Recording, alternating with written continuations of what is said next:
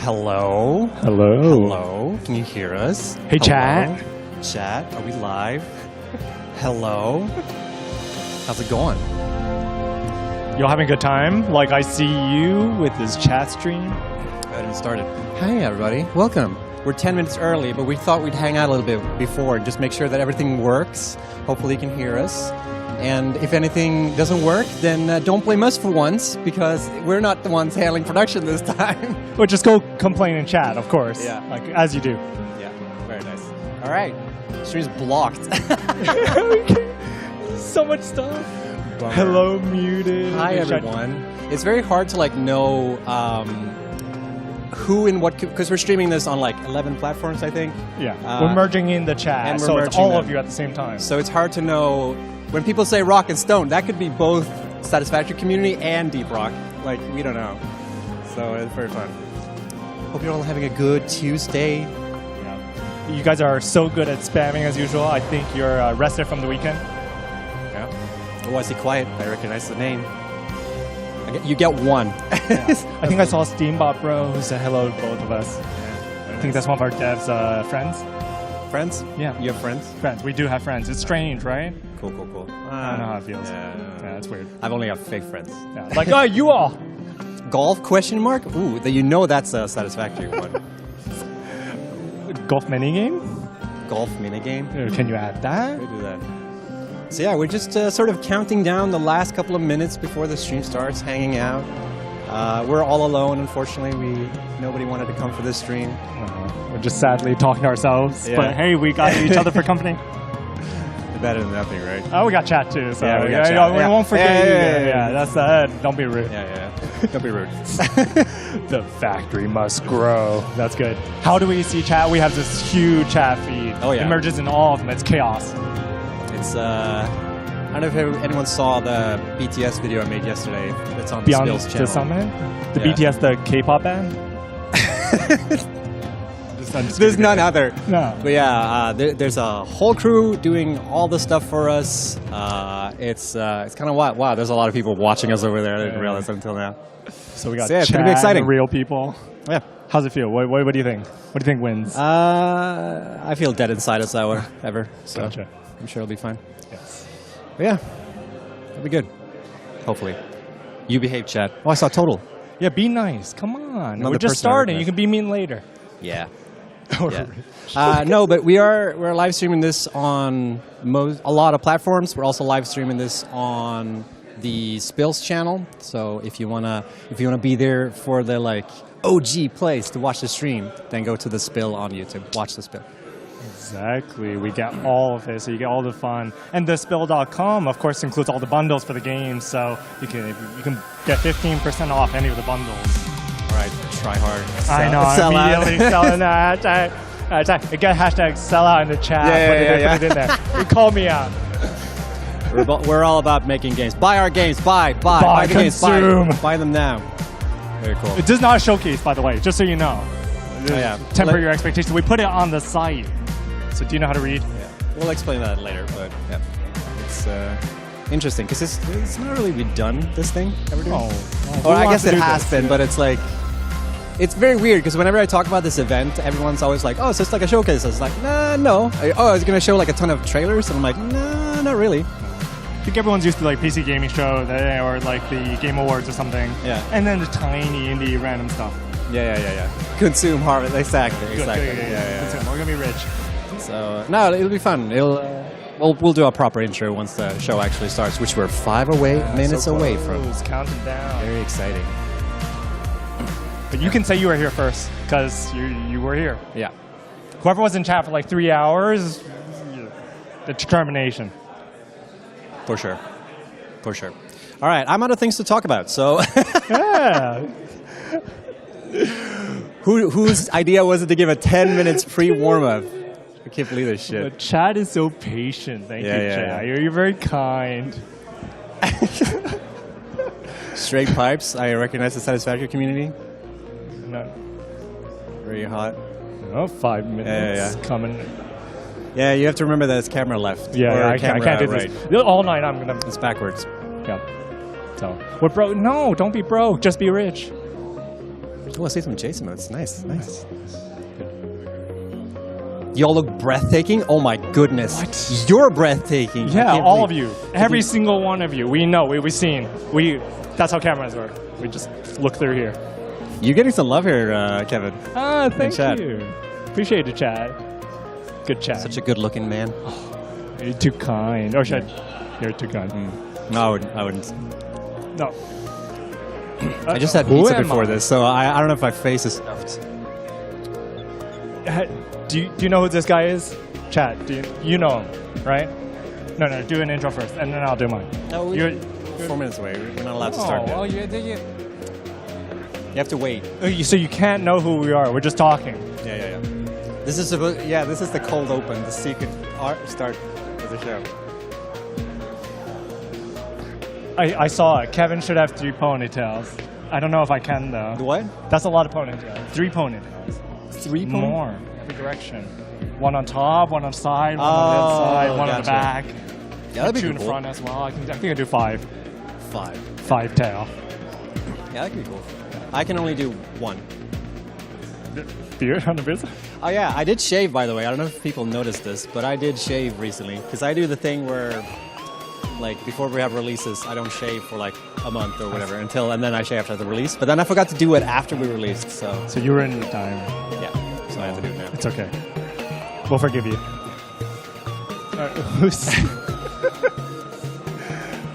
Stabilize the camera. No, Adam is a very hard-working cameraman. It's supposed to be like lifelike. How's the camera weight, by the way? This is a huge camera. Adam's got this. Yeah, he's a champ. He's doing like a. I don't think you understand how big the camera is. It's like he's doing like the most like sure like yeah thumbs big. up like sure this will be fine. Don't worry, this will be you won't have to do this for the entire thing. Like we have like 2 more sets prepped for this, so don't worry, Chad. What's the location of the stream? Coffee Stain Hallway? So yeah, we're in Coffee Stain Studios in Skövde. So this is where we made Satisfactory. Middle of somewhere, Sweden. Yeah, Skövde. The capital of I somewhere, censored myself so hard. Yeah. I don't live in Skövde, so I can say whatever I want. Yeah, I'm It's a fine, Gothenburger too, so it's fine. Yeah. So actually, fun thing. Skövde actually had a thing recently where Walk of Game. You guys know like Walk of Fame, where like celebrity get the names in like stars in the ground or whatever. Yeah. So Skövde did something similar with like games. So Raft and Satisfactory and Goat Sim and V-Rising. One more. Wait. Valheim. Valheim. Hey, yeah. you can't forget that one. Just shade I'm like looking for them. They're not here. Okay. Yeah, Oh, cool. It's fine. They didn't Valheim, hear. give a shout out. Yeah, in they chat. didn't hear.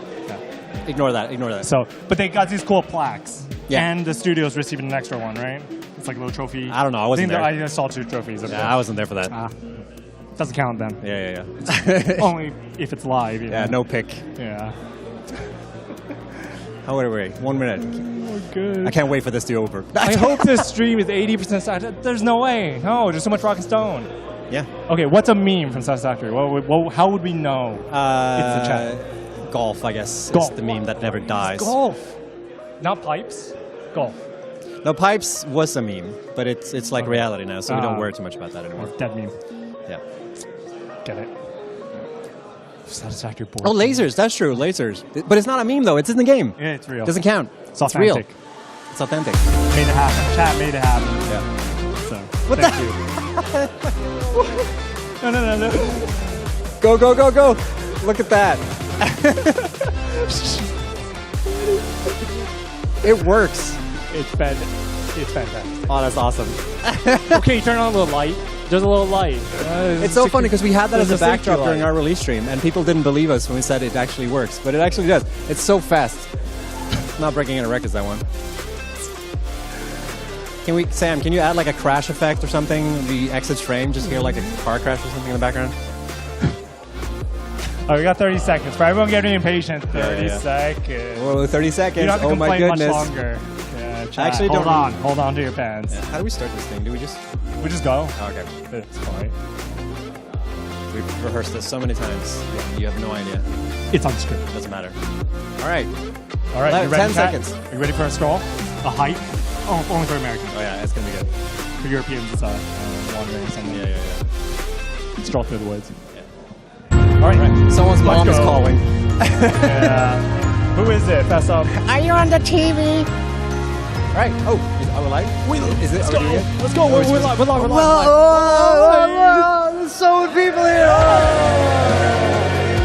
Wow, who would have thought? Well, we weren't alone after all. There were a bunch We of have people. actual devs. The devs make games. Yeah. All right, you can go home now. Yeah, we're done. We're done. Just wrap it up. Cool. Hi, everyone, and welcome to The Spill. This is very exciting. We've never done anything like this before, so crazy. We will also not rehearse this, so we have no idea this is going to go. But welcome to The Spill. My name is Snoot. I work at Coffee Stain Studios. I'm joined by Kevin. I'm at Box Dragon, the game director. Box Dragon, exactly. And we're here to check out The Spill, which is our little live stream event that we put together. Our little live stream event. Got 11 dev studios, Yeah. tons of games. There's tons of people. So who's here? Well, let me tell you who's here. God, we can just So read off Coffee the Stain list. Studios are here, Coffee Stain North are here, Iron Gate are here, Box Dragon, of course, Ghost Ship Games are here. They've traveled all the way from Denmark. Lavapotion, Destiny Bit, Invisible Walls, Bitfire, Guidelight, and North Play. Wow. So there's a lot of different studios here today. Really exciting. And just to clarify too, this is not just like a Coffee Stain thing. There are more studios here than just Coffee Stain, obviously. And and essentially the spill is going to be like we hang out and we talk about our games. And there's going to be some games that you guys haven't seen yet. There's going to be some games that you have seen, but we'll talk more like what we're working on.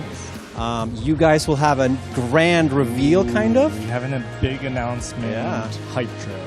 Very exciting. And yeah, it's going to be fun, I think. It's going to be very like low key and yeah, if anything sounds weird or looks weird, then don't blame us because we're not actually running the show today. We actually have a production company doing it. So if you ever tune in for like any of our like release streams or anything like that, you know how it is. But hopefully today will be pretty dandy. Shout out to Sam. Yeah, Sam Gates and his crew. Directing this. Very exciting. Yeah. We'll keep it nice and casual.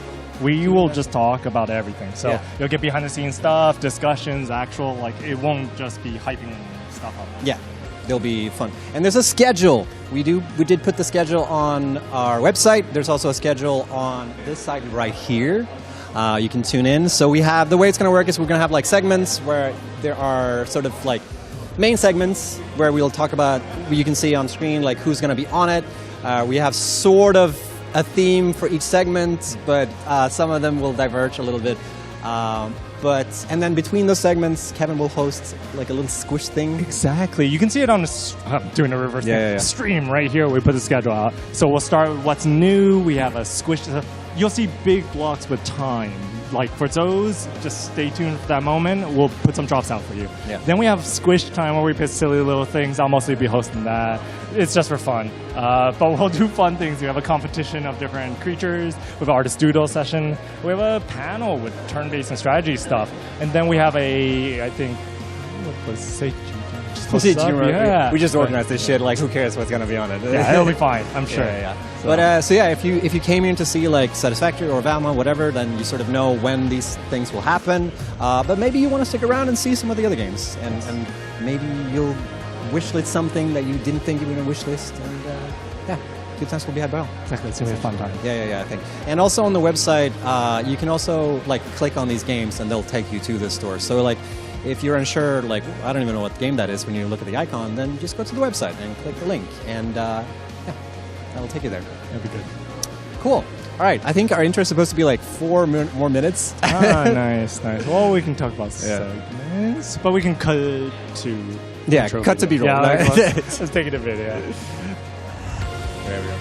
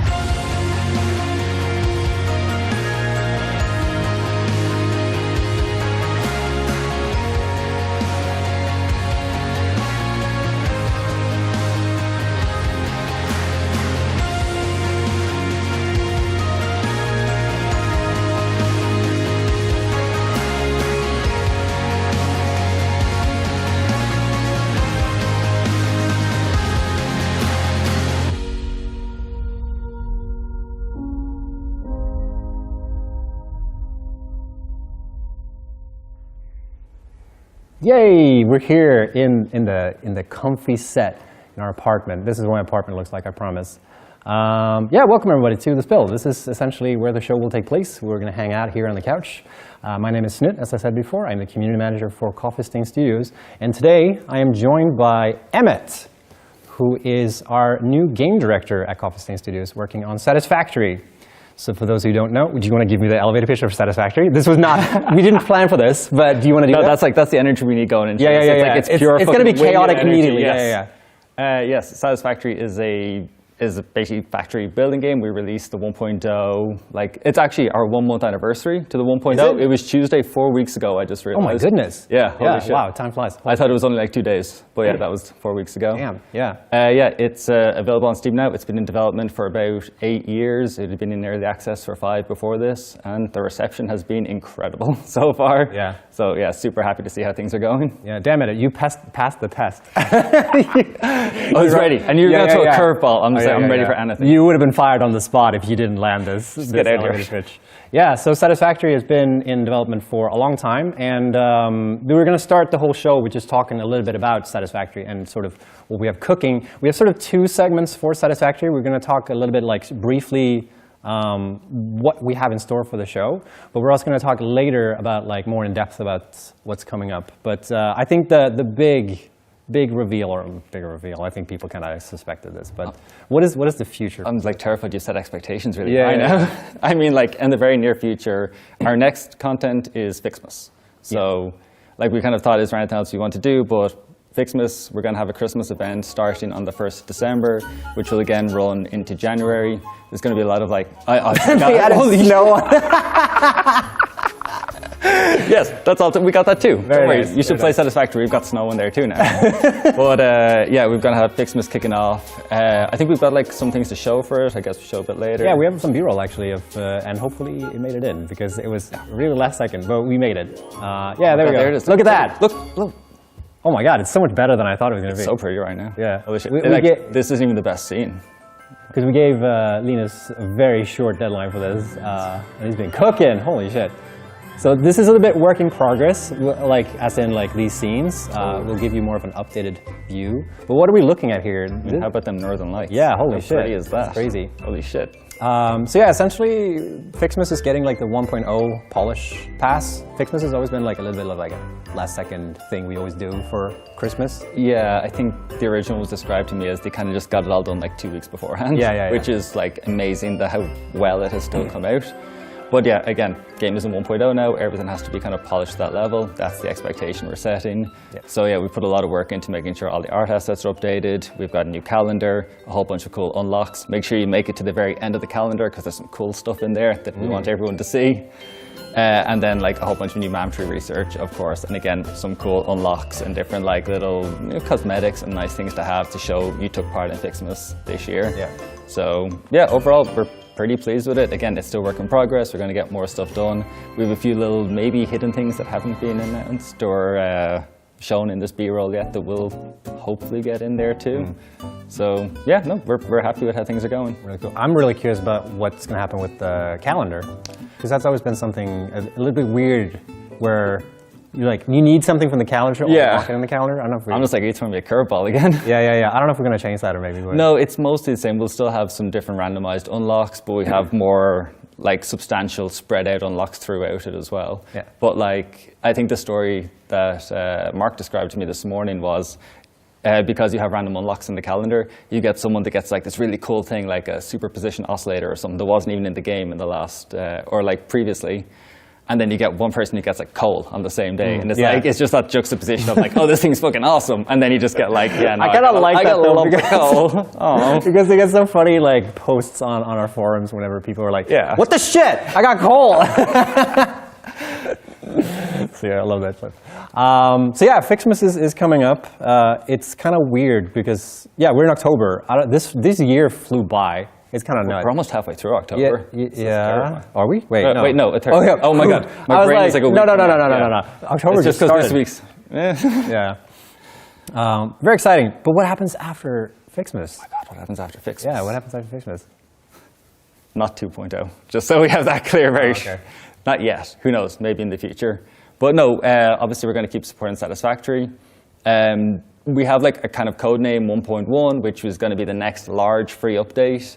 So like obviously Satisfactory had 8 updates up until we did 1.0. We're now just figuring out like what exactly does a free update look like afterwards, but we are going to have something substantial hitting somewhere in 2025. And then we're looking at other ways to expand. Yeah, soon. Vaguely, TM 2025. Yeah. But I mean, like that's the thing we're probably putting a lot of our focus into right now. Like, what does the shape of that? What does it look like? There are other ways we want to look at expanding the game, but I think that's maybe something we talk about in the second segment. Yeah, we'll have a segment later in the show where we'll go more in depth of like as to what we sort of plan to do with Satisfactory, like going forward, like what our sort of goals are and like what we like how our release cycle will work. Because when we've been in early access, we've had like one type of release cycle where we make these updates, and for the most part, I think we want to sort of keep that going. But after 1.0, we sort of need to look inside ourselves and sort of decide like how we want to do things. If we want to work on DLC, or if we want to go to these free updates, or if we want to do both. So I don't know. It's a really nice challenge to have. Yeah. Now, honestly. Yeah. And again, this comes down to the reception this game has had. For the last 4 weeks, we've been in like the top 10 most played games on Steam, which is unbelievable. Yeah. A huge thank you to everyone who is playing this. We love it. Like, we have been following like all different Twitch streams and stuff, and we're always watching like the CCU count on SteamDB and stuff. Yeah, it's crazy. So yeah, it's mind-blowing. And not only that, but we got nominated for the Golden Joystick Award. Yes. Which is really cool. We haven't really been nominated for any awards much for Satisfactory. I guess because we're in early access, I guess that kind of makes sense that you... Yeah, I know, but I get here and suddenly we get a nomination. Like, Yeah, is yeah, that a coincidence? I don't Yeah. know. So that's really cool. And also, call to action. Q. You guys can go and vote for Satisfactory for PC Game of the Year, the Yes, nomination. the category. Which is really cool. PC Game of the Year is like... It's incredible. Yeah, that's really...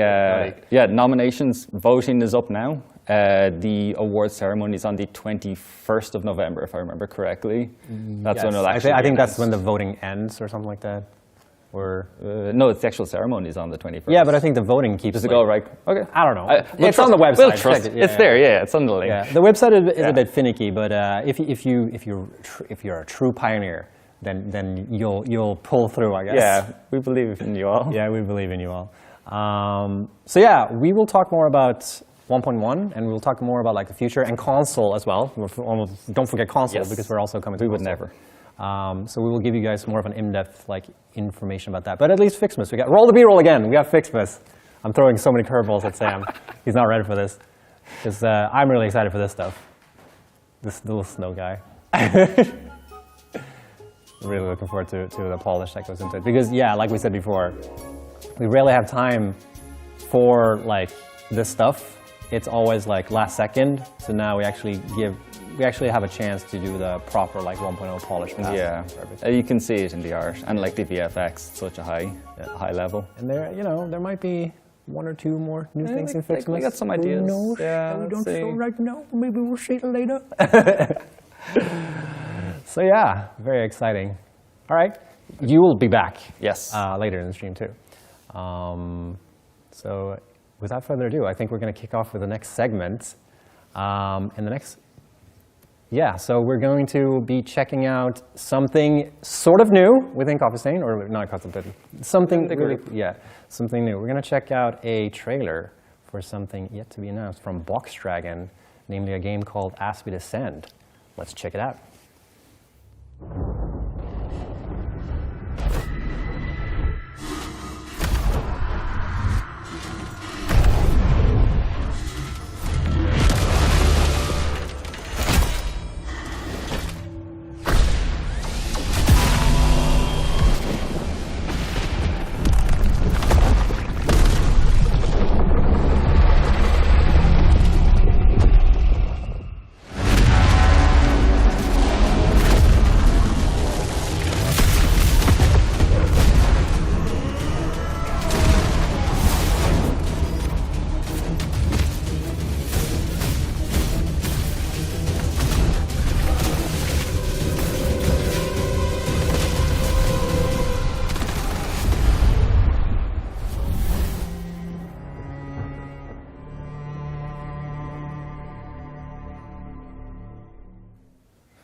All right, that was As We Descend, really exciting. I actually saw something in that trailer now. I've played this game a little bit. I saw something now that I'm like, oh. You're like, how about those lasers, though? Yeah, lasers, crossover. We put it in just for you, really. We saw that, and we're like, okay, we got to have it in our trailer. But what'd you think? Was it hype? Yeah, I really like that trailer. It's really hype. We didn't get the full sound experience here, but I really like the sound design for that trailer. It's really good. And I don't know, it's really cool. Got lasers. That's as long as I have lasers, I'm good. Thing. We hope you enjoyed it in chat, of course. That was one of the first times we were showing off the trailer, making sure everyone sees the hype trailer. If you already played the game and you've already kind of supported us, now you get to see a lot more of it. So we're really doing our big announce and splashy thing now. Yeah. If you don't know me, I'm Kev Chang, game director at Box Dragon. I do all the game and the directing and the designing and just making stuff. Yeah. If there's stuff in the game, I probably made it, basically. But not the art. Other people make the art. I just do the game design. Just do what I do and just take credit for everything. Yeah, just steal the credit for everything. Satisfactory, so I was like, Exactly. When you're PR, you get to just... Exactly. But no, if you thought that was a hype trailer, you can actually play the game right now on Steam. There's a demo on Steam right now, so you can go there right now. Leave the spill on your second monitor and go play the game on your other monitor. If you need a bit more convincing, of course, be happy to talk more about the game. So there's a lot of stuff in this game. It's a deep strategy game that's a card game. There's tons you can do. So we want to set the stakes big. You serve as Warden of the Wall in the post-apocalypse. You can see here, this is the city. Ava's the character in the middle. She drains power, and then everything begins. And you're defending the last city of mankind, and your choices really matter here. Whether you decide to help the people of the city or serve yourself, those things will all impact your run as things go on. And you need to make the right choices in order to save everyone. As Warden of the Wall, you defend the walls of the city, of course, but you also go on expeditions to find vital resources. You bring it back and you talk to the people in the city in order to gain additional resources to serve mankind, basically. So the stakes are high. Every time you die, another city vault dies, and it's gone again. And then another one reawakens for humanity to try one more time. Cool. So it's like a roguelike sort of situation where... Exactly. You'll have to start over from the top every single time. So you be careful about losing. You gotta make the right choices. You don't want to just throw away civilizations left and right. And this game is kind of hard. I've played this a little bit. I haven't played the demo, so I have no idea. I'm kind of curious, actually, what changes have gone in since last time I played. Check it out right now. But really, the demo is every the chance game. to do the call to action. I'm going to call to action every time. But the demo is really just a game. We've actually just put in an extra hard stop point and locked some of the unlocks, but you can just play to your heart's content. There's more than a biome continent. I think over 10 of the units are in 13 units. Tons of cards. Cool. So much content in the demo. So we didn't want to get anything from you. We wanted you to play the full experience and also get the difficulty. So we didn't nerf it at all. So you get a... What's sort of like, how do you manage the difficulty for the game, like when it comes to like that aspect of it? Or like, have you gotten feedback on like, oh? Yeah, we used to get a lot of feedback early on about like, oh, certain things are hard. But in order to make decisions meaningful, you have to make the decisions hard enough. If it's too easy, you can just do whatever you want. You can pick any card or any unit, and the game will kind of work out for you. But if you make it hard, kind of like Dark Souls, right? Yeah. It's a lot more meaningful. Your victories mean a lot more. And since everyone knows that the game has a hard difficulty, when you triumph over it at last, everyone knows what that means. Yeah. It's sort of a shared experience. It's true, because it's like, you want it to be hard, but you don't want to be frustrating. I guess it's like, it's a hard balance sometimes. And I think you want to go for difficult but fair. I think that's really the kind of lingo nowadays in terms of just like what you're shooting for. So you want it to be tough, but you can learn and get better at the game. And that's a core part of the game. Since it's a strategy roguelike, you'll have to draft different units and different cards every time. That gives you like concrete choices of what to take. So whether you go with a knight this time, or see these guys, they have cool power swords, or you go with the other units in the game, how you play each run is up to you. As you can see, tons of different units here: Arbalest, Bellmaiden, Bombardier. These are all just some of the units. Actually, they're all in the demo, so feel free to try them out. In order to succeed well in combat, there's a lot to our combat systems. This is not your ordinary card game. You've seen your card battlers, right? But in this one, there's a lot of intricacy in battle. There's front rows and back rows. There's different, you can stagger your enemies, knock them down, and do critical damage against them. There's lots of little crunchy gameplay mechanics. And we try not to handhold too much. It goes kind of into a difficulty point. Yeah. We don't want to make it a game where you kind of get this hard tutorial that tells you, hey, you got to do this and you got to do that. It trains the player to not have to think about like, hey, I really got to think these things through when the game just kind of pushes you along. So we try to make sure that it was as much of a pure experience for you as possible. You just get to experience and learn at your own speed. Yeah. Really cool. I really like the art style too.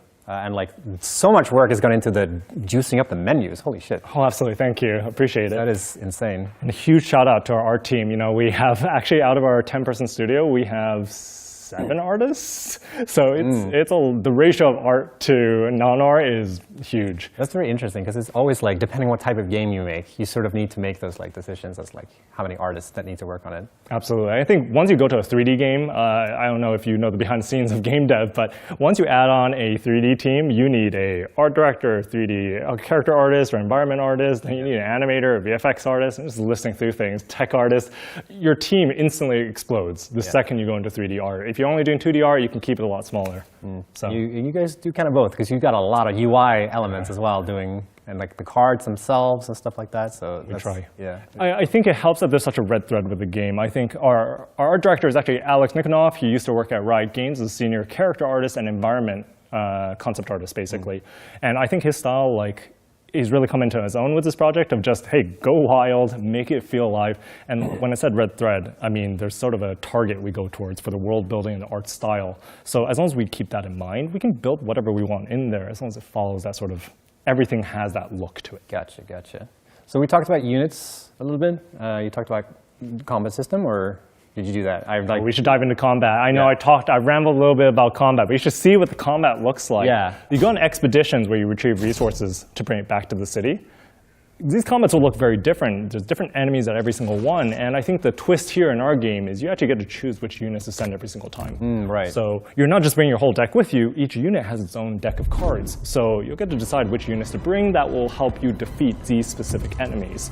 So as you can see, the enemies have intents. You can actually react to what they do every single turn. Whether you dodge them, defend against them, or stagger them, these are all different tools in your arsenal to deal with the enemies because the enemies are way stronger than you. They'll just deal more damage, have more hit points. So you have to use every strategic advantage in your favor. If you're a fan of tactical games, we have a lot of these aspects. We have positioning between a front zone and a back zone. Your units that are in front zone are prioritized for enemy attacks. So you can tactically move things to either dodge attacks or taunt enemies, basically. Really cool. And I think it's a really cool, interesting element where all the units sort of have their own decks, sort of. Yeah. And you can upgrade like which decks or cards you bring in with units, or how does it work again? Exactly. Not only do you get to decide which units to take, you get to choose which cards they learn. Yeah. And you can upgrade those cards, get perks for them, and those just carry on throughout that descent, basically, that run. Cool. Lots of options for you. And then I guess, what was her name? Ava, what would you call it? Is it like a guardian or? Yeah, so she projects herself onto the battlefield as a sort of like bright, glowing goddess. People have called her lots of different names. Glowing hologram lady. Yeah. Or I saw some wild ones. I won't say it on stream. Yeah. But it's because she's sort of like a unit as well. When Exactly. You play. So it's like a constant unit that's always there. Yeah. She's always in the city, but she projects a version of herself to help you on the battlefield. And that manifests itself through something called favor. Favor is something you gain in the city, but you bring it with you on the battle, and you have to really ration it out. If you're used to like energy systems in other games, in our game, you only get to restore your energy when you're outside of battle. So you really got to be careful with how you spend your favor. Gotcha. Cool. Yeah, I've enjoyed playing this, but I've died so many times. Yeah. We can see some of the enemies that will defeat you. So if we go into the encounters, the bosses, and weak points, you'll see, they'll just destroy your lantern. They'll crush your forces. In order to succeed, you have to pick the right strategies and the right units. So. Cool. So we talked about that stuff. such a good. Oh, just that I'm a stuff. perfect host because we have like a list of things that we're going through here. Make sure that you catch all the talking points here. Of course. But yeah, the vault. Tell me about the vault. Exactly. So the vault is the thing you protect. You have a city within a vault. And every single time you lose, you actually get to the unlock screen where you get to configure the vault. So this is actually the vault configuration screen where you get to decide exactly how the vault is configured. You can increase the difficulty, you can change the units you can unlock, you can even change the starting setup. So whether you like a very hard game or a very like story-driven narrative game, these are all available to you through the vault unlock screen, basically, where you get to customize things. Thematically, this is you being the vault engineer that set things up, and you're staging it for future humanity. Gotcha. Really cool. When I first played this game, I had such a hard time understanding like how everything worked, and then I played it through once, and I was like, "Oh, okay, now I get it." and I was like, I'm gonna die. Like, this is not gonna turn out well. Sometimes the knowledge hurts. I've actually heard that some people, once they start overthinking it or they played enough and they think they figured it out, it actually makes the game harder because now they're overthinking every decision. So right. that can definitely happen. I guess that's like part of these type of games where when you finally, because I got that experience. I got that exact same experience when I was playing it. Because like when I was getting to the end of my session, I was like, oh, now I get it. And it's like, oh, now I realize how many dumb mistakes I've made. But I guess that's kind of part of it, right? Exactly. So that's the fun of mastering this kind of roguelike strategy game.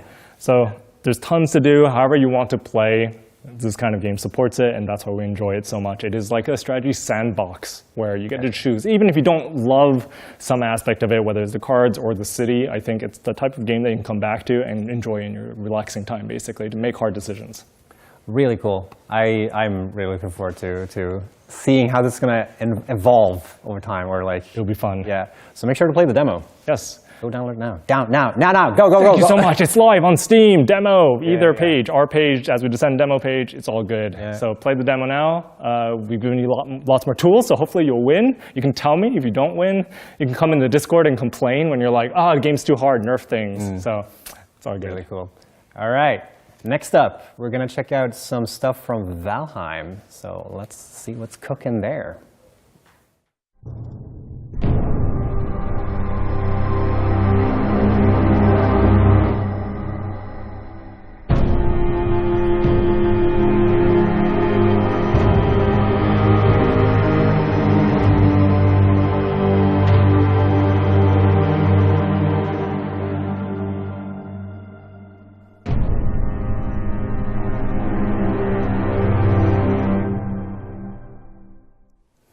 Ooh, very mysterious. All right, so I'm joined by people from Iron Hello. Hello. Welcome. I'm joined by Josephine and Jonathan. Yeah. Hi. So glad you could make it. Yeah. Thank Yeah. you. Of course. We pretty close. Yes. Iron is like I don't know, 100 meters? Yeah, but it's a little bit different here this time. There's wires going everywhere and like tons of people here. oh, we have wires all the time in our office. Like, I guess so, yeah. We have such That's why you know so much. Yeah, such an annoying big office. Anyways, yeah, so welcome.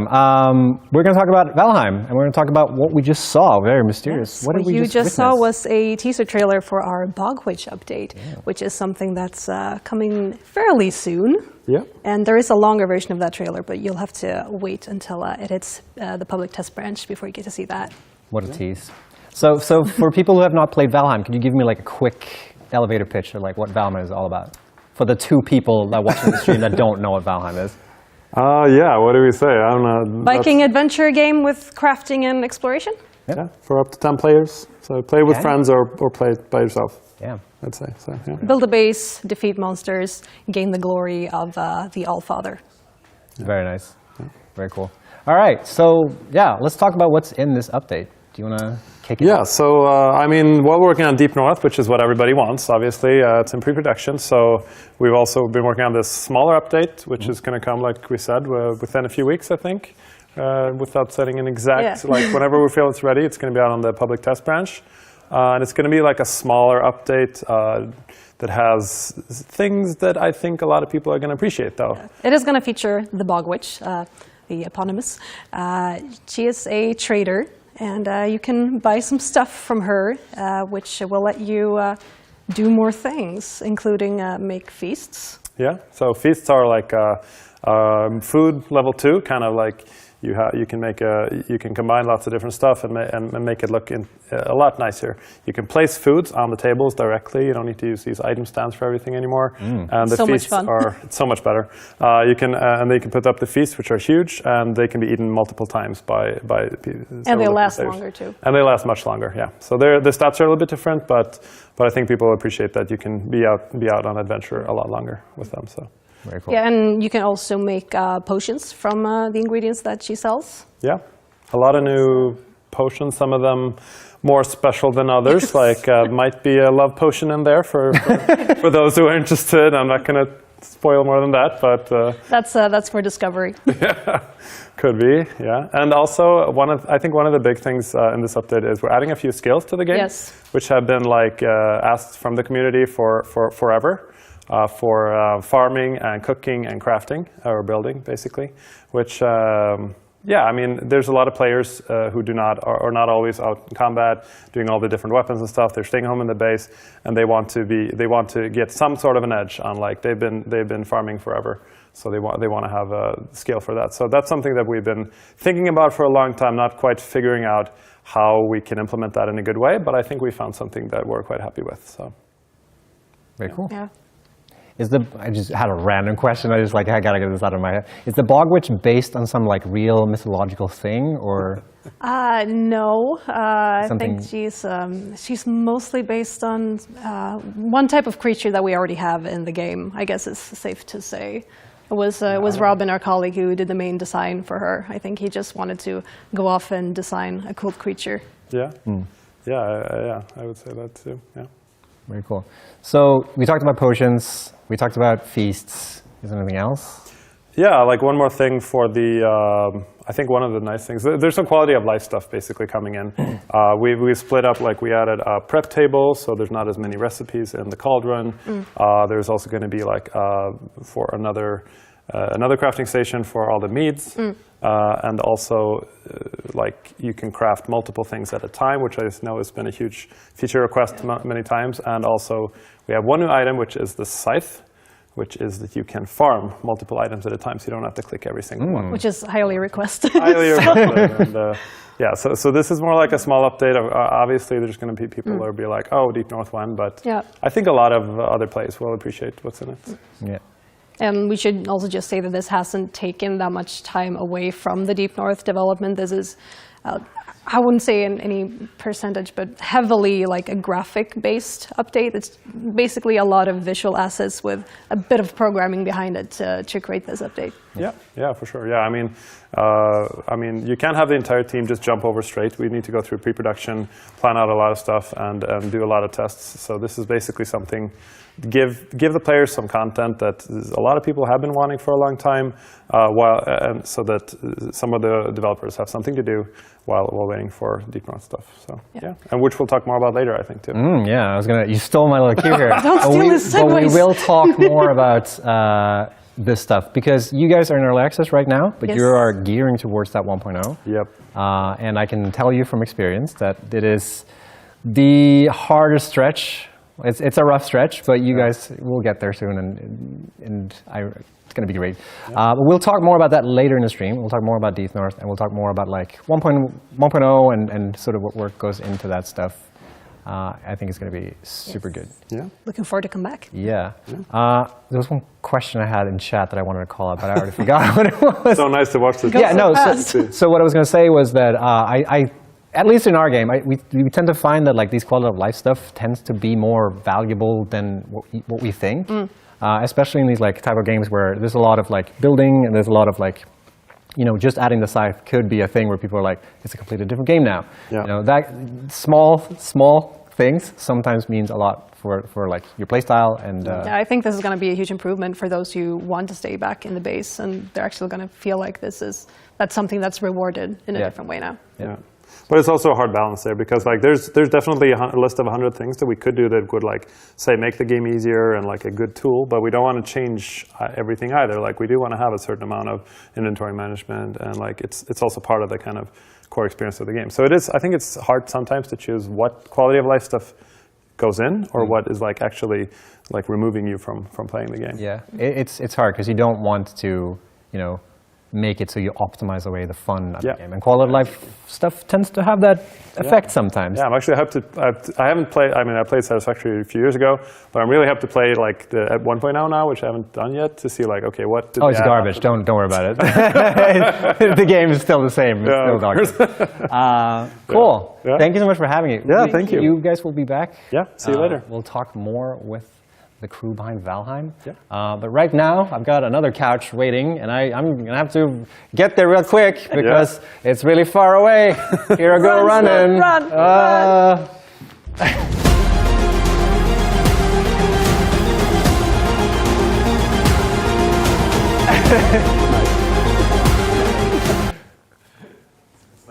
Yeah. Oh, here I go running. So. Oh, it's very, very impressive. Like I mean, the cardio. on you. Give me a minute. I need to What breathe. you guys don't know is that he trains every day. You just see him running. You just see the like crazy. floating face things on your videos, but this is the real. This is not absolutely fake. Holy shit. Not fake at all. Yeah. It's. You're not even sweating. Well, you don't know that. What? That's why I said it so far away. Oh, I see. yeah, Okay, so I was trying to be inviting here. But So I'm joined by Carl and Anders from Lavapotion. from Lavapotion. Yeah. That's Hi. us. I almost brain farted away the name of your studio. What were you about to say? No, don't worry about it. Absolutely perfect. Now it is a tricky name. Oh, we get you. No, it's a really good name. I really like your logo. Is so good. By the way, It's not here. I got it. Oh, you got it. Oh, good. I love that logo. It's so good. And Yeah, this is the game. and we're homies because we're both in Gothenburg. So Gothenburg. So yeah, Songs on Conquest. Yes. You guys are working on Songs on Conquest for Forever. 7 years. Yeah. 7 beautiful years. Yes, beautiful years. No problems. Yeah. No, Smooth. No callbacks. So for anyone who hasn't heard of this game before, Yeah. tell us about it. I'll do a super quick little elevator pitch. Yep. Because, I mean, regardless, you're going to look it up if it interests you. So just because there's going to be more news there. Songs of Conquest is a turn-based adventure strategy game where you gather forces, build up your settlements, wage war against others, either the other players or the lovely AI. It's a friendly AI, really. It's a good-natured one. If you set it to friendly. Yeah, if you set it to Like what we friendly. say, like if you set it to fair, it's fair. Yeah, but if it's worthy, it's worthy. You wield magic, very fantasy creatures. You wield magic in new and cool ways, according to us. Yeah. Innovating. Yeah. Really. Yeah. And that was the short pitch. And then Carl's going to do the longer one. Oh, wow. Cool. Yeah, Yeah, I mean, I think the thing that kind of stands out about the game is like the magic system, where you get to do different magic depending on what kind of troops you do. You're like, if you want to do destructive magic, you need to bring troops that give you destruction and so on. I'm just going to say that chat is talking about laser crabs. There's no laser crabs. Laser crabs? There are no. Sounds awesome. It does, doesn't it? That's, really that needs to be a faction that needs to happen. We have exciting news. Those news are not laser crabs. But yeah, we're here to talk about We are. a new faction. Yeah, that we you are. added to the We game. are. Yeah. And they don't have laser crabs, unfortunately. Oh, bummer. Yeah, bummer. But we are, and that's what we're seeing now. So this is our upcoming DLC, actually. So this is our fifth faction that's coming, and this is Vanir. And Vanir is very, very inspired by Norse and Vikings and all the folklore around that we have up here in the beautiful north, like Bekkahest. Or the trolls, the kind of trolls that we have here, or like varulv, werewolves, and like the different shifting sort of curses that we have. So, like always in our factions, it's a mix between like a human element and a fantastical element. And here, the human element is sort of Viking inspired, and the fantastical element is very like Nordic fairy tale inspired. And there's a mix between sort of fantasy Vikings and proper historical Vikings. Yeah. Because we kind of like both. Yeah. But in different ways. Yeah. Because there's a bunch of history buffs at the office, but not all of that sort of follows nicely into a game. Yeah. So we sort of focus more on the fantasy, cool mythology, Hollywood. That's sort of how you make it your own. Yeah. Finding that good balance of it. Furs on shoulders, no horns on helmets. Yeah. But Yeah. other than that, peak Viking. So was it just like the fact that Viking stuff is cool that drew you to like wanting to make a faction about Vikings, or like? This was just like when we started making the game, we actually had like 10 factions on the go. Yeah. And then we started like picking the ones, and this was the fifth one, the one that didn't like make it. And it was basically because I mean, we're also like fans of Vikings in a way because we kind of grew up with them. Yeah. In a way, and then also like I'm going to quote you on that. I grew up with Vikings. I did. And then the mix between like in those kind of fairy tales that we have, where that aren't like Cute. No, they're sort of evil. Yeah. And like and our that game mix. doesn't really have that much evil. I mean, even we have necromancers, but they're kind of a good guys. They are. I mean, good Yeah. necromancers, Yeah. but parts of the Vanir culture is definitely... Gotta break the stereotypes. Yeah, exactly. Yeah, no, it is. They It's can be good. Yeah, no, but so necromancers, what they do, they trying to bring back the people who knew how to make good stuff. Yeah. See? They need to. But with Vanir, we're sort of breaking that theme, where the parts of Vanir, the Vildra, are definitely on the more evil aspects. Absolutely. Like the Becca horse, or Becca-est. Yeah, and then a part of like sort of like unique thing for this faction is the humans, the Vanir. Usually in our game, you can upgrade your units and they become like a more powerful version of what you already had. Gotcha. Like you go from a footman to a shield of order and they get like a bigger shield and a bigger sword and, you know, more resistance and they're better. But a thing in this DLC with the Vanir, when you upgrade specifically the humans, they actually turn into Vildra. They turn into a different unit. We got some unit stuff loaded up, ready to go. We'll show parts of Take a look at like, so here you got, this is Huskarl, which is like one of our like basic Viking units. They start out with a spear, and what they can do is they can throw the spear once, and then they draw their sword. So they're like a one-time range unit, and then they fight with their sword, and they're like, that's a pretty exciting little thing you can do with them. But otherwise, they're pretty like basic, normal unit. But then, I'm going to show something super impressive. Okay. They turn into, let's see if they're ready for this. They turn into this. They turn. I mean, nailed it. Nailed it. They turn into something called a Korpfan, which is, I mean, basically it's a were-raven. So that's all part of like the Norse mythology. Like you get cursed and you turn into different sort of animal forms. So we kind of went with that. So we have one unit that turns into sort of like a were-raven and one that turns into like a were-bear. We didn't go with a werewolf because... No, I mean, done. It was done. People are going to expect things from wolves. But from bears, I mean, it's only going to be certain like Dungeons and Dragons sort of not lore guys who really nailed into it. Yeah. So the thing is like once you do Korpfan, they're just like a completely different unit. They don't do the same thing as Huskarl did. They switch there since they become a different unit, and that's a new thing, and it's kind of like I've been, we've been playtesting it, and the only thing right now is like sometimes you just upgrade a thing because you're just kind of like clicking away in a turn-based game sometimes, and then you're like, oh, I didn't mean, now I have, now they're all ravens. Yeah. Oh well. And part of our tactics is that there's like little tags for all troops. Yeah. Human or beast or Vildra, stuff like that. And with Vanir especially, it's going to be super important what you choose. Yeah, you can kind of stay true to like your human side, and then you won't have that many troops, but there's ways of like buffing the specific humans up and try like fight the change. And you know what's cool about Vanir? Yes. That was a like leading.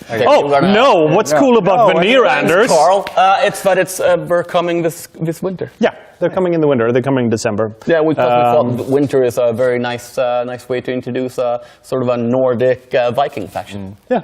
We got some more units, right? We do, yeah. We got Lyktven. They look a little bit like Santa Claus because they do, That's right? not the Santa Claus I'm No, it's evil Santa. Yeah. But they are based on like the Swedish old like Santa specific like tomte.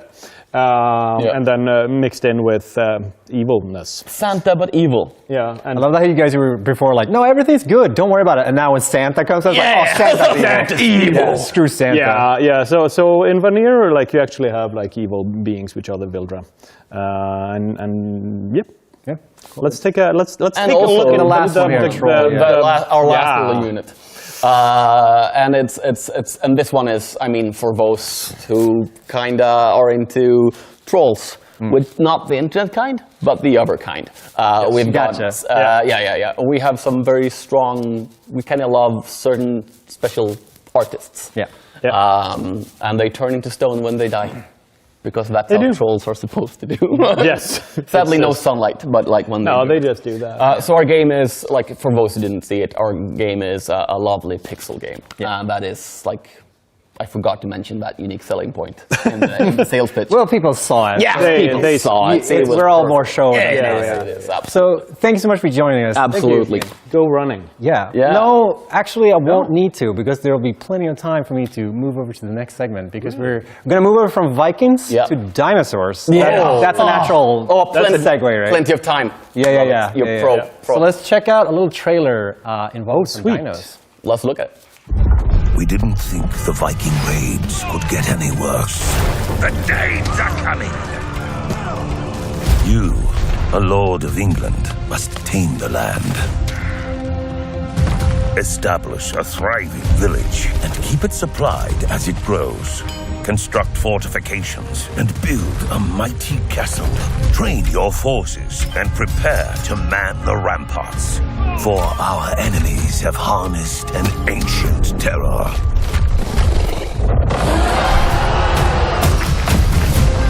In this world of steel and scale, only the bravest leaders, the ones who can defend their strongholds, the ones who can raise an army, the ones who can fight together, will be known as Dino Lords. Wishlist now on Steam. There we go. Look at that. Wow, that's really cool. I love the dinosaur with the shields. Yeah. That was baller. Viking ship. Yeah, it looks like a Viking ship turned upside down. Yeah. So I am joined on the couch by Mikael, Ulrich, and Kasra. Welcome. Thank you. Thank you for having us. Yeah. How are you guys doing? Good. Dang excited. Yeah. Where are you guys from? Denmark. Denmark, yeah. Yes, of course. So you've traveled across vast distances. 5.5 hours. Yeah. Is that long? No. Oh, shit. I thought it was closer. No. We're here to talk about Dino Lords. Yeah, we are. Games. Do you want me to pitch you the game? Is that my cue? What is Dino Lords all about? Can you tell me? Yes, I can.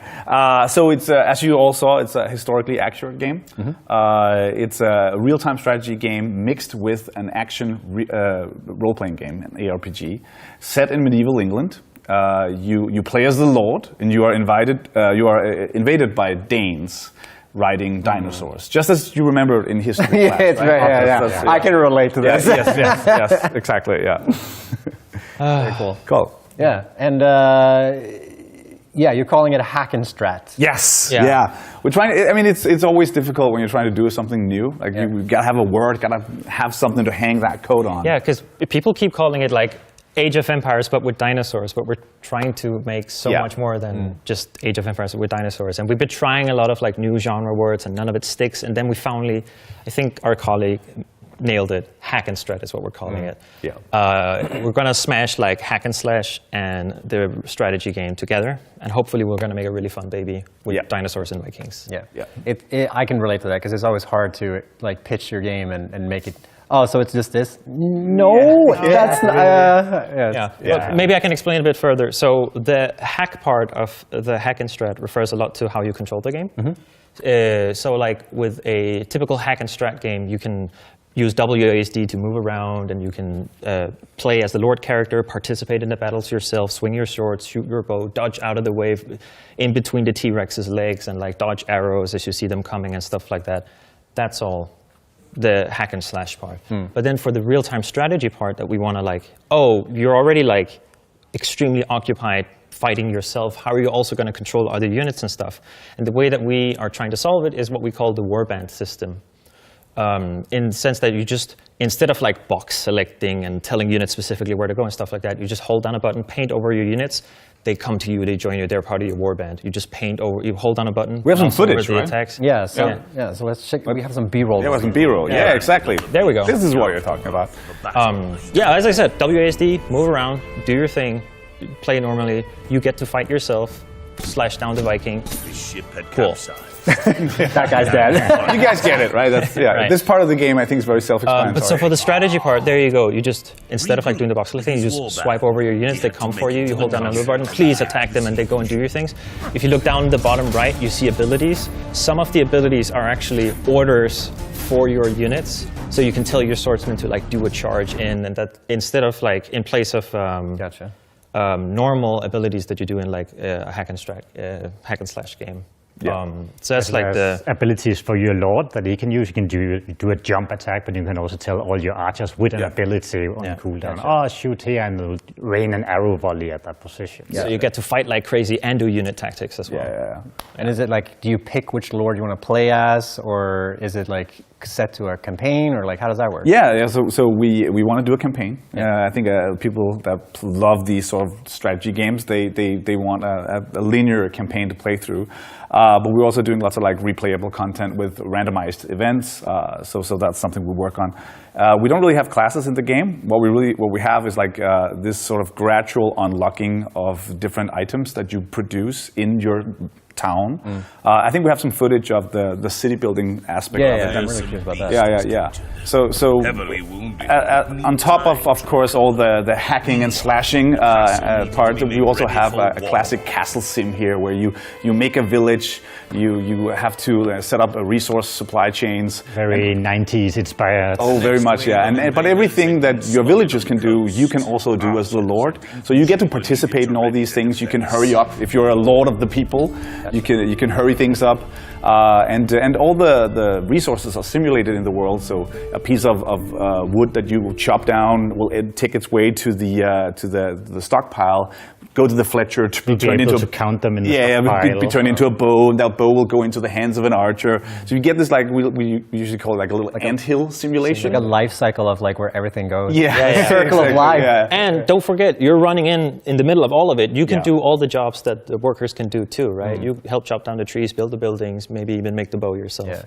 So sometimes in an RTS game, you're like, oh, I want this over here. Come on, units, do your thing. And you can, in this game, you can be like, screw it, I'll do it myself. And you go to Check it out, I'll do it myself. Here, take it, start working. Yeah. Because I think this aspect definitely doesn't look like Age of Empires. No, for sure. There we go. There we go. Thank you. It's not Age of Empires. It's not Age of Empires. Great game, by the way. But I feel like we've kind of like dancing around the porch or whatever the term. Like, oh yeah, for sure. What about the dinosaurs? Let's see some goddamn dinosaurs. Yeah. So yeah, obviously, you're going to be able to ride the dinosaurs. Like you will become the Dino Lord.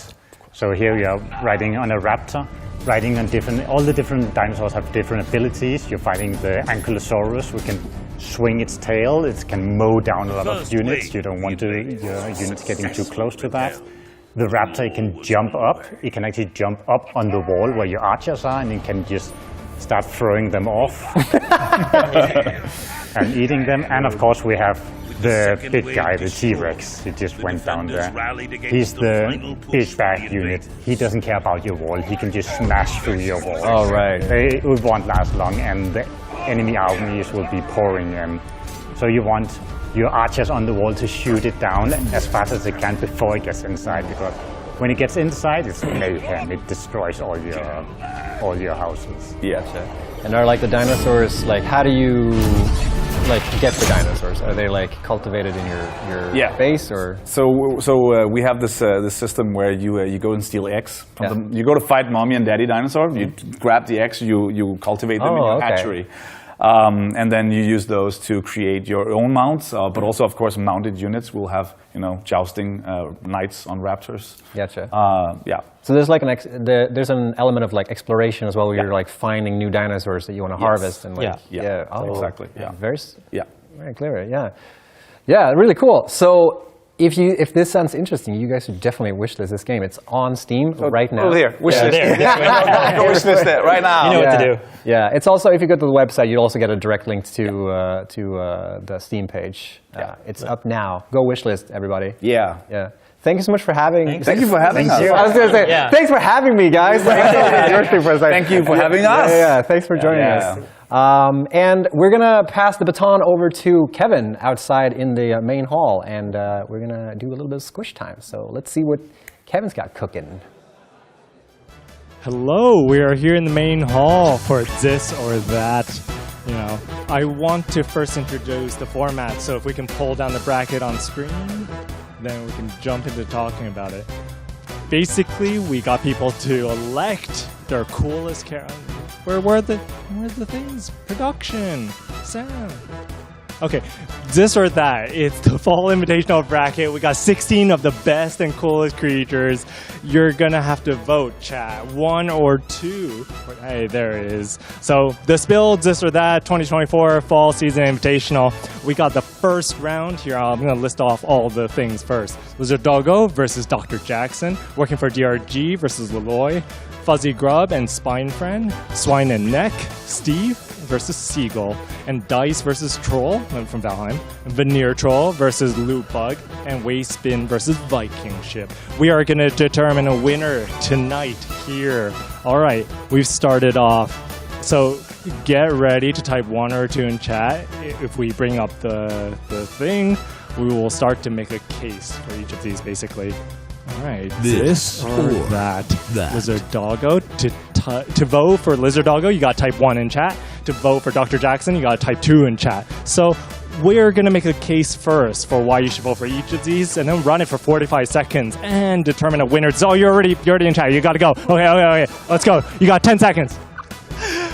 Holy shit, do I even need to? If you keep voting for Lizard Doggo, I will promise more Lizard Doggo content in the very near future. All right, to you. Okay, Lizard Doggo is cute, but Dr. Jackson is way more well-equipped than most other things around here. Also, he likes to cuddle even more. Come on, don't just vote for the game where you're here for. Come on, you got it. You got to vote for the underdog. You got to be in this. Come on. But really, these two are awesome. Anything else about Dr. Jackson? Well, there's a lot of Dr. Jackson in the game. You know, he will just up and cuddle your corpse. So that's a thing. It is very cuddly. It looks so cute. Just look at. Wouldn't you vote for Dr. Jackson? I don't know if I would cuddle it necessarily, but it is. It wants to give you a hug. Like, you want to appreciate it from a distance, you know? Maybe. Oh my God, no, but get out of here. All right, chat. 3, 2, 1. Lizard Doggo is the winner. Thanks, chat. You decided. You chose the winner here. Have any words? Delighted. Happy to go on to the next round. Thank you for the match. All right, we're gonna go through 4 rounds straight away. So this is just round 1. We'll move on to round 2. All right, round 2. I actually don't know what's on round 2. I need to break out my bracket. Okay, working for DRG and Leloy from I think it was neighbor. Yes. All right, let's do this. All right, same deal as before. To vote for working for DRG, you type 1 in chat, and to vote for Leloy, type 2 in chat. All right, we'll start here with you first, Katarina. Okay, so Leloy is actually a demon in disguise. She will keep your neighbors out of your yard. Nice. What about working for DRG? Thanks, Kevin. Did you know that 4 out of 4 surveyed dwarves say they enjoy working for Deep Rock Galactic? This is a company that puts people before profits, and it's a company you can work at for the rest of your life. Well, that sounds very corporate. Was that scripted? No. Kevin, this is something authentic. Man, you think I would make this up? No, we got here live. Leloy is my boss's dog. Please vote for her. Please, otherwise the people will suffer. You gotta vote for the dog. Yeah, she's very, very, very cute, but she can also be very scary. Please, she is pettable. You can pet her. Please. Can you pet working for DRG? No, but Kevin, you don't have to worry about confusing things like vacation days or your pension plan. All you gotta do is focus on the work, man. Wow, it's easy. We love Leloy, please. You decide, chat. 3, 2, 1. It was closer this time. So. Yes! Well, folks, online you can apply at Deep Rock Galactic. No credentials needed. We'll send you to space, but we won't ship you back. Nice. You heard it here first. So, welcome. Sorry, David. Better luck next time. All right, moving. Working for DRG moves the next round. All right. The next 2.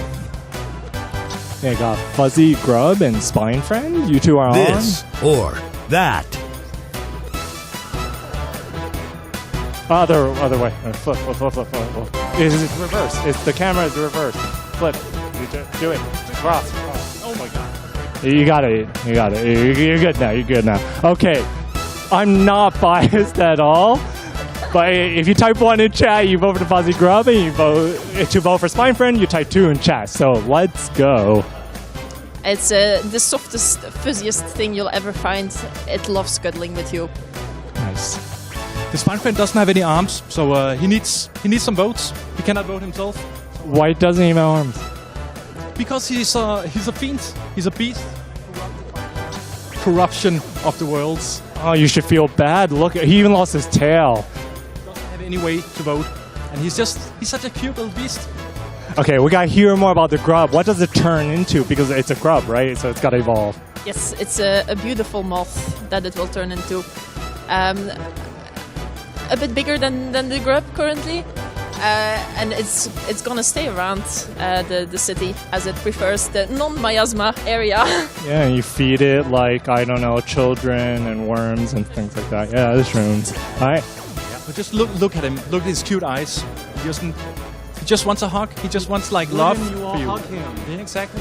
He's all right, we're getting more votes every time. Good, thank you, chat. All right, Fuzzy God moves on. Thanks, Torbjorn.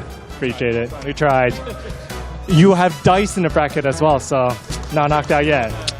All right, we got the next round. Swine, neck, This swine, neck, or swine, neck, that. swine, neck, swine, other way. Flip, swine, neck, swine. Your swine. One. I'm 1. Swine 1. The neck. 2. The neck is number 2, yes. Yes. All right, let's go. The neck is green, it is cute, it is aquatic, and it has lily pads all over its body, so you should definitely vote for it. That was a convincing argument. What about you? Well, the swine will kill your enemies, and after that, you'll get a nice, tasty snack. It's a loyal swine, and you just butcher it. How could you? Why would you do that? Because it's related to Sarimner, the old swine of the gods. Poor swine. Divine swine. Divine swine. Okay, what about the neck? Is it also divine? No, but it's very cute, and if you kill it, you can eat its tail for a grilled barbecue. It's really nice. Sounds tasty. And it's also adorable, and it has an evolved version, which is called the Asksvin, which is even more badass, but it's not in this bracket. So you just judge it by the neck, because it's cute. Very cool. Well, does the swine evolve too? It does, into an evil, like, leech-driven swamp version. What? How does that work? Evil magic, of course. But I thought you said it was good swine. I lied. That's why you eat it. Yeah. We. You gotta help your swine. Well, they called my lies, so it looks like congratulations on neck. Well done. Neck moves on. All right, that was our first 4. Thank you so much. Yes, we're all good. Thank you so much for the first 4 this or that. We'll have more, so there's plenty more in stock. If you want to follow your favorite winners, whether it's the neck or the working for DRG, stay tuned. You want to buy time? Should I keep? Yes, Josephine is supposed to be on this segment, so she had to like. Yeah, she's running, just like in the other video. Yeah, she made it. She's getting all propped up. So we're back on the couch, and I'm just going to stall a little bit so Josephine gets a chance to get back in. How are you feeling? Yeah, good. It's really nice. I like the show. Yeah, it's really cool. I heard this. The voting thing was coded in the night. Yeah, like Carl, one of the organizers for this event, made. Why didn't you make me a cool graphic like you have when you're running? Yeah, we should have done that actually. Yeah. Just have it live. Yeah. No, Carl made the whole thing for that voting thing just like last night. Yeah, that's pretty cool. Also pretty risky though, but yeah. So you can probably find an exploit. Go find it. This is you know how you do in Valheim, so go ahead. This is sort of what it is like to sort of set up these like sort of events. It's like everything's coming down to the wire. I'm joined again by Josephine and Jonathan. Yeah. We're here to talk more Valheim. Yeah. I'm a little out of breath, so I'll be with you. Yeah. And we're going to talk about we kind of teased about it in the last segment where we talked about 1.1. Sorry. Not yet. I got everything mixed up. Deep North. 1.0. Deep North. Yeah. Exciting times. Yeah, it's exciting. It's really exciting. I mean, it's been the whole journey from early access and finally going to go to 1.0. And I know everybody's are like, oh, it's never going to happen. They're taking all their time, but it's been a fairly clear development cycle where we have like the big 3 biomes that we're going to finish. So Deep North is going to be 1.0, obviously, and there's also going to be a whole lot of, like a lot of other stuff that we're going to try to get in there. So besides the actual biome, there's definitely a lot of other stuff that we're working on. That's going to try to get that in there too. Yeah. And you sort of learned from your previous biomes like how to make this one, or you look like I don't know if you did. I mean, it's always that kind of the design philosophy that we kind of have. What would Black Forest do that we've been going for? So it's doing that again, but make it Deep Northy. Yeah. I mean, it's definitely going to be a bit different. For Deep North. I know that a lot of people have different thoughts about Ashlands, and we're actually going to talk more about Ashlands later, I think. But for Deep North, we're going for a little bit different, tone it down a little bit, try to make it nice and cozy again. One of the things that we had is the idea of making a Christmas card. It's definitely going to be difficult. Don't get us wrong there. There's going to be hard parts, but it's probably a little bit more laid back, so you can relax a little bit more in the game. A final breather before the very end of the game. Yeah, you could say that. So, but yeah, I mean, there's still an endgame biome very much. So. Yeah. There will be a lot of difficult monsters and boss definitely for that. So. Nice. Hopefully it'll feel like a 1.0, like not just like, oh, another biome, and by the way, it's also done. We do have some cool things that we're going to try to get in there. We're going to look through the rest of the game for a bit. Not change too much because it's definitely a working recipe, but try to add a little bit of spice here and there for the rest of the game as well. Yeah. We'll talk a little bit more about that stuff in the next segment, where we'll be having sort of a roundtable discussion with a bunch of games, talking about like what it's like working games for 1.0 and early access and that stuff. But yeah, what was the sort of design decisions that, like the major design decisions that went into Deep North? It's still going on, and we're very much not done yet. They're definitely being made as we speak, kind of. I mean, we're still in a pre-production, very soon going over to main full production on it. So there's been a lot of different ideas. There's different ways to go, and we're definitely not there on all those points yet. So. And that's also why we haven't shared anything publicly, like any visuals from the Deep North yet, because it is very much pre-production, and we don't want to show something that would end up not getting into the game, since it's very much still in the design phase. But soon, hopefully. Yeah. But there's also other things like something that a lot of people ask for, like achievements and possibly mod support and things like that go into, that are like kind of meta game parts of it, but that are also needed for the like Xbox and stuff. And definitely coming to Steam then as well.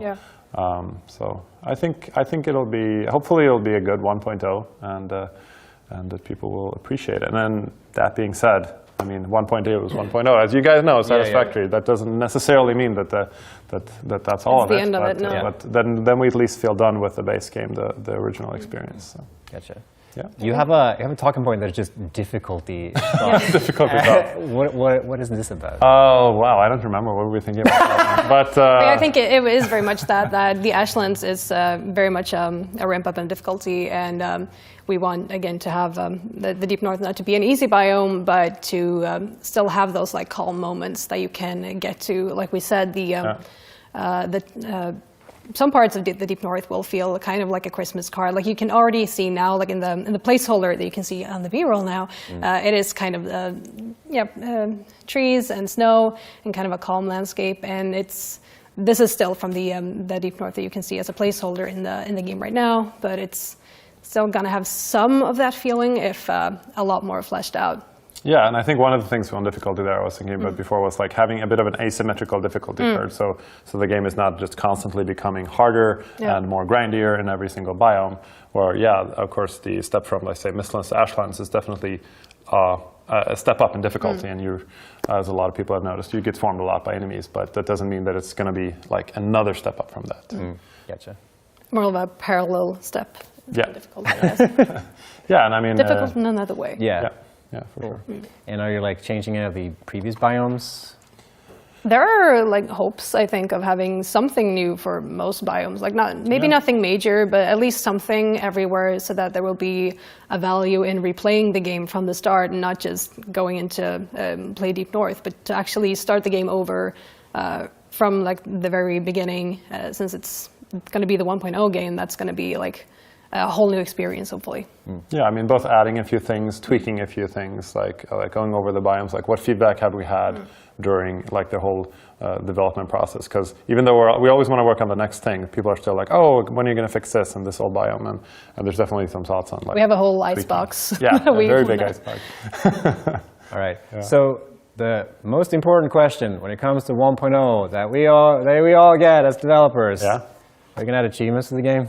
Yeah, of course. We will. What about achievements? Achievement is definitely going to be on there. So. Yeah, they better be real good.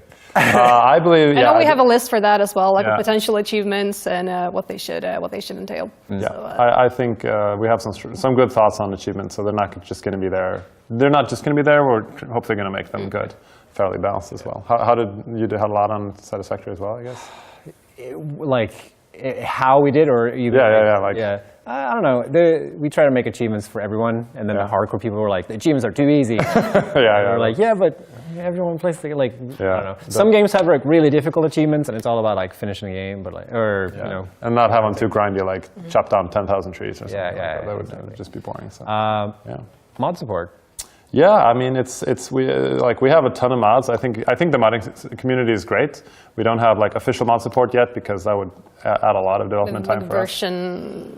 Yeah, like every time we patch the game, it definitely breaks a lot of mods. So it's definitely something we're talking about, that we want to have better mod support. Like to what extent? I don't want to promise anything there, but like 2 or like either 2 or 1.0 or maybe a bit after there. I think looking at better mod support is something that we want to do. I think. Cool. Is there going to be like a full-on ending to the game, or? Yeah, there's going to definitely be an ending to the game. So the game will be like you will be able to play from start to finish. There's going to be an ending. It's going to be cool. You will still have the opportunity to like stay and work on your base that you've spent many hours on, but you will also be able to have that experience of starting the game, playing the game, finishing the game, and getting that satisfying feeling to completing your big quest. Yeah, gotcha. Yeah. Really cool. All right. Now is the time. Yeah. So yeah, I was almost going to say, like, wish list Valheim was, but everyone's already bought this game. Like, everybody owns it. Who am I kidding? Everyone in this room has it in their library, 100%. Thank you so much for joining us. Yeah, we're going to move over to the next couch, and we're going to have a little bit of a roundtable discussion. And in order to do that, we have this portal over here. Let's go. Portal. That's supposed to be...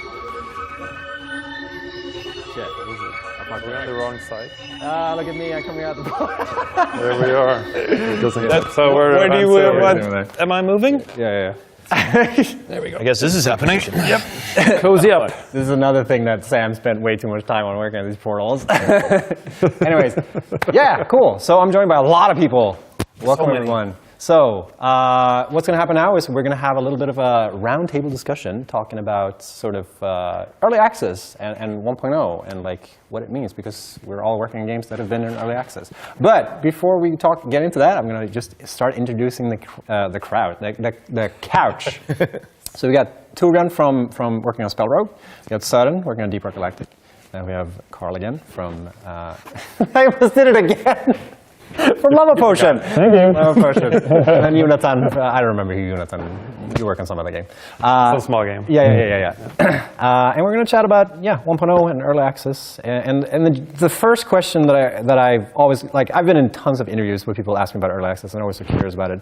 And the first question I always get is like, why make early access? Because it is a little bit of like, early access had a little bit of like a bad rep. So like when you launch into early access, you sort of, you're undertaking something. So like what's your guys' perspective on like getting into early access? I want to start with Torbjörn and see. Sure, of course. So one of the big advantages for us was just being able to get the game out there to people and actually getting the feedback, because especially our game, it's a roguelike deck builder, so it's just a game where we need a lot of feedback from the players. We need to know what is actually fun. We need to figure out the balance.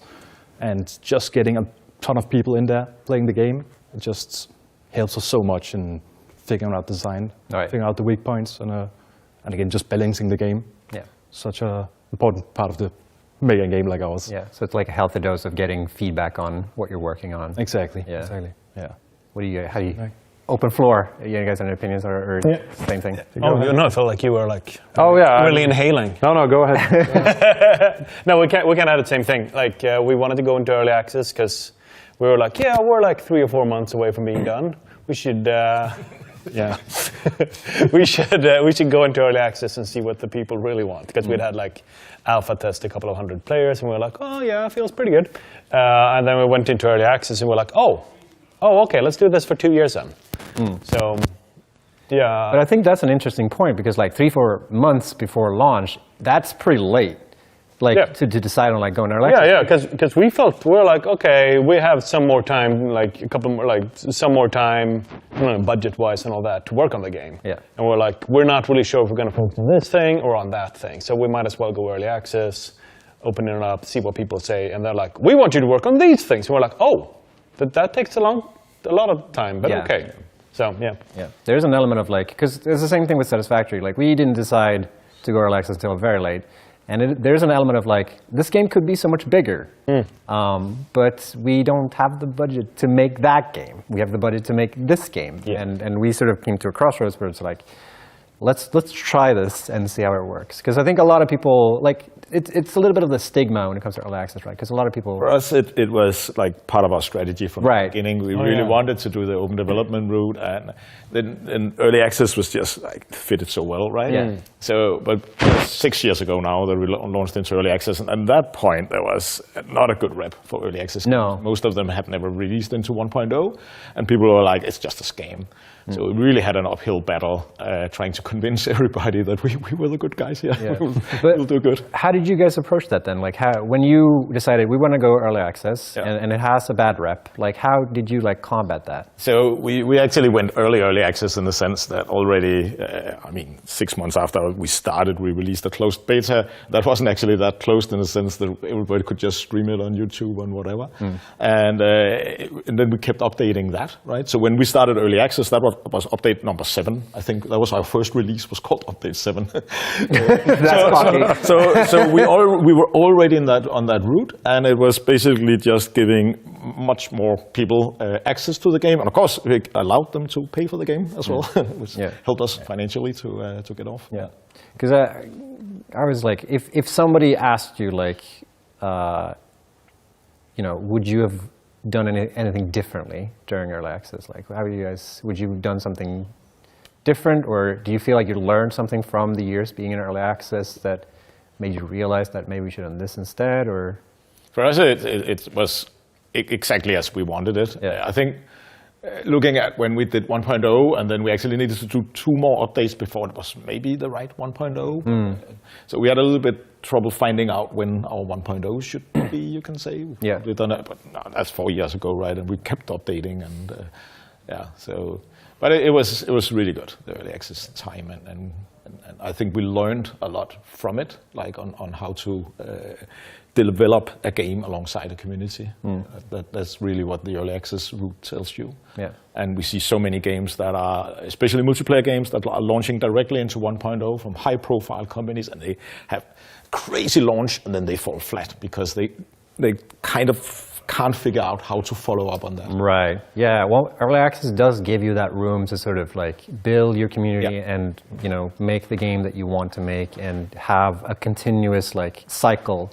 Yeah. And you sort of need to have that continuous cycle to be able to finish the game. So at the point where you're at 1.0, you already know, how you got there. Yeah. That's really interesting. But one interesting talking point you had there was like how because you said you needed 2 updates when you were like, to be able to know that, this is 1.0. Because I think it's interesting from your guys' perspective, like you're now at that point where, because we struggled a lot with this for Satisfactory, where what is 1.0? Like what do we need to have in the game to be able to like define it as 1.0? Like, you guys are in that position right now. Like, what do you guys recently? I mean, I think the game would be very different if there wasn't like quite a bit of success with the release. So like, I think the game would probably be done by now already. Yeah. So I mean, we've been like increasing the standards that we work by, our own expectations, and from fans as well. So it definitely changes how you like our own expectations of what 1.0 has to be. So in the end, I mean, it'll be a better game now, but it also takes more time. Yeah. And I think another thing I want to add to that, like what would you have done differently, is definitely not make a cross-platform multiplayer while in early access. That just, I mean, even though we're not actually like doing the other platform work, it definitely adds a lot of just the fact that we can't patch immediately to Steam whenever we want. As long as it's something that changes the netcode, then we have to make sure it syncs with all the platforms, or we're going to be breaking the crossplay during that time. So that's just like one small thing that. Good to think about, but I guess Satisfactory, you're doing it. Are you guys like full crossplay or? Yeah. That is.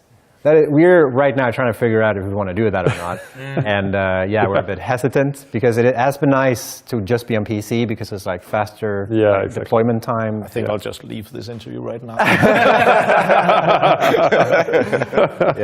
It's tricky. For sure. Like, if there are any indie developers watching this right now and they're like considering, maybe they're working on a game, maybe they're about to pitch a game, like what advice would you give people if they're considering doing early access? I would say it's really important that the game suits early access. Like, obviously we have some really good examples here that work well. Yeah. Like open games that have like potentially hundreds or even thousands of hours. People are going to play them for a longer period of time. There is balance to come back to, things like that, or multiplayer. If your game is more of like a one experience game, I see a lot of early access games coming out like, I want to play that game, but I don't want to touch until they're done with it. And I think the fact that like having the game both that the game suits early access, but also that you bring it up to a level where what you're giving them, even if it's early access, it's not a beta. You want it to look good. You're still going to get reviews. The future of your game is going to kind of be decided on, was your early access launch a failure? You're probably not going to work on it for 10 more years then. So, I completely agree. That's the main factor.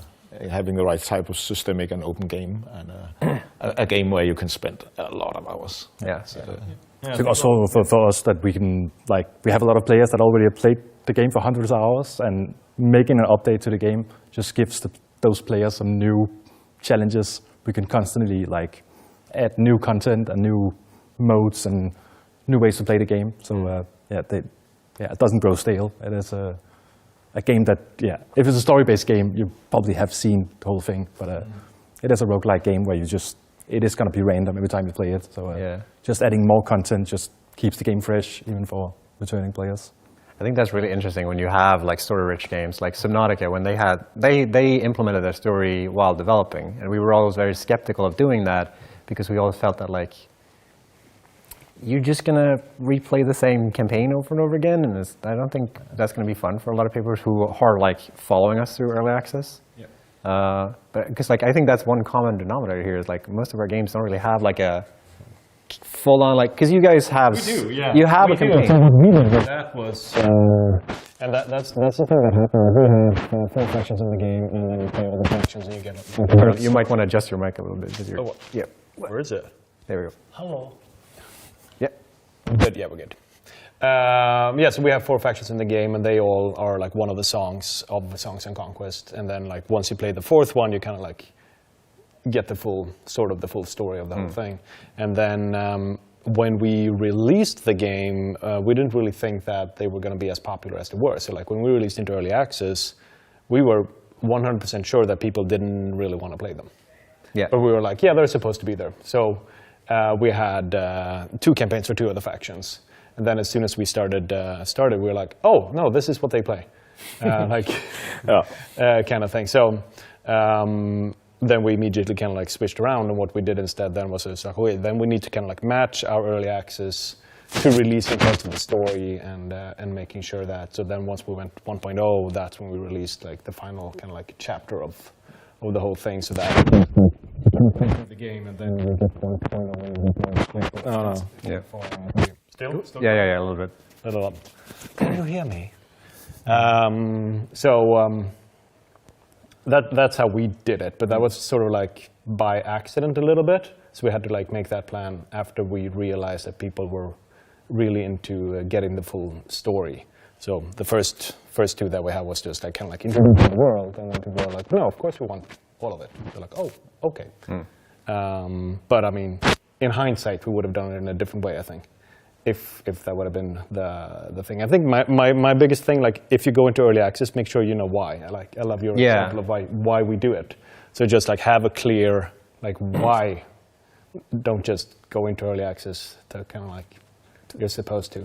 Yeah, and it's like going to early or the other way. Yeah, or going to access and thinking that, oh, I'll be able to make a bigger game if I just go into early access. Yeah, because I think you make a really good point. You need to have a good early access launch, because if you like release a game that's not good, those reviews aren't going away. Yeah. Yeah, you can't release like an So I think that's the main difference between a lot of games is like some early access games aren't finished like when they go into early access. And sure, you don't need to fully finish a game for it to be in early access, but it still needs to be in a playable state, and it should feel like you need to find that like balance between there's value playing it, but there's also value in, for us to like keep working on it, and it's not finished, you know? So it's tricky.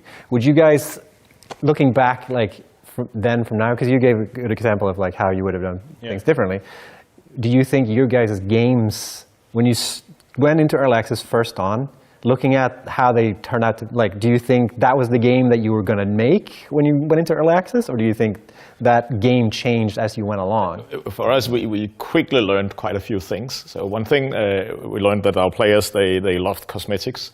We kind of put in a little bit, and they're like, okay, they really love that shit. And then they also craved progression. And we tried to, when we launched, we wanted to do a pure game, like Left 4 Dead, or there's no progression, you just have fun playing it. But then we realized the more progression features we put in, the more rewards we gave the players for just playing the game, the happier they were, and the more they played the game. So those two things really changed from us releasing, and then on the other side, of course, working with it in early access. It's very interesting, because we definitely did not make the game we thought we were going to make. Well, to some extent. Like we had, because when we decided to go early access, we had features that we decided, okay, they're not polished, let's wait and put them on the back burner, and maybe we'll introduce them to the game, or maybe we won't, like we didn't fully know. And we learned very quickly that like we don't know exactly what we want this game to be. Like we added a ton of stuff that we added stuff that, yeah, this could be cool, but we didn't realize like how important it would be for the game. Like pipes was one thing that we were like, that's a joke, like nobody wants it. And then the joke turned into an actual thing. So yeah, really exciting. I think those are interesting. I think very rarely do we get the chance to like have this discussion between devs of like early access, because it's still, early access is still very young, sort of, I would say. Like it's still not, when you buy an early access game, you don't fully know what you're getting. So I think it's really important to sort of be able to set expectations of the developer. And I think it's really cool that we have this chance to sort of compare our games and whatnot. All right, we're going to be sending it back over to Kevin and see what's going on out there for some more this and that. This or that, it's time. Chat, are you ready? You are ready. Oh. Okay. All right, time for this or that. Can we see the bracket real quick, just so we know who's throwing down? All right, we got Steve versus Seagull, then Dice versus Troll, Troll number 2 versus Loopbug, and then Wastebin versus Viking Ship. We'll start with Steve. All right, let's do this. Thanks, Kevin. Folks, I'm going to put it to you straight. This Steve, or he's that. a good bug. That's all you need. I think that was a bullshit presentation.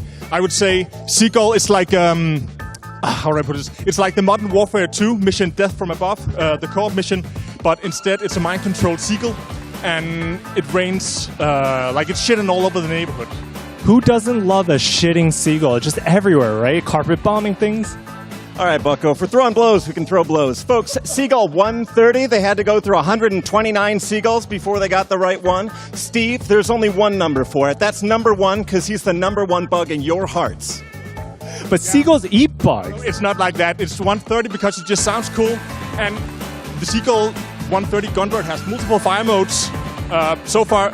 So yeah, it has bird poop and it has bird drops. not like one is like the chain gun poop, one is like the big bomb bird drop like explosion kind of thing that will send your opponents flying. Well, if you've ever been shit on by a seagull before, then you know what that feels like. 2, 1, 0. Steve is the winner. Well, thank you, chat. I appreciate it. We'll see you next round. All right, thanks, guys. Moving on, next round. All right, Dice and Troll. Dice, Troll, Valheim. Valheim, Troll. Valheim.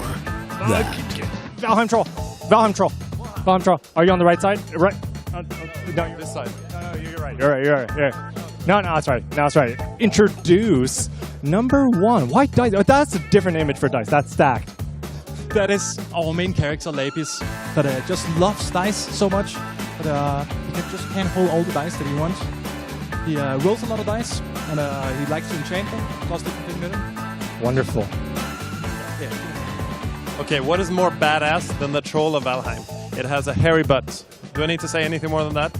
Just look at it. Yeah, just look at it. It's so beautiful. Like, wouldn't you want to spend like all your time with this troll? I know that you will. Vote for it. Yeah, but dice is a man's greatest invention, and you can just see how much he wants those dice. He wants all them to float. Which dice would defeat the troll? I think Lapis could easily defeat the troll. He has any special dice? All the dice, all the special dice in our game. Oh, it's just about quantity of dice. The troll doesn't need dice. It just smashes everything. So a simpleton. The spells, you cannot defeat all the spells. He has the Ice Blast, he has a... This is classic rock, paper, scissors, right? Like rock, paper, scissors, there's a Spock. It's like dice beats troll. Exactly. All right, 3, 2, 1. Valheim Troll, brute strength to win. Yeah, brute strength. That's what we do. Just brute force everything. Shake hands, guys. All right, thanks for this round. Let's do another one. Thanks, chat. You decide. Veneer Troll versus Loot Bug. Loot Bug, you guys are on. A tough match. Oh, no, we got it. Dude, that's not a Loot Bug. That's a Loot Troll. Perfect. I mean, obviously, I'm facing a loot bug troll. Okay, I think you guys should actually play. It's gonna be great. Yeah. Pretend it's a bug. It's a not him. He's not a bug, obviously. What are we doing here, Kevin? Is this my mic? Or what are we? All right. Chat, here's the deal. They got the graphics wrong, but you don't need the graphics. You know what the loot bug is, and the loot bug knows who you are. Because it's your best friend. It thinks about you when you're gone. It loves you. You gotta love it back. Vote 2, baby. That's still the troll. I mean, what a lovely pitch. A bigger version of me. What you should aspire is, I mean, pure classical, ethical, and perfection from the most Nordic creature there ever was. The troll, the John Bauer troll. It's big, it's strong, it's dice when the sun comes out. It's perfect. How would you describe the loot bug since we can't see it? It's beautiful. It loves literature. It's got this kind, tender soul. It's full of riches. It's got such a deep spirit, Kevin. And it wants to win. It wants to win so badly, Kevin. Vote 2. A whimsical victory bug. Okay, well, the whole thing is bug. We don't have the timer. What's going on, Sam? We need a winner. Do we just flip a coin? No, I mean, looking at chat, 2 is a lot more than 1. So I'm willing to give it to Loot Bug. That's fair play. Well done. What? All right, I'm entertainment now. Okay, you just got me with 2 trolls. No, it's these 2 trolls. I'm standing among titans here. Really, just let chat decide. This is my life now. What's my troll doing there? What's the troll? Is it so badass it didn't even want to leave the screen? It's winning again. Yeah, it's just one. It just wants to win more, wasn't it though? Yeah. Yeah. You claim it. Yeah. Thank you for all the votes on the troll again. Yeah. See you later. So we'll mark down troll again in the bracket. It's taking over the. Oh, what? Hey, substitution. That's cheating. That's cheating. You're DQ'd. We're DQing this. All right. We got one more. Hopefully working this time. We got the waste spin and the Viking ship. We put 2 objects together. Waste spin? Hello? Why? Wait, Viking ship. Viking. Ship it. Yeah. Okay. Exactly. All right. Graphics. Oh, might as well start. Yeah, you should. Wastebin? Yeah, Wastebin. You should totally vote for Wastebin. It doesn't really do anything. It's not even in the game yet. But well, it's just a Wastebin. You know, it's nothing special. Normal Wastebin. I mean, I see that the Wastebin might win this just because of meme. But what is more badass than a Viking ship? You can sail around the world, and you can sing the song. I'm on a ship. I'm on a boat. I'm on a boat. That's right. Yeah, you're on a boat. But you know, does it come with the Vikings? Of course, of course. I mean, you have 10 Vikings that'll row for you and do stuff. We don't have rowing in the game, but that's fine. But you can explore the whole world with it. What are you going to do with a Wastebin? What could you put in a Wastebin? Anything, right? You could put trash in the Wastebin. You know, like. You think you can do better than trash? You can put everything. You can put a Viking ship in a Wastebin. Possibly yes. Possibly yes. Right, chat, trash it. Make it happen. Put the Viking ship in the Wastebin. Viking ship in the Wastebin. Go! No man. I'm on a boat. This is the meme off here. We just can't do a serious one. All right, trash talk. Yeah, trash talk. You're trash talking. All right, 5, 4, 3, 2. It's so close. It's so close. Waste. No, Viking ship. Viking ship. Yes, Viking ship forever, yo. Close one. Nice chat. Thanks, guys. All right. We got our next segment. We're going to go straight away. Special doodle time. I got to go run. We got to go upstairs, but I got to get my thing.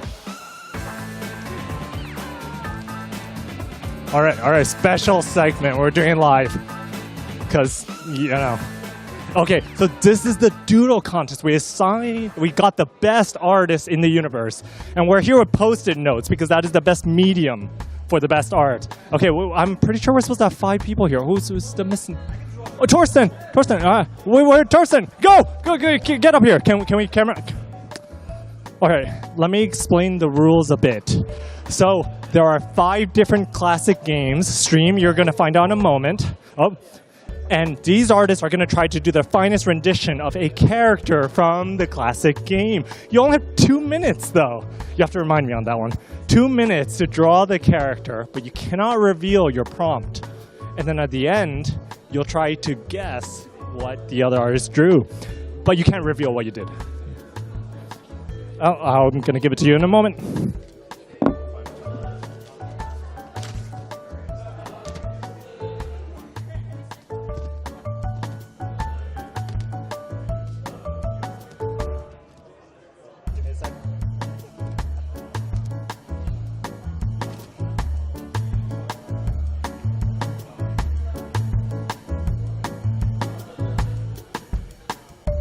Don't show anyone else, just look at it yourself, and you have 2 minutes starting now to draw a character, any character from that game, so that other people can guess it. But I'm gonna show stream. We're gonna cheat.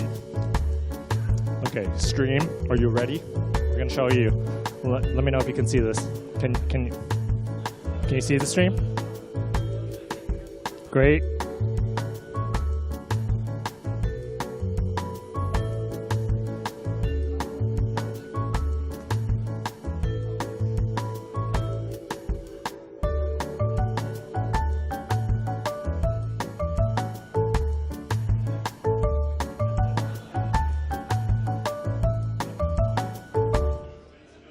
We got our 5. So I don't know how much time is left on the clock, maybe a minute and a half. We're just gonna eyeball it. But you can see them drawing it. Oh, they're too good at this. I don't know. I have to cut them off early. As you can see, there's a guy with a big sword. There's more people. 1 minute left. Awesome. We're steadily. It's a friendly competition. Hopefully everyone wins, you know? It's one of those. So soon we'll see their handiwork. 40 seconds. Can you do it?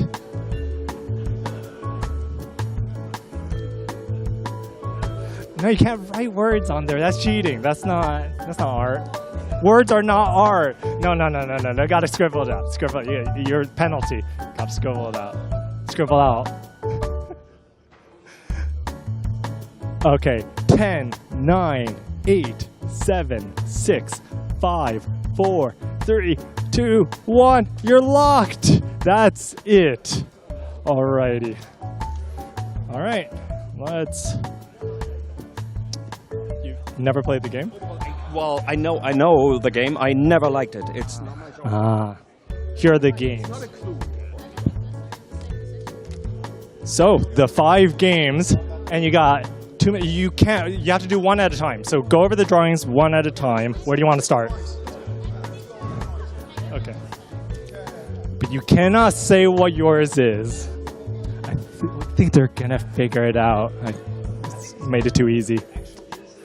I was gonna pick indie games.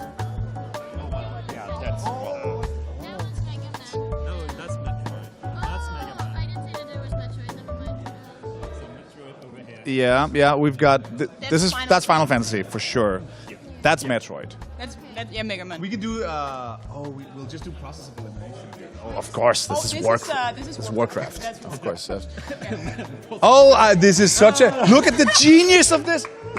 Amazing. That's obviously Half-Life. All right, reveal it. Do the reveal. Present your answers. Yes. Mine was Mega Man. Mega Man, of course. Nice. Mine is, well, it says Metroid. Mine was Metroid. Mine is Warcraft, of course. It's 2 wrong. Yeah, and this is Cloud, of course. I've never played I played it once, but it was really long ago. But I think I've seen a goblin in there, so. Looks exactly like that. I never played Half-Life, but I thought it was a guy with Half-Life. Brilliant. All right. Hope you got it right, chat. I made an easy one for you. Like I said, didn't pick any super crazy bane-busting indie games. So, nice. Hope you enjoyed. Oh, we're throwing to Snoot. Sorry. It's so...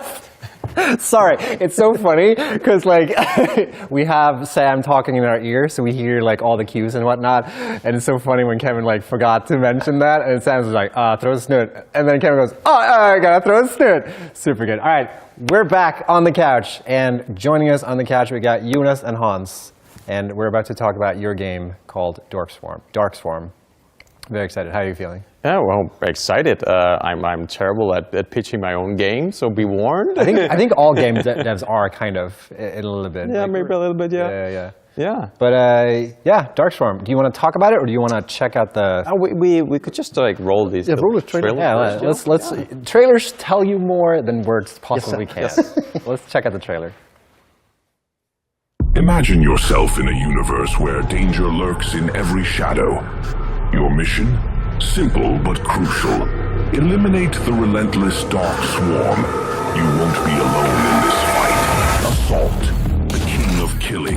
Engineer, the team's defender. Infiltrator, the intelligence expert. Support, the backbone of the team. Join forces with up to 3 friends in Dark Swarm, the ultimate co-op, tactical, objective-based extraction shooter. Dark Swarm. Wishlist now on Steam. Very hot. Very nice. All right, that's Dark Swarm, everybody. Check it out. So what is Dark Swarm all about? Well, Dark Swarm is all about, being a co-op game and killing a lot of aliens. So that's a very, very basic version of it. Yep. And you could say it's class-based. We have 4 playable classes, and we are taking some, old inspiration from like Alien Swarm and Helldivers, and getting some inspiration from that. Then we add to the mix. We're adding some like our own little things, like got a stealth gameplay, a little bit GTFO-like vibe, and also there's a bit of extraction on top of that, and then we like mixing up and get the perfect dark and swarmy drink, So what is like the goal? Is it to extract, or is it to get somewhere? Or it is sort of mission driven. So you gotta go into a map and you'll have like multiple mission objectives, so like Helldivers. Gotcha. And then on top you can like maybe sneak and hack into some areas, and you can find a little bit special loot out there and extract the loot to upgrade your weapons. Cool. And you mentioned classes, so like all these characters are different like character classes, or how does it work? Like how do the classes differentiate from each other? Oh yeah, we have 4 classes, as I said. We have Assault, which is like more like DPS, the offensive class, dealing a lot of damage. We have the Engineer, with some more like defensive, tanky class with turret, shield like that. And we have Support class, which is generally supporting the team with our healing, reviving. It's not an exact medic, it's also has combat abilities and other things. And finally, we have the Infiltrator, which is like specialized in like sharing information with the rest of the team, so they can do like better infiltrating and being better at hacking. So every class can do sort of his own thing, but some classes are better than sort of getting the core things down. Tell me about the enemies that you fight. So it seems like it's arachnids, or yeah, you could say that. It takes this place in this very dark universe, where it's a bit like a zombie infection, but also not. There's no like biological trace of the things that's going on. It's in the far future. We have these human settlements and mining corporations going out into the galaxy and populating it, and suddenly people just turn, growing from the inside. You have these arachnids, insectoids growing out of people and start, spreading around and causing a lot of chaos. And you play these like bioprinted mercenaries created by this Death on Demand corporation that then has an amazing business opportunity in going out and protecting all these corporate assets and settlements. Gotcha. And you mentioned this was co-op, so is it like online or local or? Yeah. We're focusing on the online co-op for 1 to 4 players. The original heart of it was also doing a local couch co-op, hybrid with online as like the first Helldivers. We hope to get that in and running at some point. I really like the colors on all the lasers. It's like, do you get to pick your own color, or is it tied to the class, or is it tied to the weapon? At some point, you have to choose your own color, but not right now. Okay. Yeah, we are. It's a little bit class color, but with an override, custom override. Gotcha. Really cool. People are asking about release. Release. Yeah, we are talking about early access in late 25. But let's see. That's already. Yeah. They're really cool environments. Yeah, thanks.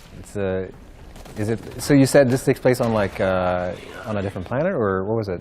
Yeah, it's not Earth, Yeah. Well, these are like not the one I know of. No.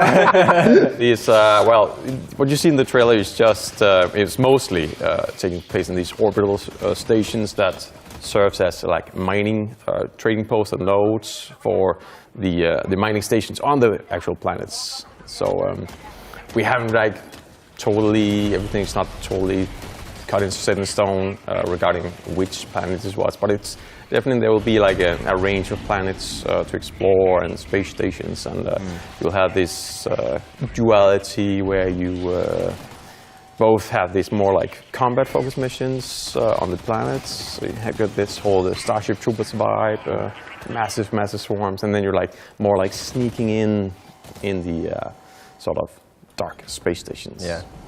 I've seen a question in chat if there's friendly fire or not. It doesn't seem like there is. Totally.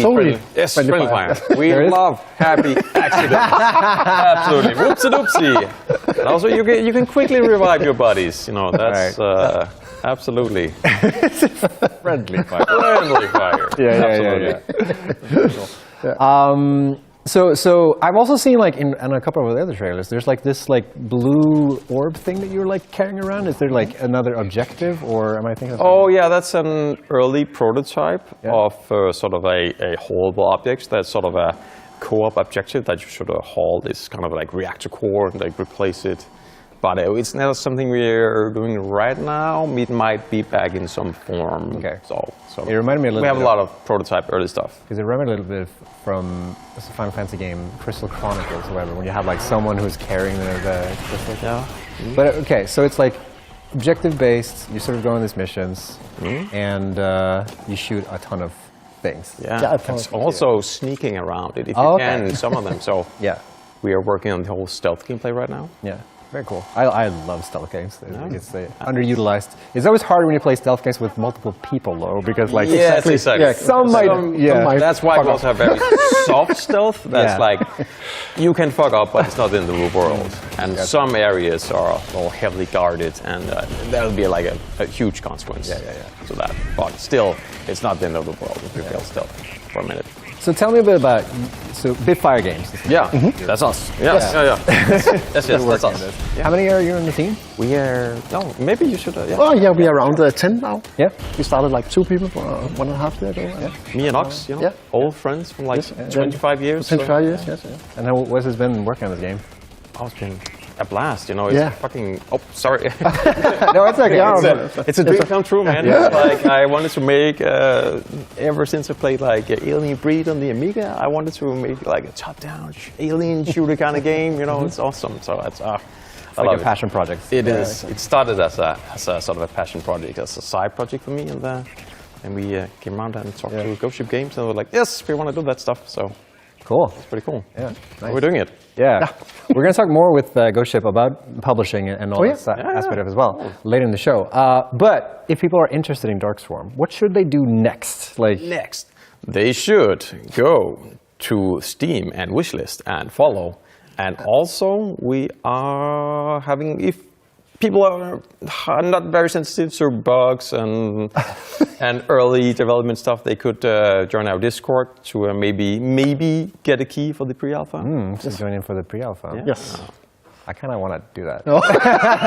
We're just a few keys, Yeah. Cool. Thanks for joining us, guys. Okay.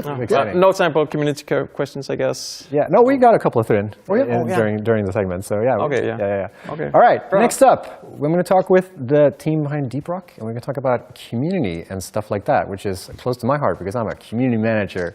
But I need to get over to that couch. It's a long, arduous journey. So here I go, running again.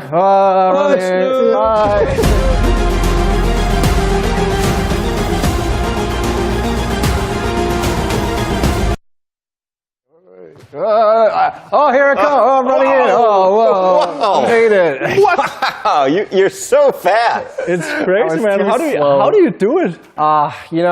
It's all about the legs. And you're doing it in jeans, too. Wow. I like that extra effort that he goes into it. Impressive. I know what to tell you, man. Anyways, I'm joined by Mark and Aaron. And I already mixed up your names before, so I'm not going to even try. I'm Mark. Yeah. I'm Aaron. I was almost going to do, okay, whatever. We're going to, you guys work on Deep Rock Galactic? Yeah, well, in the marketing department, but we're part of the team. We're not like coding. Yeah.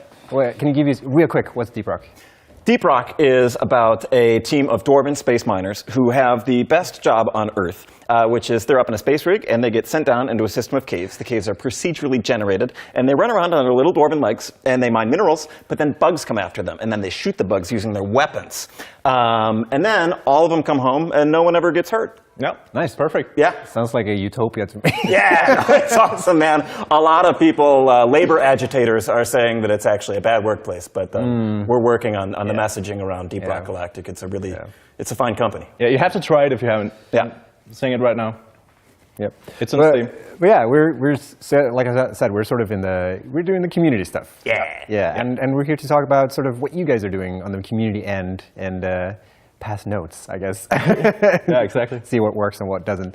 So one big part of your sort of, I don't know if it's called strategy, but I never go with these words, but it's just like, I guess. That's a big word. Yeah, it's like you do dev streams. Yeah. And that's something we do too, and we get a lot of value in it. And I'm kind of curious why you do dev streams and how you guys sort of see that stuff. I think we've actually been streaming for like probably 5 years now. Yeah. And it's just been evolving over time, but it's essentially just sitting down, people from the team, just casually talking, playing the game, and just engaging with the people that are watching.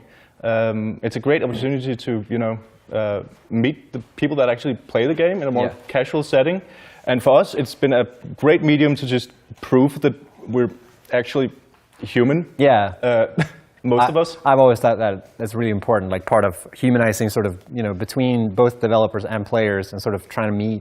And I always find that, streams are such a good tool to do that, because when you're making a YouTube video, it's kind of one-sided. When you're making a blog post, it's one-sided, but streams are actually like, you have an opportunity to sort of interact with people. and like here, like seeing people rock and stone all the way. Oh yes, Yeah. Which I always love when we stream on our channel. People always do rock and stone in our channel. I think it's so funny. I'm seeing some regulars in the chat feed too. What's up, gang? What's up, guys? If you don't rock and stone, you ain't coming home. Exactly. So yeah, really It's cool. awesome. But another big part of it is also that, and I think a lot of game devs recognizes this. You know, like a popular sentiment in some games is, "Oh, the devs don't play their own game." Right. And our weekly streams is like a great opportunity for us to like prove that we're actually like playing our own game. And that we've never failed a mission. We've never failed a mission. It's actually Really? impressive. It's true. Yeah, That's it's impressive. highest difficulty. Yep. All the time. Highest difficulty? Damn. No, we're No. Oh, yeah, no. Yeah. But we try. We try our best. I can't believe you guys came on and lied to me. Anyways, yeah. So like, okay. So the goal really with the streams is to sort of, you know, humanize everything. So that's sort of how it fits into your general like ecosystem. If you will. Yeah, and like I don't know. I mean, there's more platforms for like more professional messaging, like as Ghost Ship Games or as the Steam blog or something. But I think Twitch is just it feels like hanging out playing computer games, and that's the point. I guess that's one way you could see it, but I don't know. I think there's a lot of value in it that you may not need. How long are your streams? Like, how often do you stream? We do 2 hours. 2 hours? Yeah. Every week? Yeah. So it's the same for us. Yeah. And nice that we find that like middle ground where it's like 2 hours. That's the limit. Yeah, because it's also exhausting. It is. A lot of people don't realize, but you know, streaming and trying to entertain and keeping the conversation going for 2 hours can't be exhausting. Yeah. But it's fun and it's I really enjoy it. Because we're not playing games while we do it, and we have enough on the plate to just like keep the conversation going. You guys are also playing games, which is like, I don't think people appreciate how much effort that goes into that stuff. Let's Players have, you know, it's not. It's easy, but it's not like there's a balance of it, right? Yeah, Being like entertainment. Yeah, I don't want to be like, whoa, having a job where I have to play computer games is the hardest job on earth. It's super fun, but there is like a brain challenge that I hadn't tried before of like 2 monitors and you have 2 different chat feeds and you want to not suck at the game, but you also want to be an engaging person. Do you have like a program for each stream?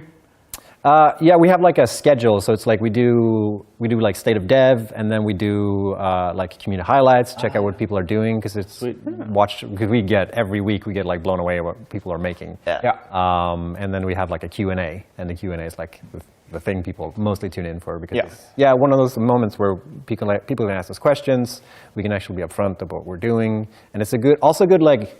We found that we do like videos on Fridays and we do streams on Tuesdays the week after, and it's like a good like because people watch the videos and then they'll have questions like where we thought we were clear, and then they'll come to the stream and then can ask questions, and then we can clear up and like clarify and all that stuff. So it's really useful for that stuff. Yeah, I feel like that's one of the biggest, like the nicest parts of it is just being able as a player, like you just get a person answering your questions. I mean, like when I said earlier, like it just feels like hanging out playing computer games. I don't want to undersell it. I think it is like an important part of that is that the hanging out aspect, that it feels very accessible. You want to make people feel like, I can, you know, I'm have just as much right and ability as anyone else to tune in and say, hey, what's going on with this? And even if it's a question we've gotten 1,000 times before, it's still nice that, you know, it might be on Reddit or on a website or a wiki somewhere, but it's also just nice that you as an average player can just type this and somebody from the studio is like, oh, yep, see you there.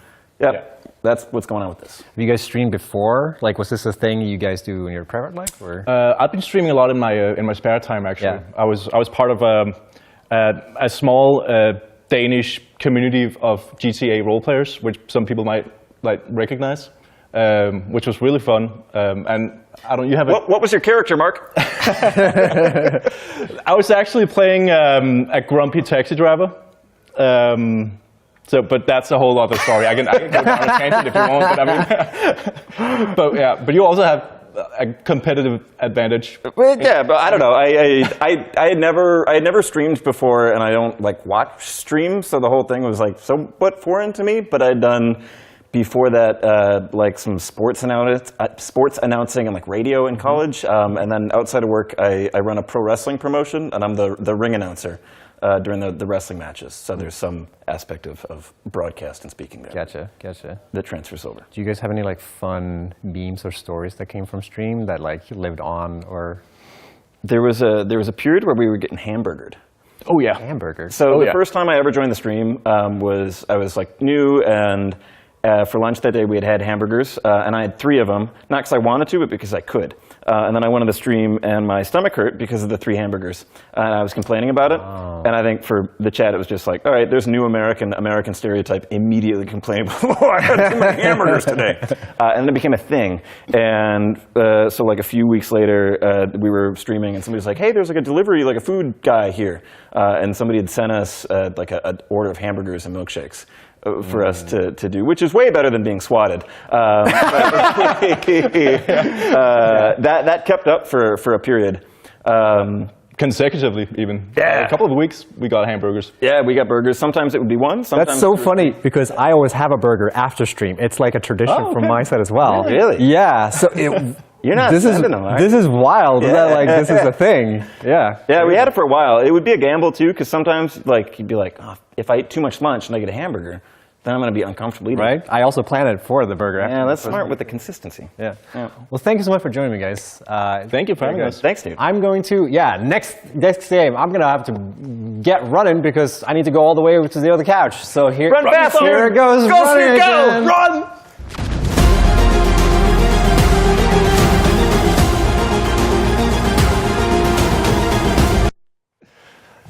What?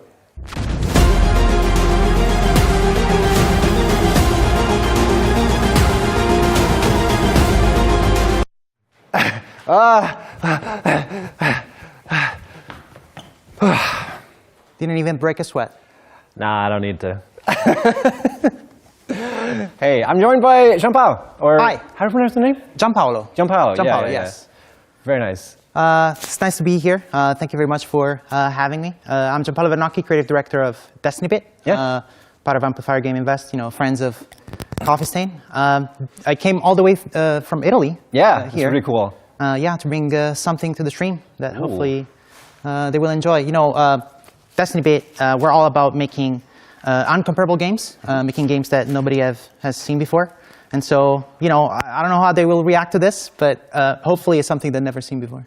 I think they'll like this. I certainly like this. So yeah, without further ado, this is kind of a grand reveal for you. It is, right? yes. We're announcing a brand new game. Yeah, so on the note of a game that you making games that people haven't seen before, here's a game that you guys haven't seen before.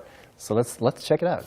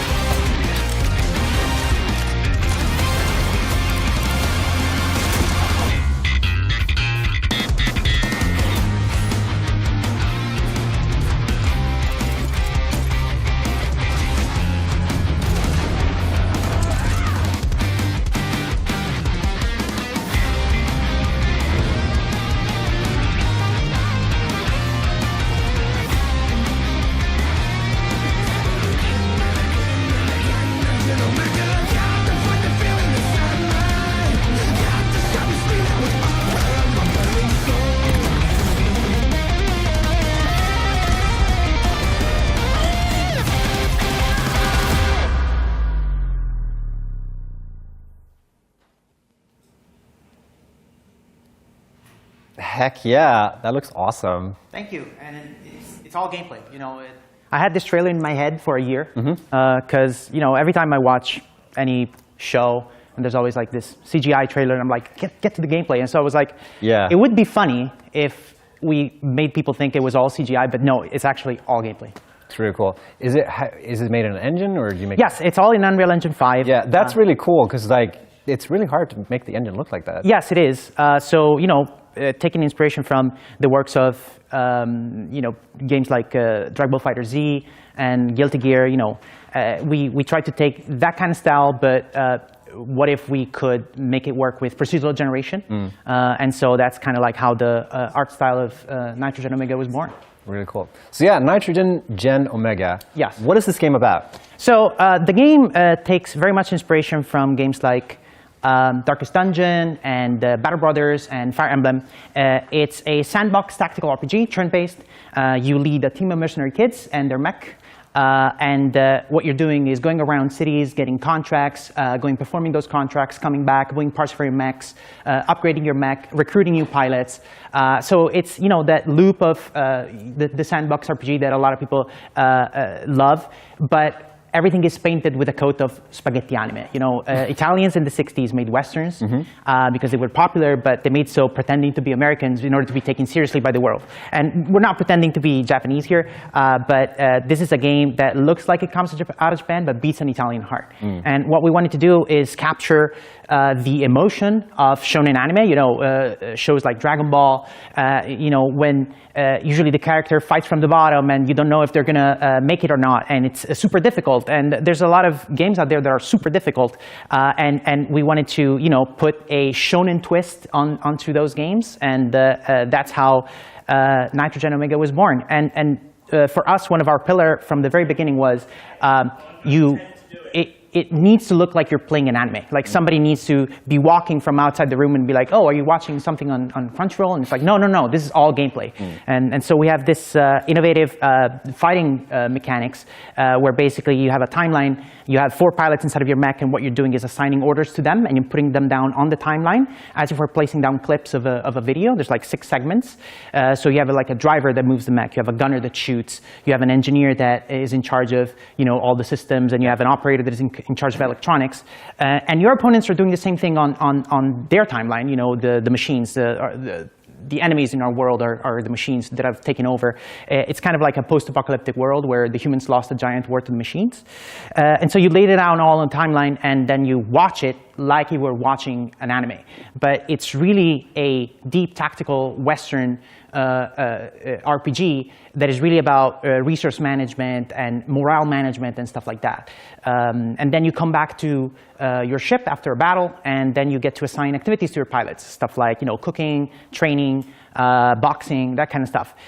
So we really wanted each character to be like its own little story engine. We want you to get attached to this family of characters. We wanted to hammer the idea of the fact that this is not like a single-player, story-driven kind of adventure, but this is like a sandbox tactical RPG where you build your own story, and you want to build your own little family of shonen characters, and you want to see them succeed and go beyond. Is there like an element of what's it called when you like have characters die off? Or? Oh yes. Yeah. Yes, there is permadeath in the game. Of course, it's part of the story. Characters can get lightly wounded, gravely wounded. They can eventually die. They can leave. There's morale. But the idea is that it's all part of the story. Gotcha. It's like you're playing this game in order to create your own stories and go tell them to other players. This is what we hope that will happen.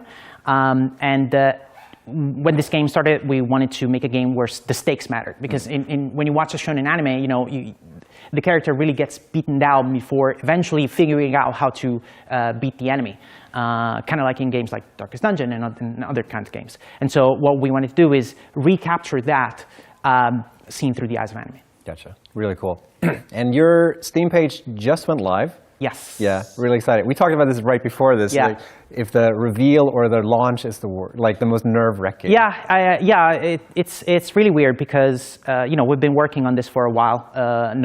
This is the first time anybody in the world has seen this, so it's pretty nerve-wracking. When you release a game, we released 2 as Destiny. You kind of have an idea of what to expect, at least in terms of numbers. You have people there waiting for the release to happen. Over here, I don't know. I don't know. I'm just taking a glimpse at chat and see what they think. Yeah. But as soon as this is over, I'm going to go run into our Discord server and see what people think of this, because I truly don't know. Yeah, you should, guys. You definitely, if this sounds interesting to you, if you like this art style, if this sounds like a game for you, then you should definitely wishlist it on Steam. There's also the Discord. Yes, there's also the Discord, and I have one more action point for chat.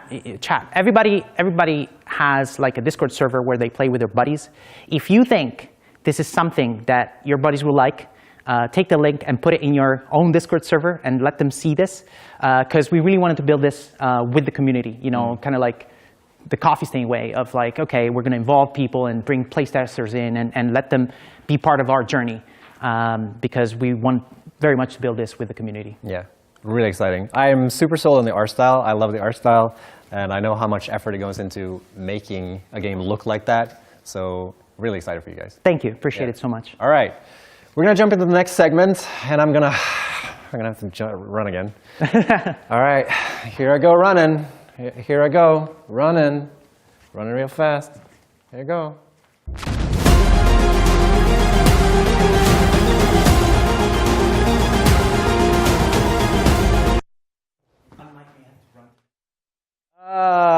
Here we go. Wow, what a run. I'm just giving up at this point. It's a good bit, though. It's a very good bit. Yeah.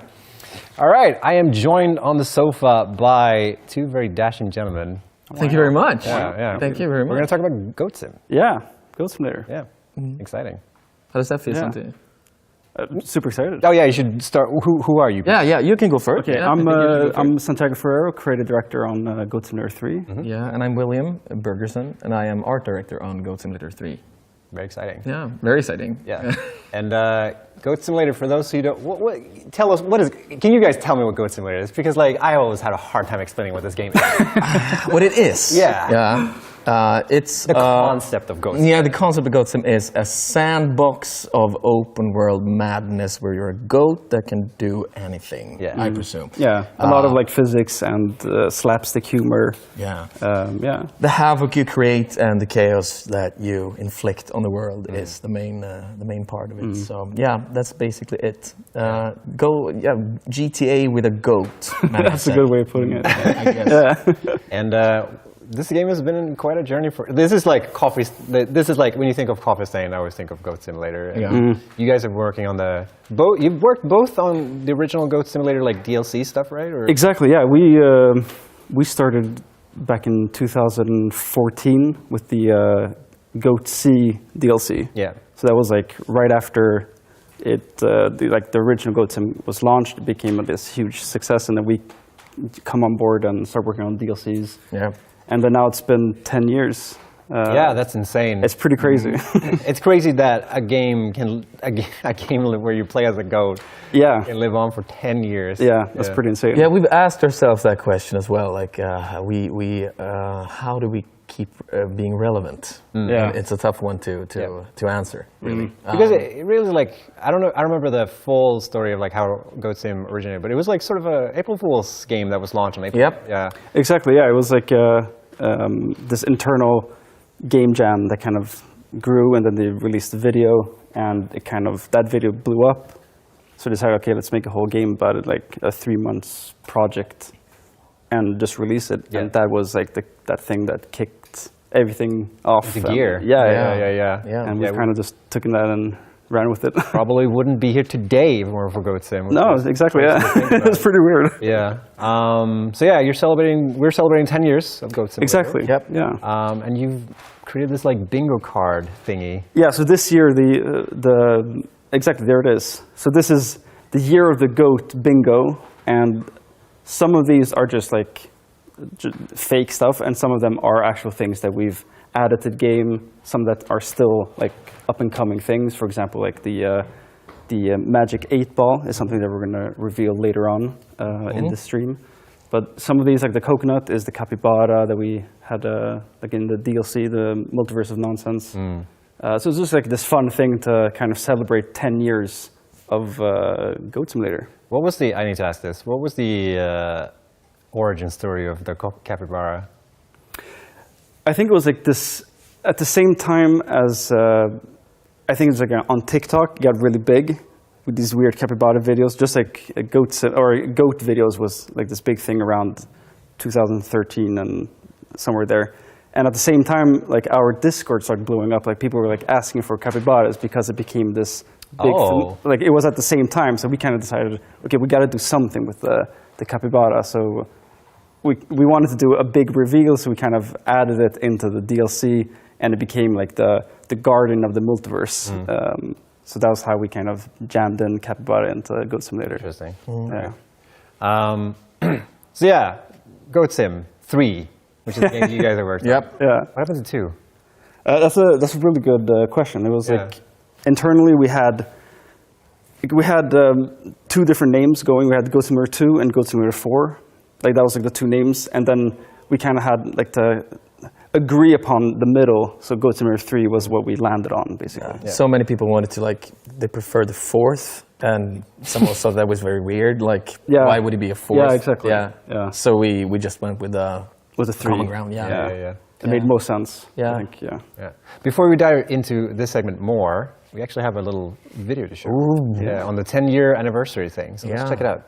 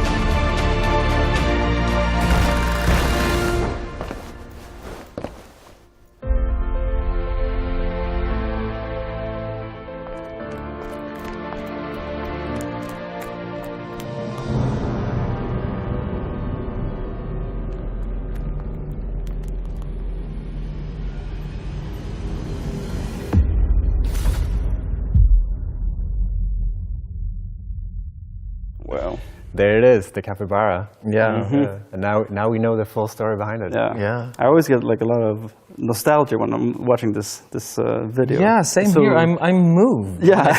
not now maybe, but first time I saw it, I was moved. It's such a weird thing to get moved by. Yeah. a ghost. It's like it's goats. So that we've been working.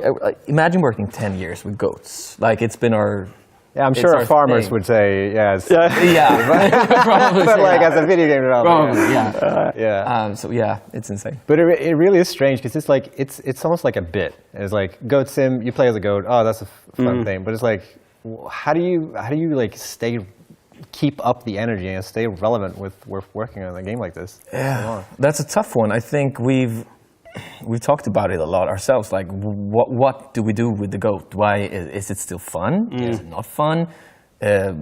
Obviously, some people probably hate Goat Simulator and think that it's just nonsense and whatever. But for us, the core value has always been Goat Simulator is nonsense. And that's okay. Kind of embracing the weirdness, just like this, this weird.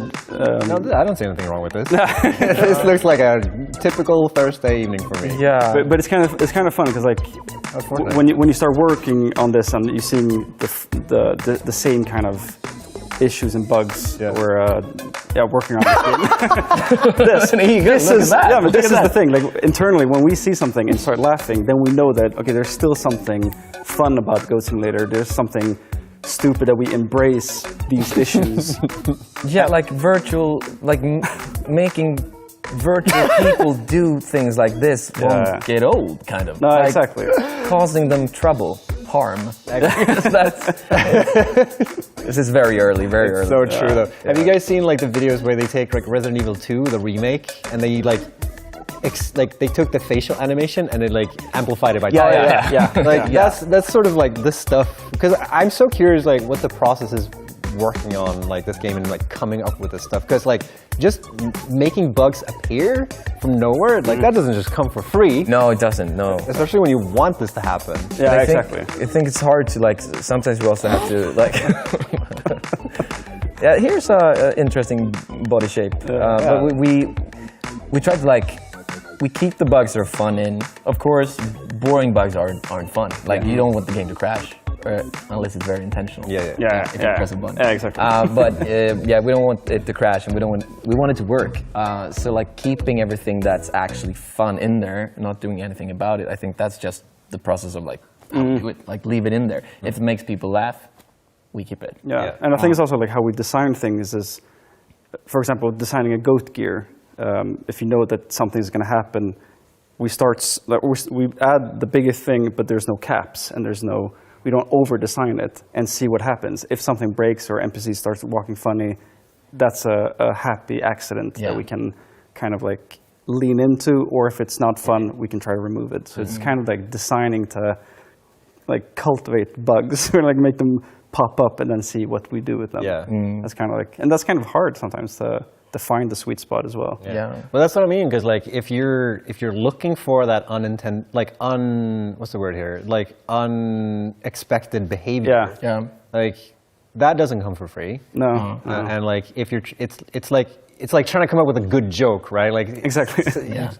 You can't just like, oh, I'm just gonna think of something funny to say. Like no, you have to. It's like a process, right? Yeah, definitely. Yeah. But it's also, it works to like have the core of the game being pretty fragile and having like not that smart NPCs. Exactly. They are gonna behave like stupid. That is true. People. Like, they're gonna do stupid stuff.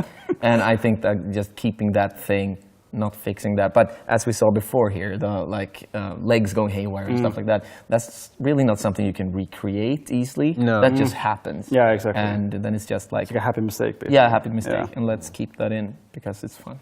Kind of. Yeah. Cool. All right, so we're going to take a look at something which is not Goat Sim 3.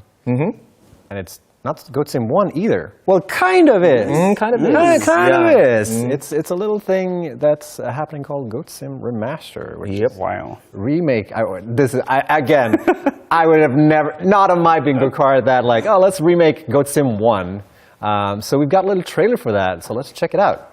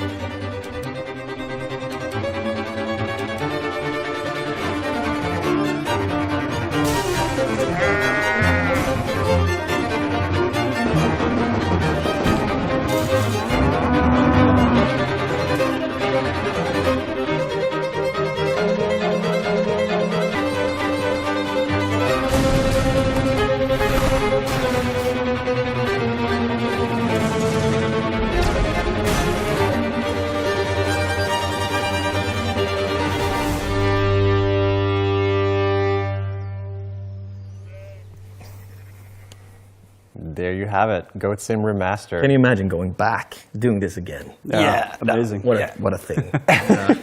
Crazy. This is something you guys have seen before, but in a new shell. Yeah, in a new shell. Fresh. Very exciting. All right, we're going to move over to the next segment. We're going to talk to another game that you guys might not have seen. A little bit of a reveal, if you will. So let's check it out. Here we go.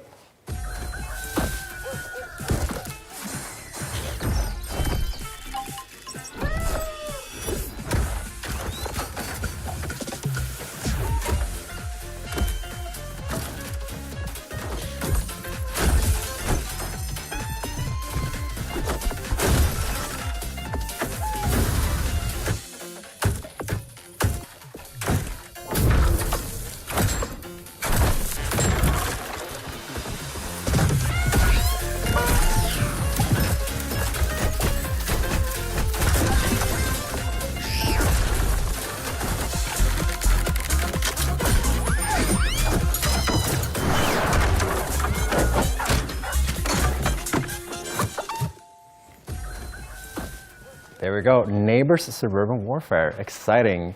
Joined by you guys. Welcome. Thank you. Thanks for having us. Andreas, Katrina, and Trolls here. Yeah. Welcome.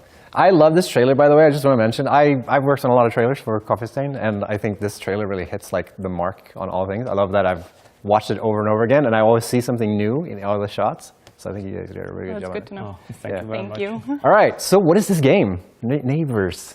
Well, Neighbors is a team-based PvP game set in the grand city of Hartsville, which might at first glance seem like this very idyllic place, but when you start to scratch the surface, you see all these neighborly feuds going on. And that's basically what you play every time you get in. So each game starts with you picking your house, and we have like a range of houses to select and play in, each with their own pros and cons. And then afterwards you get to select your neighbor. Yeah, and you have different neighbors with different personalities and different designs, and with that also comes different abilities and pros and cons as well, strengths and weaknesses, and with that you can strategize and like how do you want to fight this feud between your different neighbors. Yeah, I believe we might have some B-roll for yeah. So this is the first map we've been working on, which is called Harmony Lane. So the idea is you have different neighborhoods in Hartsville to play in. Yeah, and these are your neighbors you can play as for now, and they all have like different perks and items you can use with but also like items you can purchase. I love how violent everything is. Yeah. So besides like the special abilities each of them have, the game is also very centered around items. So you can buy a shit ton of different items. So we want to try hit the feeling that you open up your shed and then you like pick your tool of trade. Like, okay, what should I use to obliterate my neighbor today? So we have some like basic ones like golf clubs and some homemade contraptions, like the orange cannon. You can use the umbrella as a shield, and you can float like around the level with it. And then the seagull, and like this was what we talked about in the like when the this and that. So here we actually see it in action, obliterating the Graham's death from above. See there? Yeah. Maybe people will change their minds now and vote. It was not fair. Yeah, definitely. Yeah, but we have a soft spot for animals in the game. We, I know we're a big group of people who like the animals, and also we had the Leloy dog and the this or that, and that's like a god dog you can have. That's like during nighttime when we're like down, and you can like board up your windows and like keep your other neighbors out. Leloy will protect your house, so whoever enters your yard, she will obliterate. Gotcha. She will. And you can also get a ram. Oh, every. And but it's not of course. An alligator. Yeah. Of course. Who wouldn't want that? And we actually talked about like we do have a capybara as well. Oh? Yeah. Do you think they'll sue? I don't know. Like we didn't know the fact that. Who came up with the first? But we have been going on with like what is best, goat or ram? Yeah. Okay. So you mentioned this is a PvP game. Yes. But it's not about getting kills. It's about like what is the objective? So basically, the core concept is to wreak havoc against your neighbors and destroy their homes. Yeah. But we're also working on different game modes, and from our previous games, we've learned that we want to create experiences that we feel is very nice, but we also want to make it possible for our players to sort of set up their own game modes and stuff like that. So we will be working on default game modes, but there will also be a lot of custom game stuff going on. We're also right now working on a capture the flag kind of game mode, where in this game it will be steal the garden gnome and stuff like this. But the core concept is based around the idea of destroying your opponent's home and defending your own. Gotcha. So it's a bit like Home Alone. It's like, So actually Home Alone has been a reference from day one, and we wanted to get that feeling across as well. Right. So you're building your defenses here to make. Yeah. Sure So you upgrade the fence, and here you defend your fountain in the backyard with lots of like baseball pitchers and barbed wire, springboards, bear traps, everything you can think of. We also have the magpie nest, which is like a defensive turret. It was actually only meant to be placed on the roof, but somehow it like ended up in the garden. I like this like UI of demonstrating like how you're pulling out the wire. It's really nice. So okay, so you're strategizing, you're setting up your defenses, and like so how do you go on attack then? Like because you're sort of leaving yourself exposed. So you open up the shed, right, and then you figure out like what are we gonna do. So often we see players spend the night strategizing, and then in this case they purchased ladders and went in through the chimneys. The granny with the gloves always gets me. There's like one shot on the trailer where the granny's just like punching a TV and he just shows up with a golf club. I love that shot. Yeah, here we have another example of the animals, because you can get a cannon. Yeah. And we initially like the initial design was like it should shoot or fire cannonballs, of course. But then we sat down like, wouldn't it be cool if it just fired chickens that then fired eggs? So it's like a BFG of chickens. Of course, that's exactly what I would have gone with that as well. Who wouldn't? I mean, all right, cool. So like, okay, you mentioned game modes. So it's like it's all about like we can have it. There's also like, yeah, that's essentially. I don't know. Just whatever. Yeah. So I think right now we're at a spot where we're so excited to be at this stage in development where we can begin to bring people in and help us test the game. We've already had it being play tested in a small vacuum of sorts where we've really appreciated the feedback we've gotten so far. And now we are ready to take the next steps and begin hopefully to bring more people in. And then I think that's what we really love to do as a studio as well. We want to develop this with the community and make it the best it can be. Yeah.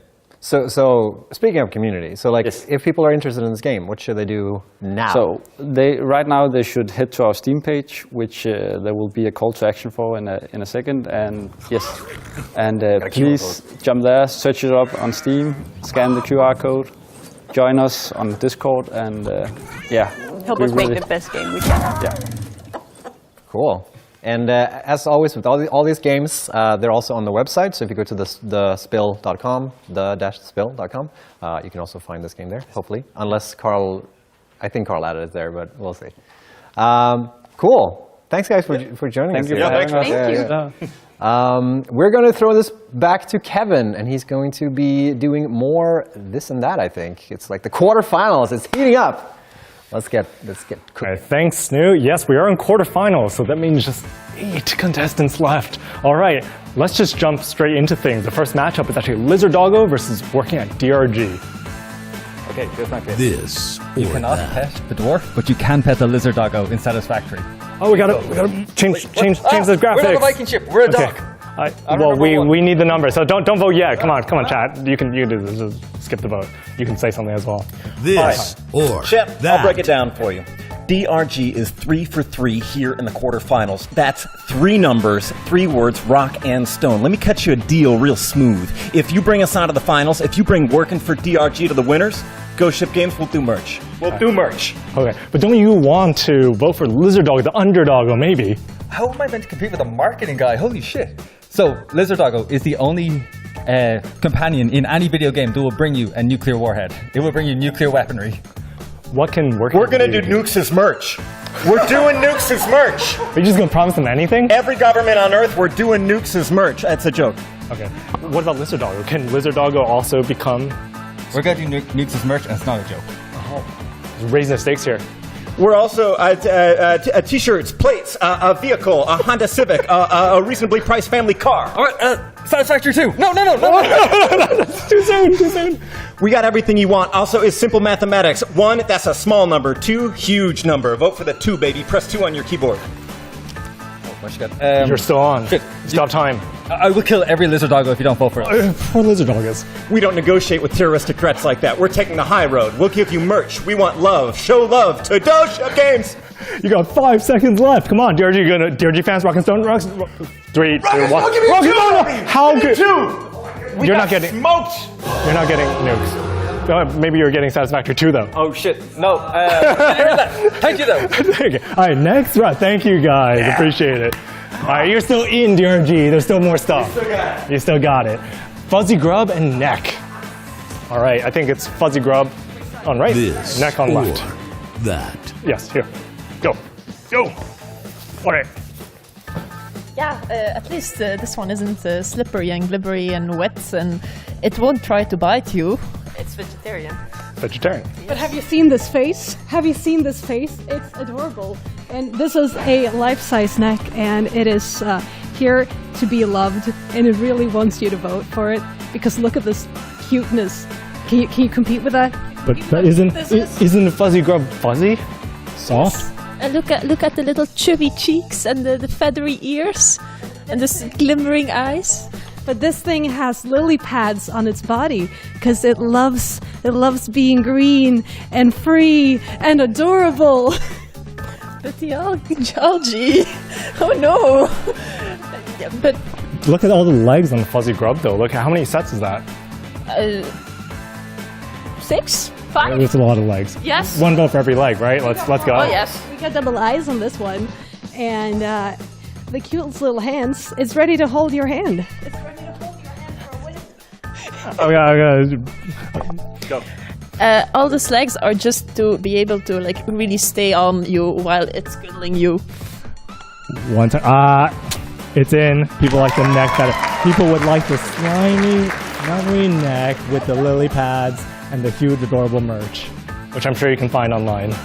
Yes, you can absolutely find this online. It's made by Heroic Replicas, and it's huge. All right. Thank you, too. So neck moves on. Neck and neck. All right. We got Troll. Valheim Troll versus Steve. Steve is... Steve, over here. Go. No, you got all mic. I wasn't mic'd up. No. I'm going to just point this at you. Hello, chat. I'm back. We lost DRG, but we got 2 left in the chamber, baby, and I'm laying it all on the line this year. Steve, he's a beautiful bug. He's got so many legs, more legs than a troll. You gotta wonder what's the deal with having fewer legs, such as a troll, many legs, such as a bug, more reliable. You can lose one, you can still walk around. Oh man, this guy can talk, but I'm just gonna say he has a very hairy balls. I'm not going to stoop that low, and I can't comment on what Steve's got going on, but I got to say that a troll tries to kill you, well, Steve is your friend. Steve's going to look out for you. Steve will pay your rent. Steve's going to help you move. He'll make you a meal, man. He's your friend. Can the troll cook? What does he cook? The troll will smash Steve's ass. That's all I'm going to say about it. But he doesn't cook. No, he doesn't cook. Trolls don't need to cook. What are they going to cook? They just eat humans. They're just going to eat you as a Viking. They're going to eat Steve.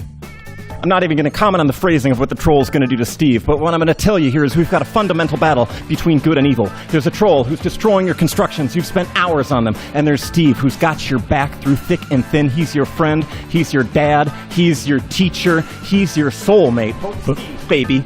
But is he a troll? He's not a troll. And I know that the internet is full of trolls, so vote troll. 4, 3, 2, 1. No. Trolls? Nice. How have trolls lost on the internet? That never happens. It's the power of Steve, baby. Steve with the love and the cooking. Nice. All right, you two actually stay on for a rematch. Instant rematch. Hopefully you don't switch. No. You're staying in place. You're staying in place. All right, but this time you started off. Viking ship. Well, this time the Viking ship definitely has this one because the Viking ship is still like you cannot beat the "I'm on a boat" song. I'm just gonna say that. Like, can you sing it? I'm on a boat. Well, I'm not. Okay. Let's keep moving. All right, I'm going to see a lot of people are saying bad things about the loot bug. It's a beautiful person and it's generous. You know what? Just before I went online, the loot bug gave me $11. That's some money. Would a ship give you $11? Yeah, but the ship can bring you around the whole effing world in this game. Like, you have multiple ships, you can choose whichever one you want, you can build it yourself, you can break it apart, you can carry it around the world for you. In your pocket, which ship can you carry in your pocket? Can you carry a loot bug in your pocket? I don't think. Do you even have money in Valheim? I've got a yes or no question, Bucko. Can you pet the ship? Of course, and it loves you. You can't believe everything you hear online, folks. You can pet the loot bug, you cannot pet a ship. You might get splinters, you might get tetanus from a rusty nail. You know what you won't get from that? You're going to get love from a loot bug each time you touch it, and you'll get money. And if you're lucky like me, $11. All these Vikings will be full of love, though. You know what? That just sounds like microtransactions to me. I don't want that loot bug. It's just going to give me... What is it going to give you? Like what is it called? Visuals on your guy? You don't get any stats from that. The Viking ship could sink. Loot bugs, they float because they're full of love.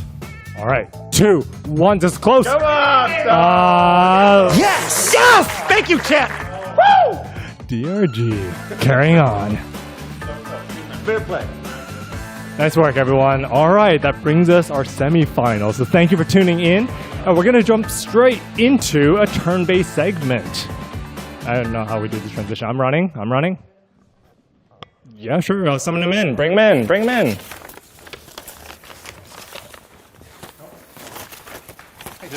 Hello. Meet again. Yeah. Welcome to the couch. Come in. Get in here. Get in here, guys.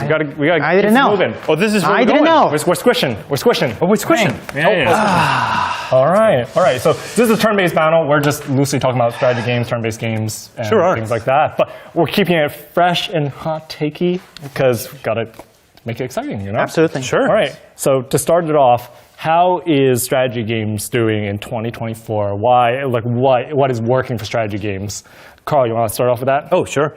I think strategy games is like in a fairly good spot because there's a lot of like strategy games or like bigger strategy games that are kind of like breaking the boundaries of like who are playing the games, and then like a lot of like smaller games, like our games. I was going to say, there's actually lots of bite-sized games. I mean, Yeah. especially 2 dice-based games, but you have Dice Legacy here, Real-Time Pause, and then another dice-based game. But why is this kind of smaller dice-based game with kind of tabletop-inspired mechanics? Why is that doing well? Well, I think not a lot of people play like designer board games, but when they do, everybody's just immediately hooked because like the mechanics are so visceral. Like, yeah, I get it. It's so fun. It's about the game design, right? Exactly. Yes, it's pure design, right? And so when you bring it into a familiar setting, popular setting like city building, people are like, okay, I get it. This is nice. This is neat. Exactly. So, And you have a spell-based take on that, right? With lots of different characters, elemental-based characters. Yeah. But you just use your dice to cast the spells. But the dice is just the main mechanic. So that sounds like a lot of RNG, right? There's lots of... a lot of RNG. But that's just something that people know. And again, I think back to tabletop games, it just works because it's like, you just know what it is to throw a dice, you know what the randomness Yeah, of the dice visceral feeling of the that. visual feeling of dice. There's just some... Yeah, it's it's kind of like in XCOM when you have like 98% of hitting and then you miss. You're like, you hate it. But if you see a die roll and you see, it landed on a 1, it has a different feeling to it. Yeah, you can accept that. Yeah. Richard Garfield puts it very well. You know, in terms of skill and randomness, these two things aren't fighting each other. Right. The randomness allows you to express your skill because you can't plan for everything, which means you kind of have to plan for all the different possibilities. Right. And that's super good. Does that kind of exhibit itself in like Songs of Conquest? Like, do you have any big randomizer plans? No, we actually went the other way because I like games. I am not like a huge fan of like... if random is in a game, I want it to be like a thing that I know about and that I can look at and then I can make decisions based on the like. So I don't mind if it says 98% and I miss 2% of the times because then I feel, well, that's fair. I just I hit 48 shots. It's about time I miss one, and I know that that's going to be. But when randomness is just like 10% of the time this happens, then that is too low for me. Then I don't like it. Yeah. Like when the percentage is so low that it just like when it happens, it's amazing, but it won't. Yeah. We've been trying to remove almost all sorts of like random elements from our game. Funny to hear. We have very, very little randomness actually. Like we have like damage rolls, which matters a little bit, but they're more there for aesthetics. And you roll a lot, I assume. Yeah. So in As We Descend, we've done a similar thing. So we just keep the randomness in. Like you still draw random cards. When you try to hit an enemy, just stagger them. It's a random % chance, just like an XCOM. Yeah. But you get to hit an enemy multiple times, so it's not so bad. If you miss your one attack, of course that sucks, but you get more attacks in the turn, and you still deal your damage. You don't lose all of your effect just because you missed. You just didn't stagger them. Yeah. Or you can redraw cards in As We Descend as well. Toss out any card in your hand, draw a new one. But you have a limited number of redraws every single battle, basically. I think as long as like the game is kind of clear about what's going on, like with the randomness or whatever, and as long as the player feels like my decision made this happen. Yeah. If I'm like, I decided to do this thing, like I ran out in the open and I threw a spear and I had 80% and I missed, it's just like, yeah, okay, fair. I should have, but yeah, it was still my decision. So I think like as long as you don't feel that like, the RNG gods went against you kind of thing. But I think it is still a common factor in all our games that it is games where you play around randomness. There's a lot of random factors, and the key of learning the game is to balance out those random factors. Yeah, you got to play. To actually, the way you play it is just like, you can still do well even though there's random factors. It's just about playing around those factors in a strategic way. That segues into another topic really well, which is kind of difficulty, because that goes hand in hand with unluckiness, right? Like something like Darkest Dungeon, you get unlucky, you lose your characters. It's tragic, right? But I think in strategy games, we sit on a very precarious balance point. Torbjorn, you brought this up in terms of balance. How do you keep it fair feeling, right? Can you just nerf stuff? Like what's going on with that? John Hollow, when you were working on Dice Legacy, is that a lot? Yeah, I think this is actually a good segue into our new game, Nitrogen Omega, because you can lose characters, right? So for example, in Nitrogen Omega, we purposefully moved all of the random randomness at the end of the turn, because since it's basically planning and executing, if that was random, then your plan would fall apart just on a die roll, and that wouldn't make sense. So what we did here was we tried to balance it in favor of the player. Like, when you get beat down the most, that's when you can have the power-up moment. Yes, that's kind of like, yeah, exactly. Yeah, I like that. Yeah, that's kind of like how we did it, and that's kind of like inspired by what anime does, right? They beat you down, and then that's when they power up, and that's kind of like how we are approaching it. Oh, that's cool. I like that. I like when a game design gets inspired by like as you say, like a thing that we're used to from a genre or from like a movie-like thing, and if you like Max Payne, right? Like did it amazingly. Like, absolutely. Like you make a really fun game design decision based off of a thing that we already know about it intuitively. Like if you're playing your game, like if you watch those shows, you know what's about to happen, and then when that happens to you, it just feels double nice. Right, exactly. Torben, what about difficulty in your game? Yeah, it's a really difficult thing because like the goal of a game like ours is that when you're a new player, it needs to feel hard. But if you are like a very experienced player, we need it to like extra difficulty. We want extra things that like really push you. Because in turn-based games, it is just like every small factor matters in the difficulty. And you can really push how hard it can be that people can actually still complete the game. Like people that have played hundreds of hours in Spellrogue, they can just like crush the hardest difficulty. Yep. So you got to just keep cranking it up. And that's what we've done for As You Descend as well. We just make it super hard. Yeah, yeah. All right. We keep just making harder difficulties because we know that like people are just learning, they're getting better at it. It's a blast talking to you guys. I wish we could talk about this for the whole night, basically. But we got to wrap it up. We got to toss it over to Snoop for Satisfactory. I know you've been waiting to hear more about what's coming on the horizon for Satisfactory. Thank you for tuning in. Bye-bye. Thank you for that, Kevin. And we're back, and I'm here joined again by Emmett, our new game director. Dude, and my heart rate is fucking racing after that. Really? This or that. Oh yeah. Talking about. I'm gonna calm down now. Yeah. We're good. We're good. So if you're just joining us, this is The Spill. This is our little sort of new stream event that we've organized. And hopefully you guys are enjoying this. Hopefully this now makes sense, what this whole thing is, because it's been really hard to like explain what The Spill is for everyone who's like expecting one thing, but yeah.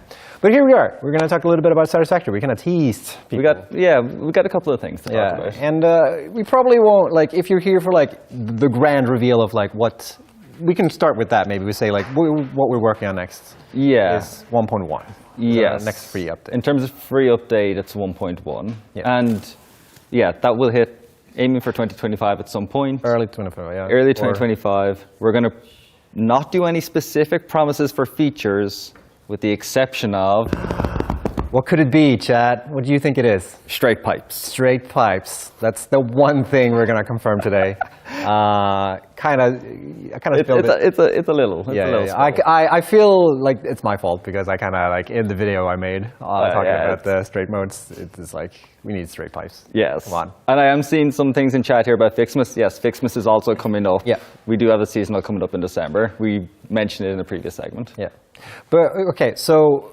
What this segment that we're going to talk about Satisfactory, because like, why do we have another segment with Satisfactory if that's the only thing you're going to confirm for 1.1? What are you talking about? Yeah, so what we sort of want to explain in this segment is sort of like how we think we're going to continue working on Satisfactory, because we worked on, during early access, we've done one thing, and it's worked really well for us, and we don't want to change the formula too much.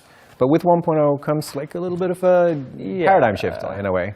Yeah, like we've been put in this amazing position again by the community. Everyone's so supportive. Launch was incredible, and now we've just taken some time to settle down and think, okay, like this is like the polished game. What is next? And it just feels natural to us to continue to actually add to this right now. And there was a lot kind of left on the cutting room floor, I guess we can kind of say. Like there's a lot of content that still could have been added. That's where 1.1 comes in. That there will be free things. We are looking at other seasonals. So again, Fixmas is super fun, and we're thinking, is there other areas in the year that kind of maybe there's a cool seasonal could hit? March 19th is our early access anniversary, if I remember correctly, and that's potentially a date at some point. Not guaranteeing anything for next year. No. It's something we have in mind at some point. And obviously, like, Halloween's always cool, but like, we need to figure out what actually makes most sense. Like, how do we want to split the team and focus on different tracks? But we would like to look at some point in the future, can we expand this game in like with proper like large scale expansions? So we're thinking about that. Like, that's honestly something that's on our minds right now. And it's like, what would that type of content look like? Is it a new biome? Are we going to go to a completely different world? Are we going to go like off to an island nearby? Or are we going to go underground or into space? Like, these are all conversations we've had right now. Yeah. And we're trying to just see, like, okay, like, what's the best fit for this game? And if we do a new biome, like, what's the reason behind it? Is there new resources? Is it transport? Is it something to do with alien tech? So we're still trying to find, like, yeah, everything that we do has to feel like it fits into what Satisfactory is. Yeah. So, and this is also, I guess, something that we are interested in hearing our community also sort of voice their opinion on. Like, if there's anything specific that you guys want to see for DLC, or like where we should pursue DLC if we do that, like what you guys want to see and what you think makes sense. Because I saw a comment on like weather in chat, and I don't think we would want to do that because weather is something that we've added rain. We added rain during early access, and unfortunately we had to remove it. And if we wouldn't want to add rain back as a DLC or something like that, because then it feels like we... Yeah, exactly. It's like you take something out, then you charge for it again. Yeah, exactly. It wouldn't really be how we'd want to run this game. Yeah. People are saying base defense. That's not happening. Shut up. Get out of here. That's going to be a really expensive DLC. I mean, keep playing our game. I mean, I'm not... Okay, I'm saying... I'm joking about it, but if, like, that... I mean, we said never, but anything could happen, honestly. Like, it depends on if we think it's worth pursuing or not. Exactly, and like we read, like we're constantly looking at Reddit threads, we're constantly like watching people like on Twitch and listen to what people actually want kind of in this game. And we have the QA site, which is a great source for feedback, and would always like to direct people towards that as well if there are specific requests. So yeah, like it's definitely, feedback is not going unheard. We'll say that. We have enormous lists of feedback, and it's a case of like, okay, what is actually the first thing we do more than anything? Yeah. Base defense confirmed. God damn it. Stop that. Get it. Yeah. No, and I know there's people like asking for like endgame, like post endgame content and stuff like that. And it goes back into like maybe making post endgame content makes more sense for DLC, or maybe it doesn't. Like that's it's figuring out, and it's also like who are we making this for? Because we have such a wide player base, but also like that. Post endgame, you're kind of looking at post tier 9 content. Yeah, like there's kind of not a lot of players will get to that. So exactly, we do want to cater to that hardcore player, but we want to still be able to add things that will like every player like in our community is able to enjoy something from it. Yeah. So it's just like it's trying to strike a balance essentially. Yeah. More alien tech would be cool actually. Alien tech is that's something I feel like we can flesh out without it impeding with like the existing content. Very much so. Yeah. We've had a lot of ideas that could go down that route. Yeah.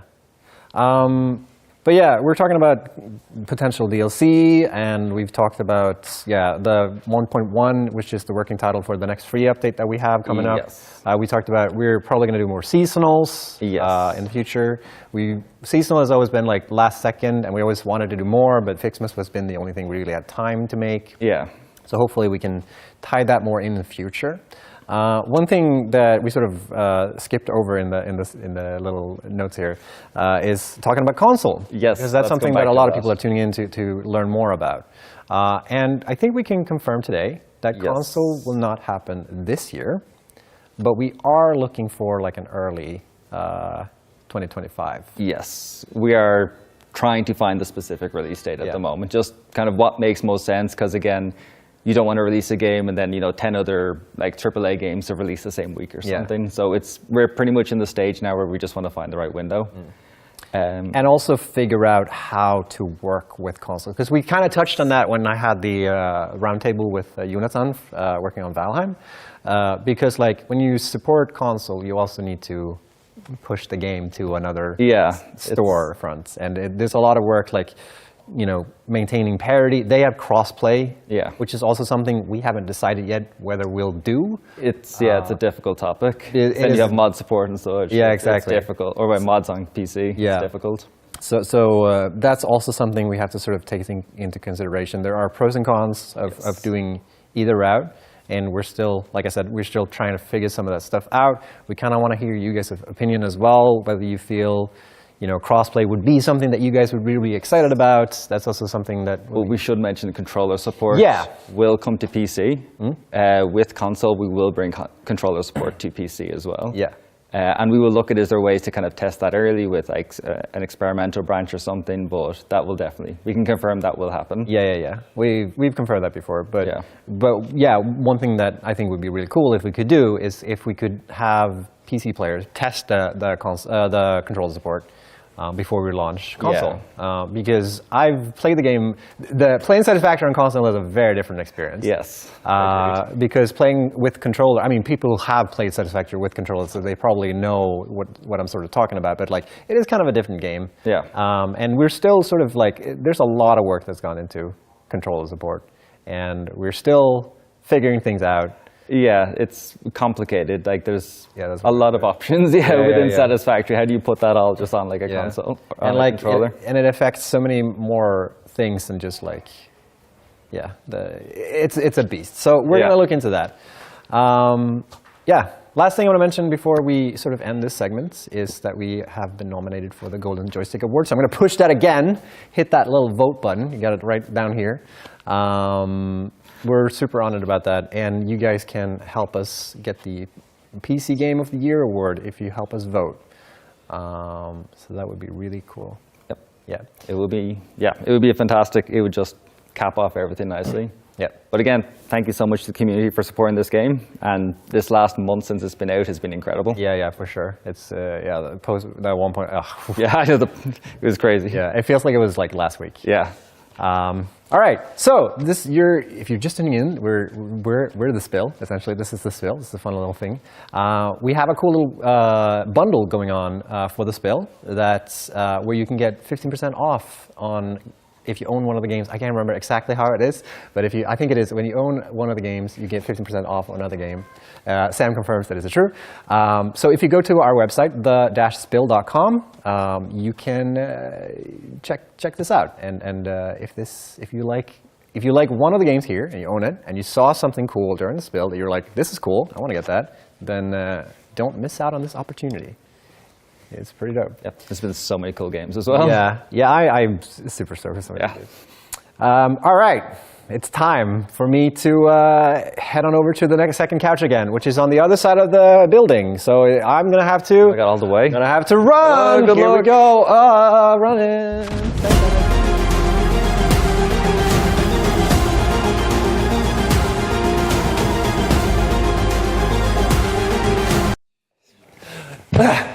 I made it. Welcome. Yeah. Welcome back. So smooth. All right, that joke never gets old. Welcome back to Spinning Unithon. Man, you guys have a lot of segments on this. Yes. Which I think is really cool, because like the Spill, when we organized this whole thing, the Spill is really about like what people bring to this event, and you guys brought the stuff. And we were like, cool, we'll take it, cool. So limit us a little bit more. Not as much Valheim stuff. Yeah. So we're going to talk about Ashlands in the segment, and some feedback, and you sort of address this stuff. Yeah. So and also for those who haven't played Valheim, Ashlands is the latest biome that we added to the game, which we added this spring. It was in May, I believe. That was the live release. So it's as of right now, the last biome of the game, but it's going to be the second to last biome once the game is over. So it is very much an end game biome, which means high difficulty. Yeah, I think, the reception has been, I think we're in the office like very happy with what we did. It's definitely every biome that we release is like the most worked on biome with the most content, like the most weapons and build pieces and progression. Most people everything. working on it every time. Yeah, that too. So we're kind of upping the game every time. The reception has been generally good. Like there's a lot of people who really like it, but there's definitely been some criticism that it was like way too hard. It's just like too many enemies and everything. And yes, that's true. It's also mostly by design. This is the end of the game. And I think one problem that we've faced because of this is early access is the fact that we're building an end game biome, but people will maybe haven't played the game for a year or 2 years. Yeah, so people came in and they were rusty because they just simply hadn't played it, as opposed to if you go in and play the game naturally, you would have come from the still pretty difficult Mistlands and then gone directly to the Ashlands, which would be more difficult. But now you maybe were like on a Black Forest level and then went to play the Ashlands, and it got very drastic. Yeah, or you just go there without being fully prepped with all the foods and all the items and stuff. So, but I mean, that's also one of the challenges that we have, that they were catering to. Like, we have to make sure that our active players get something, but also that the full final experience from playing from start to finish is actually a good game that we want to make. So yeah. But it is generally hard, like when you make something that you intend to be in a certain way, and it's like it doesn't come across the way that you expect it. Because like maybe people, when they download an update, they just expect like, oh, I can just dive into this immediately, and that's not really the intentional always, you know. Yeah, and I mean that's something that we learned in this case, that it is harder to release an end game area like that, because you'll definitely have people who just go there and just expect to be like, oh, any other biome. But just and maybe they also forgot like the first time they got into plains and like, oh, this is so pretty, and then like you died. And there comes the Death Eater and just like slams you down or instant kill you. So yeah, there is definitely like that difficulty spike with each biome. So it's probably because the first 5 biomes were in the game from the start, so then you didn't get that significant spike from like the swamps to the mountains maybe that you feel like you got now. Yeah, and also the fact that like if you play the game from the start and if Ashlands was there from the beginning, then you're judging it in a different sense. Like then you play the game, and if it turns out like, oh, the next area is too hard, maybe you stay back. Because I know a lot of our players, they simply stay in meadows and Black Forest and just like building forever. And now you're giving them an update, and they want, of course, to access that content. So then they're kind of forced into that area in a different way. Yeah. Then again, that is also why we have like the difficulty modifiers that we added earlier before the Ashlands update. So if people do find that the Ashlands is too much of a challenge, there are ways to mitigate that to make it a more suitable experience. Like I, for myself, whenever we playtested the Ashlands, I always play on easy because I'm not a pro gamer. And I hope that's been an appreciated part of it. Like, I think that helps a lot of players to be able to play it in the way that they want. Yeah, and harder if they want that as well. Yeah. Because I always feel like, same thing when we worked on updates for Satisfactory, like it's hard to please everyone when you make an update. Absolutely. Yeah. Like usually, sometimes you have to sort of like focus on one player archetype or whatever. Like, and if people that play the game are very into like the base building aspect of the game and that's the only thing they care about, then yeah, of course, like release an update that is more about like combat in your case, I assume. Then yeah, of course, then that player group will feel left out and. Yeah, and it's hard to convey that. Yeah, we've gotten feedback from like both types of players. Like there have been the feedback saying the game is way too difficult in the Ashlands, but when we have nerfed that, some people have said, "No, why did you nerf it? It was so good that it was a challenge." So it's you never win. Like you can't ever get everyone. Yeah, exactly. Like I mean, and also initially the first release to PTB. It was definitely difficult, and you had certain like a lot of people like, oh, this is way too much. But there was certain people who were like, well, this is great. I really love this difficulty setting. Then we did tone it down for the live release, and then of course some of them were like, no, it was even better before. And even so, another issue that we had with this was that we did tone it down additionally, but this was released to PTB. Right before the summer, and in Sweden, most people go on vacation during the summer. So at the time, we didn't really have time to finish that off to make sure it was stable to go to live. Yeah, because we don't want to put something on live that's not stable. Like if there is risk of crashing, then we'd rather have something that's maybe a little bit unbalanced but stable on live. Yeah, exactly, and that means that like most people's impressions of Ashlands was like they're playing during the whole summer, and maybe not a lot of people came that thought that was too much, that they would come back after the summer. So for those of you who haven't played it, if you heard that, I mean, I think it's toned down somewhat, but then again, I mean, it's still intended to be an end game biome. And then going back to what we were talking about before, like we have listened in that regard to make to approach it slightly differently with Deep North, that like not just up this difficulty again, but rather look at like, okay, we want to get a little bit of the feeling of some of the other biomes back, so we don't have the like just a linear curve going up in difficulty. And hopefully, like when Valheim reaches 1.0 and people come back and play the whole thing again, they will get a different experience of the Ashlands than they got initially. Yeah, that sounds really interesting. Yeah, I hope so. Can you guys talk a little bit about like how you manage your PTB, like the public test bed, or wait, public test branch? Branch, that's what it is. Because I always think of realm, but yeah, PTB. Like how do you approach that? Like, is it a thing where you have running in parallel, or is it like a staging ground, or like how do you? I mean, it's opt-in, so anybody can access it, and it's like we didn't have this a few years ago, but and we would just push an update out, and like and sometimes we'd even do that like end of the week or end of the day, and then somebody calls like, oh, you broke something, and they're like, oh crap, we have to go back, and I just like make a quick patch Friday and do afternoon. this. And we could also do that quicker when we were only on Steam. Now we have to sync it with the Xbox releases, but it's also like we don't want to be forced to, like, preferably not to do too much stuff on the weekends and stuff like that, to just like fix them. So the PTB is mostly to get it out there, to make sure that like a set amount of players can play it, and we can like get the bug reports in before, and also test like the grounds and see what do people think about this before going out to everyone. To make sure it's stable and that everything works mostly as we intended. Yeah. So it's usually 2 weeks on the public test branch, depending on a little bit. Because I can relate to the summer vacation thing, because we've had that situation as well, where like Swedish summer, I don't know what to tell you. Swedish, the way it works in Sweden is just everyone goes on vacation at the same time. And it's great.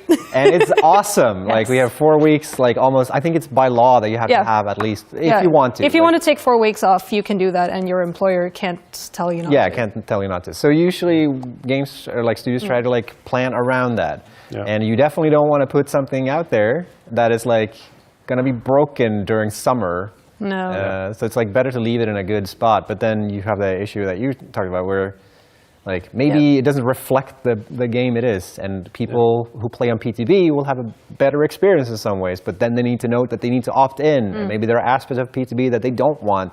And it'll also be interesting, like in this case, and I'm not saying that it's all been bad, but there's definitely been like a certain amount of players that think like, yeah, it's too hard in certain ways. But it'll be interesting to see like how does that balance when we reach 1.0. Like we'll definitely revisit some areas. Like we'll still always look at the feedback and like revisit certain things, maybe in Ashlands as well. But how does that compare when we also have Deep North there, and you have the whole game as a whole for people playing from the beginning? Like how does the balance feel then? Yeah, that's tricky. Yeah. Well, I'm glad that you guys could join us and give us some insight into this, and hopefully people playing Valheim will feel like they learned something today. Thanks for letting us talk. Yeah. No, you're so welcome. Anytime. All right, we're going to jump over to the next segment, where I'm going to talk to Deep Rock Publishing, and I'm going to take a portal here. Wow, look at that. How convenient. Wow, here we go. Bye. And then I got to... I definitely came out at the same time. Here we go. Oh, look at me. Oh, I came out. We rehearsed this and I still fucked up. All right, amazing. There were 2 portals. Very close. I could have got any better. All right, Alex and Saren joining us from Ghost Ship Publishing. We're going to talk about publishing. Yes. Very exciting. Very different. It is very different. But I think it's kind of like important to talk about this stuff, because I think people see publishers all the time. They don't maybe understand what the purpose of, like what publishers do and how publishers are different from each other. And the first thing I want to address is something that we constantly struggle with, and that is like you have Ghost Ship Games, you have Ghost Ship Publishing, and that get mixed up because we have the same issue with Coffee Stain Studios and Coffee Stain Publishing. Like, what is the difference? The thing is, the people are the same in our case. Not exactly in your case, right? But for Ghost Ship, it's actually the same people. We're all employed in Ghost Ship Games. And then we have created this Ghost Ship Publishing company. And then we use the same people over there to do publishing jobs. So in that sense, it's very confusing.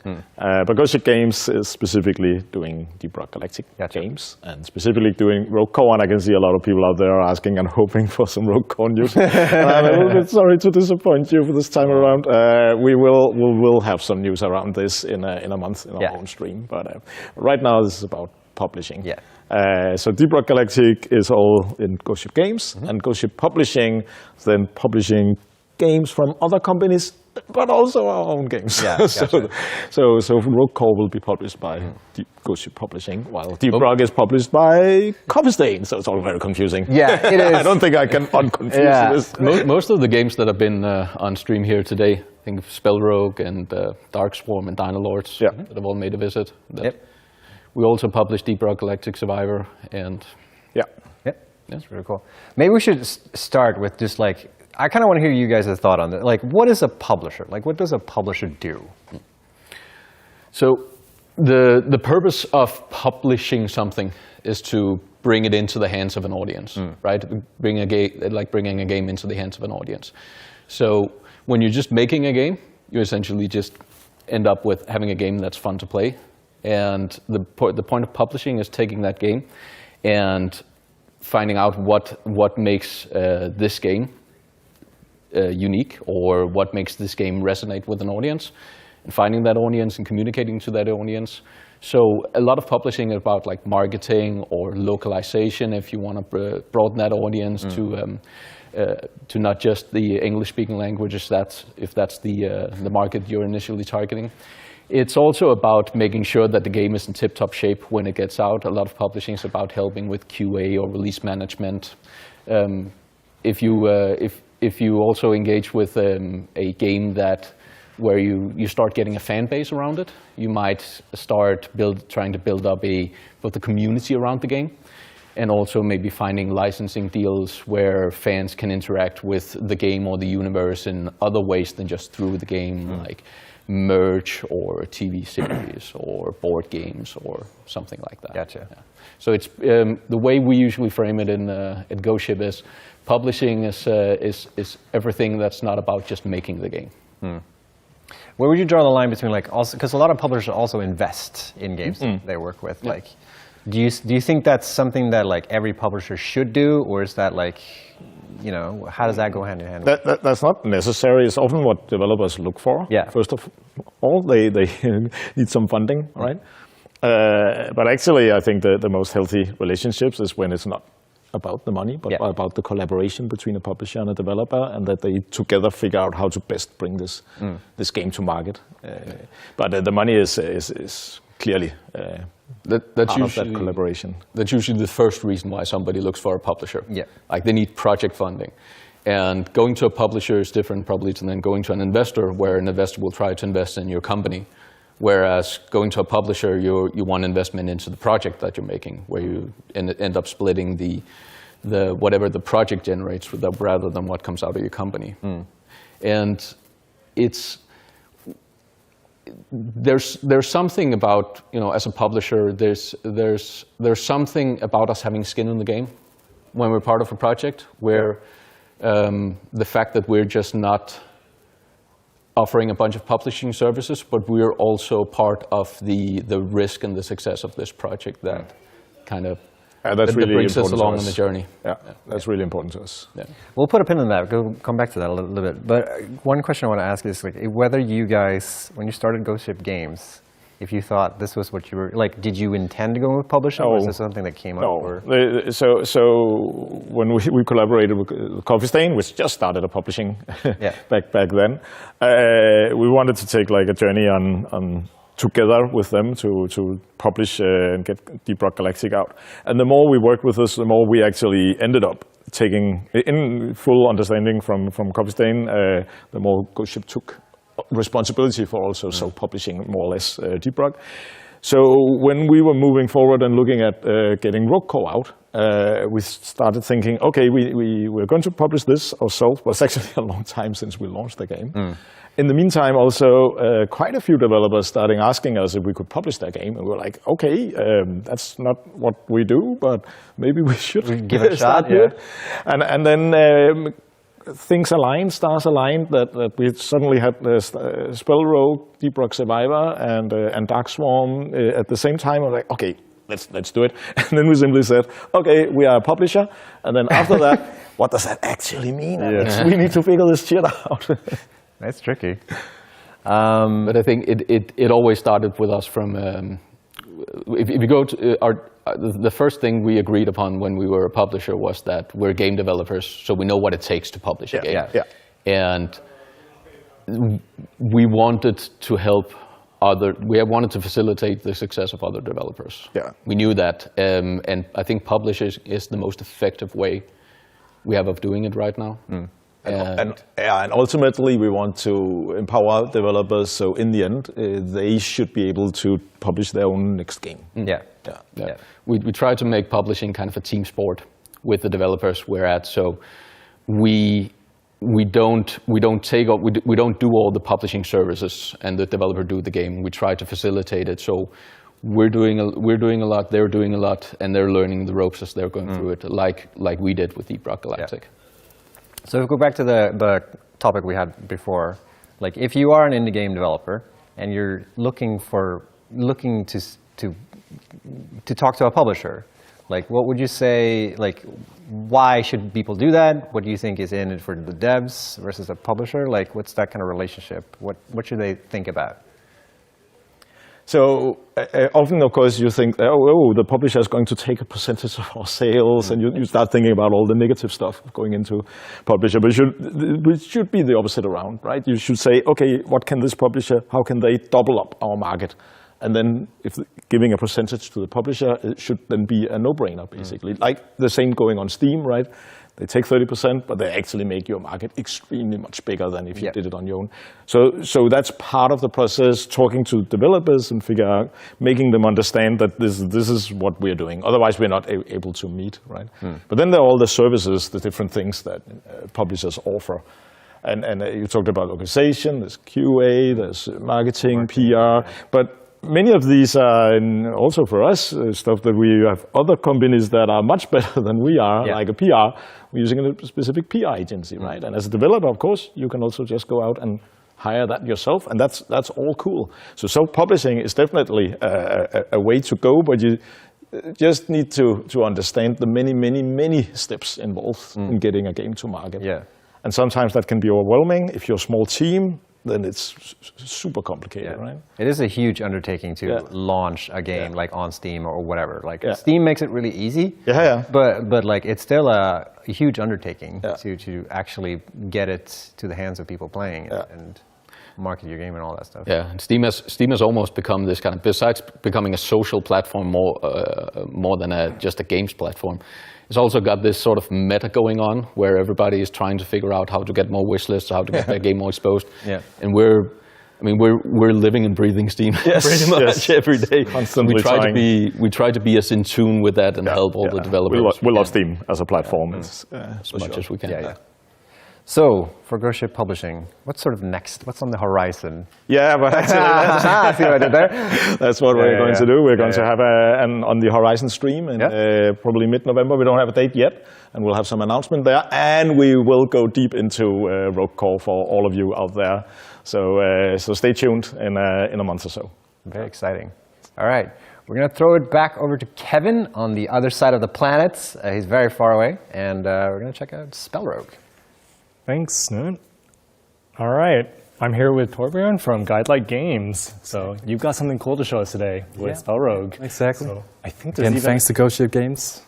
Exactly, the perfect segue. I think there's even a trailer that we're looking at. Yeah, I think we should just watch the trailer. Let's go watch some cool stuff.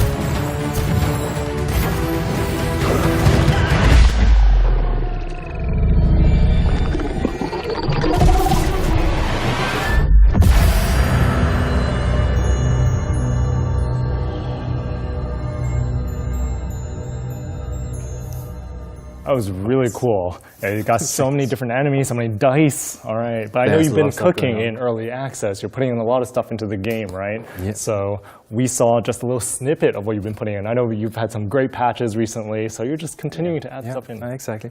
We're just two big fans of like roguelike, turn-based roguelikes that have spent 4 years working on this game together. And yeah, at some point, Ghost Ship Games picked us up, and ever since it's just been an adventure with them. And again, we're in early access right now, working towards 1.0, and which is great. You're only 2 people. You were 2 people for the longest time, obviously, and you have 3D graphics. You have so much in your game. Like, how has that journey been for the developers? It has been a lot of work, I could say. It's a lot of work when you have to do everything yourself. But I think we've come a long way, and we actually got to the point where like we have people that are playing the game for hundreds of hours and deep into the game. Yep. And even Søren, as you just saw, has he started just being a big fan of the game, and that's how the whole thing started. So what sold Søren on it? You know, there's so much to do with your game, but what would you like to tell Chad a little bit more about? Like, what if you had a short pitch for your game? What is it? So for fans of games like Slay the Spire, this is something you would like. I would just say it's kind of a roguelike deck builder, but it's not really a deck that you have. It's more of an engine builder. It's all about building a combination of spells that you slowly upgrade and replace over time. And again, as you can see, like the whole game is about rolling dice and then inserting those dice into different spells. Like each spell has some certain requirements for casting them. So it's all about building that combination of spells that allows you to use whatever dice you have, and of course build combos that can build on top of each other, and just have those strong engines that can allow you to return dice, reroll dice, split dice. And you have quite a few unique dice mechanics. Like you have some that you have to do the same dice in a spell slot, right? You have one where you need the exact number, and some that are even in odds. Exactly. How did you come up with that in terms of like trying all the different combos? We basically just like tried everything we come up. Again, it's 4 years of development that we've just kept on trying, like so many different mechanics. We also have this, you'll see in a bit in the video, these things called enchanted dice that are like a special type of dice that just have certain effects that either have an effect when you roll them or when you put them in the spell. Here we see it. Exactly. Exactly. So the icy dice, it gives you a bit of extra block. There's dice that gives extra damage to the spell that you inserted in. It's all about just building that good combination of spells. This is still like early game. It's like early elite that you meet. Let's talk about like difficulty in terms of encounters. Obviously, this is an elite battle, but maybe something like a boss fight. What are the kind of things that the player has to do in order to defeat a even larger foe? Because the difficulty really ramps up during the game. And of course, as talked about earlier in the turn-based game, we have a lot of difficulty mode. We have a lot of things that we really try to push the player. But just show an example of like a more fully developed engine that you can build in the game. So this is the Fire Dice Slinger that is very focused, or can be very focused, on what we call countdown spells, which are often expensive, but you can use any dice in them, and they can also be triggered by other effects. So you have like one spell that makes another spell fire, and then fires another spell. Right. So you get this crazy combo, everything's working together. Exactly. You can have those combinations of just like, again, you're building your engine, you're just building slowly like things that work together. Slowly upgrading each spell, replacing spells, putting runes in the spells. And as you all see in the left side of the screen, we also have these things called rituals that it's kind of a way to break up the turn flow, because it's not a deck builder. You don't draw new spells each turn. So this is a way where like second and third turn, fourth turn, it's going to be a bit different because you are building these effects up, you're using them at a certain points. Of course, we also have at the top of the screen artifacts that gives like passive effects or triggers at a certain point. So you need all of this to beat these big bosses. Exactly. This boss is new. I don't think I've actually played this boss. No, yeah, what's special about this boss? This boss, his whole thing is that he keeps making new hands each turn, as you can see, kindly, which boosts himself. So it's all about trying to kill the hands each as much as you can, so to not like get the boss to become too powerful. But of course, with all our enemies, all our combats, we try to make like multiple ways you can defeat it. So you can also just focus straight on the boss if you have the tools for it. Again, it's all about just the build that you have available and like you said, engine builder. You want everything working together. You want all these chain of effects. Basically. Exactly. Yeah. And especially when you play in the higher difficulties, you really need to just find that combination of spells that just works well together. And again, it is just you're rolling 6-sided dice. There's a lot of randomness in those dice, right? You can just roll 3 once in a turn, and so you need a set of spells that can still kind of work with whatever you roll. And there's a ton of ways that you can like work around whatever you roll. All right. So we should talk about what's next for Spell Rogue. So heading towards 1.0. Exactly. 1.0 is we're planning it early next year. And one of the main things is we want to add a 4th character.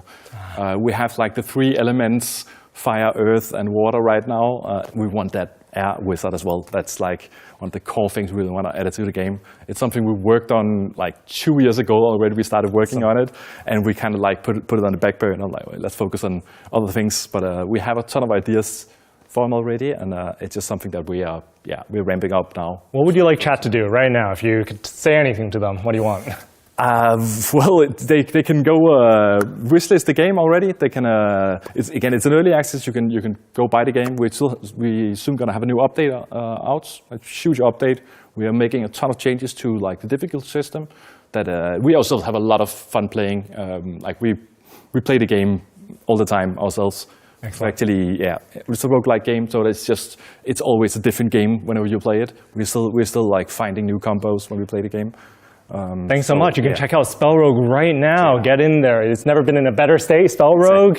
And also, if you want to try out any of the games that are in the spill right now, actually, we're doing pairing bundles. Go to the-spill.com and you can find any pair of games 15% off. If you already own one of them, you can just get the other one off for 15% off. But if you want Spell Rogue, of course, that's your deal as well. All right, thank you, Torbjorn. I'm going to take it over to demo section. Talk about demo. Get something free. We talked about getting paid games, but okay, we're going to talk about free games. I'm going to talk about free games. Kick you off. Sorry, Torbjorn. Kick you off. Goodbye. Yeah. All right. Thanks, Kevin. You're welcome. All right. It's my turn. All right, so we're going to talk about demo making. Why demo so much? So we just put out the demo today, actually like 5 hours ago. It's been wild working on the demo. The whole studio was abuzz with working on this demo, and I want to show you a little behind the scenes. I want to show you how it's made, really. I know you play demos, but like in the weeks leading up to the demo, we're just working on features to the last minute. We're saying, hey, this is something we really have to fix with the demo. We want to make sure the players are able to enjoy the best version of the game possible. So we constantly just were tweaking things. Like I think we were still updating the game yesterday in order to get the demo out. So it's just part of the process. We want to show you a bit behind the scenes to know that game dev isn't just about like, the game doesn't come out of nowhere. People work on these things for years and years, and it comes out. And then we finally see the reception. So it's going to be amazing to see the reception for As We Descend. You can see the demo right now on Steam. Why do we see so many demos, though? Like, Steam is really pushing these demos. You'll see Next Fest. Actually, in a week, you'll be able to go to Next Fest and try out. I think there's over 3,000 games in Steam Next Fest. So of all the times to play demos, now is the time you want to try demos. Like, there's so many demos. The quality of demos has never been higher. And you can try the demo for As We Descend right now. I think we're going to get a call to action somewhere here.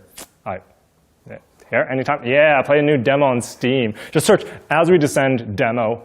Or you can go to the normal page for As We Descend as well. It's all fine. As We Descend demo, and you'll find it. So thank you so much. And we'll jump over to the next section. I think I have to run because I'm supposed to be out there and not in here. So see you outside.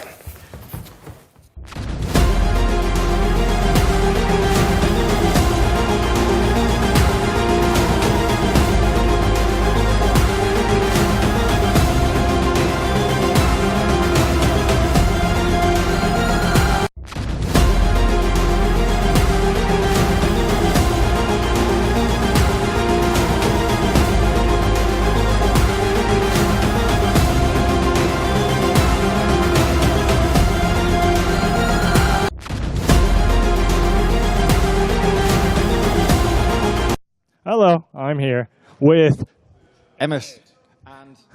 And soon, Josephine.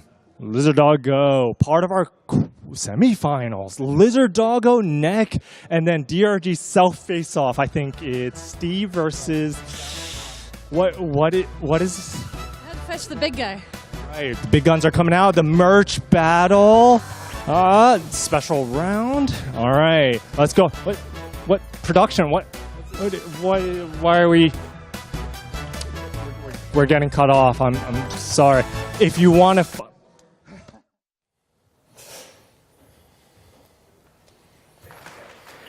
Hello, chat. I'm Aaron Hathaway from Ghost Ship Games. Here at GSG, we've been very fortunate to have an incredibly wholesome community surrounding Deep Rock Galactic. Indeed, almost every fan of DRG is very kind, positive, and warm. But every once in a while, you get the occasional outlier. So joining me today to read a selection of cruel and unusual comments from fans is my boss and CEO of Ghost Ship Games. Thank you, Aaron. Soren. Hello, Soren. I've looked forward to this moment in my life. Soren, how are you feeling tonight? I am a bit excited and super worried. I think you should be, Soren. That's great. Well, without further ado, let's see what the people have to say. All right, here comes the first comment. Devs dropped the ball on this one from every possible angle. Yeah, clearly we haven't done anything right the last 8 years, including this event. All right. Dead game, clown community, play Minecraft. I agree, actually. Minecraft is awesome. I cannot disagree with this one. Of course, dead game. Yeah, well, it depends on your mood, I guess. All right. Oh, everyone is just simping Join Deep Rock like a bunch of idiots, but Ghost Ship Games are nothing more than a bunch of cancer brain developers who have created a terrible game. Don't go beyond the barrel minigame. It's impossible to achieve that feat. Do not buy the game. I think this fan is slightly annoyed with himself, or her, being able to kick a barrel. So I just say get good, I guess. You're pathetic, worthless, fascist thieves who haven't had an original idea in your lives. Yeah, I can agree that we have stolen quite a few of our ideas from other games, and I think that you just have to learn that that's how game developers, they actually build upon predecessors. So yeah, you get a bit right on the last part. Wait a whole FKG year for a season? Are you okay?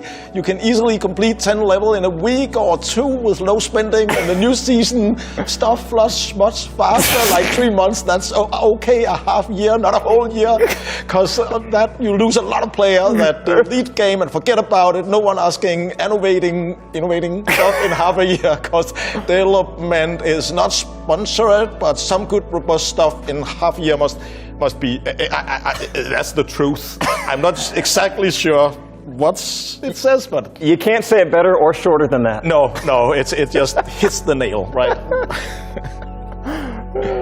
All right, hit me.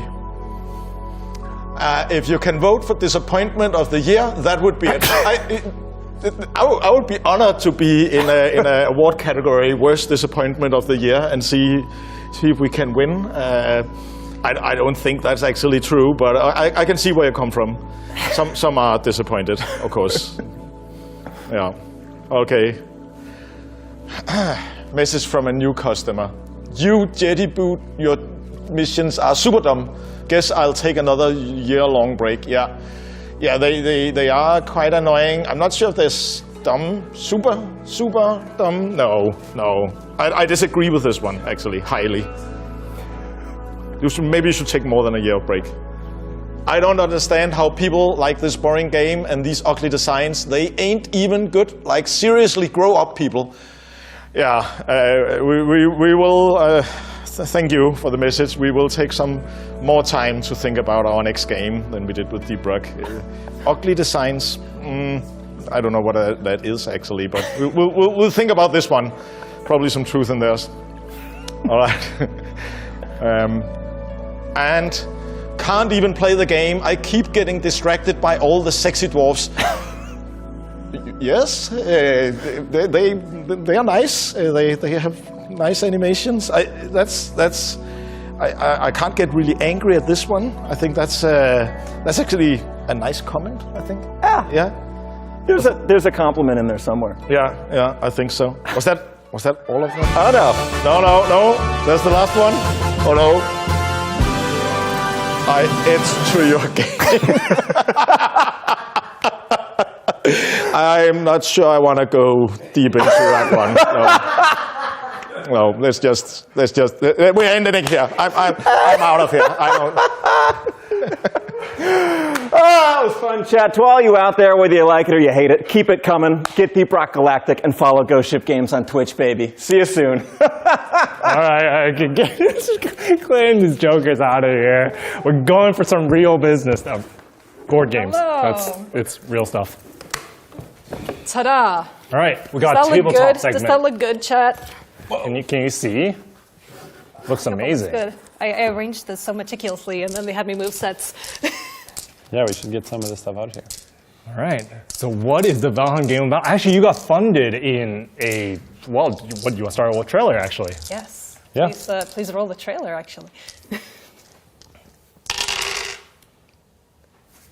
Go. Rolling the trailer. Rulla trailer. No trailer? No trailer. No trailer. Okay. Oh.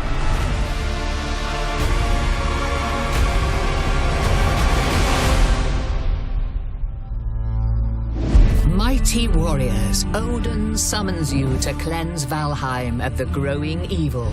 Gather your allies to fight off the sinister Forsaken who stand in your way of glory. Together, you explore the wilderness and face its dangers to complete objectives. Build up your strength before you are ready to challenge the Forsaken. Eikthyr, the Elder, Bone Mass, and Modar will seek to disrupt your progress at every step. You must conquer their challenges or perish under their ever-growing pressure. To succeed, discover the lands of Valheim and seek out essential resources by land and sea. Use them to upgrade your base and craft powerful equipment for you and your group.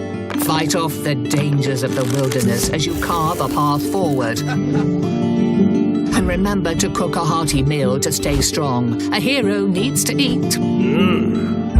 But be wary. The Forsaken will always try to stop you. A slew of obstacles from poisoned crops to troll attacks will test your resolve. Sometimes the strength of your allies will be your greatest asset. Finally, when you have completed your objectives, challenge the Forsaken at their altar, where your combined strategy and skill will come to the test. In this final battle, they will unleash overwhelming attacks. Be vigilant of their tricks that turn the battlefield against you, and try your best to stay alive. Will you claim victory against the Forsaken, or will you die a warrior's death?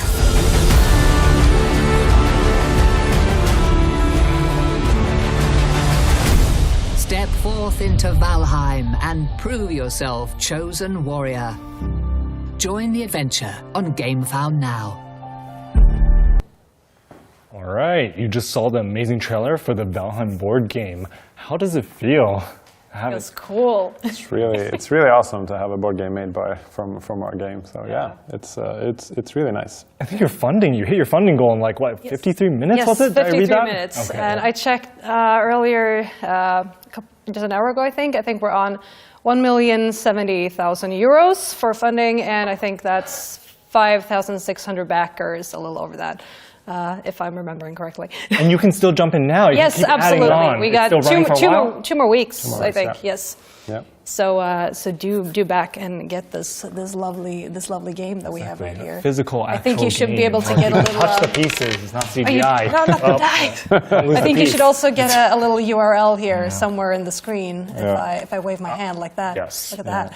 Oh, not console. Yeah, so this is like the basic edition, though. Yeah. So this We'll is like get the to that standard. one. Yeah, This is only but one of the editions. All right. How is it compared to the digital game? How did you make sure to keep all the mechanics? How similar is it?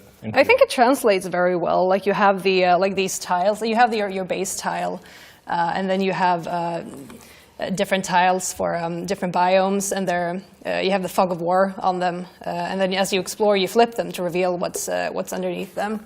Right, but you can tell the biome from the Yes, exactly, exactly. Cool. And then you gather resources, you encounter enemies. If you're unlucky, chopping wood will result in enemies attacking you. So it's pretty close to the computer game in that sense. Indirectly lethal. You craft gear, you craft items, and you visit bosses, and and you go to Haldor, buy some stuff. Good. So yeah, I played this a few weeks ago, actually, first time for me, and I thought it was great, actually. I mean, I'm not really into co-op board games as much, but I thought it was a lot of fun. You always had some interesting choices to make. It feels, especially coming from like a Valheim, I think Valheim players at least will enjoy it a lot. I think also non-Valheim players, but it definitely feels like a good board game version of the game. Yeah, board gamers could definitely get into this. The biggest difference, I guess, is that we don't have 10 players available for this. It's sadly. 1 to 4 players, and every game is a scenario that you set up. So you play either, we have the 4 first bosses in this game, so you play either a scenario for Eikthyr, the Elder, Bone Mess, or Motor, like you saw in the trailer. So every game is a scenario set up towards a boss fight. Yeah. In terms of game time and sort of complexity, what can a person expect in terms of from Dominion and sort of like Settlers of Catan up to something like, I don't know, Twilight Imperium? What are we looking at here, right? It's about 2 hours, and I think if you're used to the game, it could probably be a bit shorter than that as well. Yeah, and I feel like you learn it pretty quickly, and they also have these neat little cards where you can show, you can see all the actions that you have on a turn. So it's I feel it plays pretty naturally. Right, and there's different campaigns to scale the length of Yeah, there are some shorter scenarios that are only, I think, maybe not only in the meadows, but only meadows and Black Forest if you don't want to do the more difficult scenarios as well. That makes sense. How is it working with sort of Mood to get everything made, to fulfill everything basically? Was it an easy process for making this happen? Yeah, it's been really good. Yeah, so for everyone who doesn't know, we are not making the board game. It's Mood. You can see the little logo on the box there.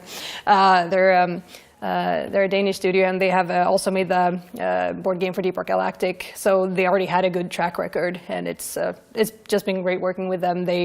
They're kind of just doing their thing, and we're happy to provide feedback. That's awesome. No, it's great, and they work very closely with you. They ask for feedback rounds. That's awesome. Yeah. In terms of, I know you just said you teased it earlier, basic version, but I know there's deluxe versions. I think if you've checked out the backing site for it, you can actually see they're even chunkier than this. This is already this is the very box. standard edition. Yeah, so it has miniatures for the players, but for enemies and such, it's just standees. But it's still it has the content that you will need to play the game. And then you have the deluxe edition, which features miniatures for all the enemies, and it's got little gold foil edges to the box, so it looks extra luxurious.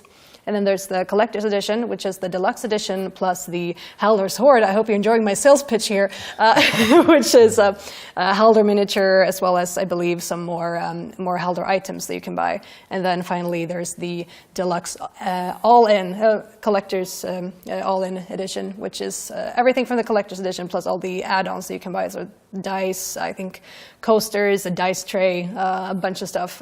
STL files for the miniatures, so you can print them yourselves. There's a bunch of things where you can all find it on the board game page on GameFound. Will you even get a Viking ship in here? Yes, if you followed the game before the campaign started, you will get a boat miniature for free if you back. But it's available as an add-on as well. Excellent.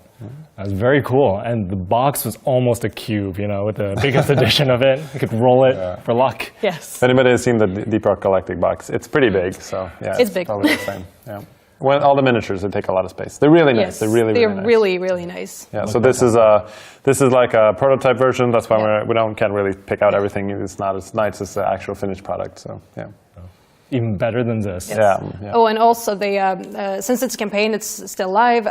Mood have also responded to the comments they've gotten. So there's an expansion that I think they announced it just today or yesterday, maybe, with more GameFound exclusive stuff. So if you back the game on GameFound, you will get some stuff that you won't be able to buy in retail later. So go back it now. Yeah, you still have 2 weeks to back it? Yes, 2 more weeks.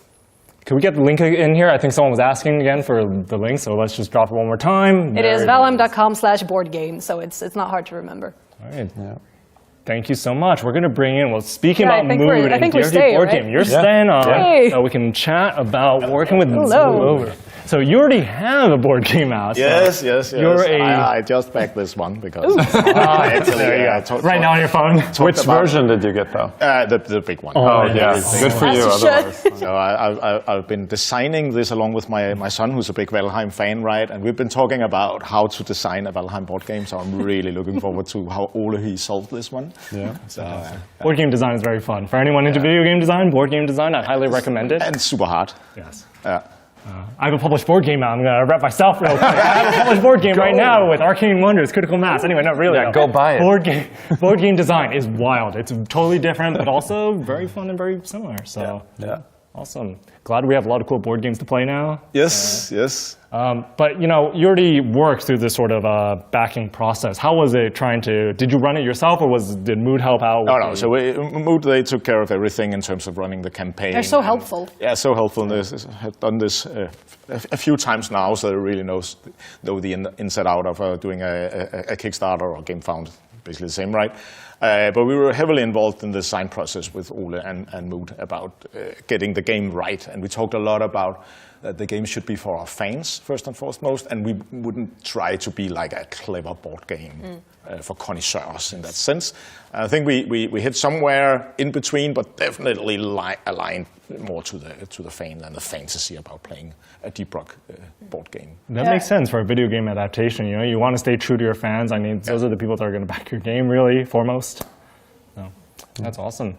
So great. Do you have is it still possible to buy your board game? Yeah. So you can still order it on Mood Publishing's webpage. I think there'll be a link somewhere. And we just starting right now has been delivering of the expansions for the board game, with basically doubled. So if you take the expansion and the game and put them on top of each other, this is the size. It's a Minecraft cube. I'm not sure if that's a good thing. It takes your whole shelf. Someone will have to plan to build around this, right? It's kind of crazy. Structural support. It's really been fun to be part of that, and another check mark on the bucket list of things to do. It's a fun game too. I know we got a copy, so we played it before we started working with this. So really enjoyed it.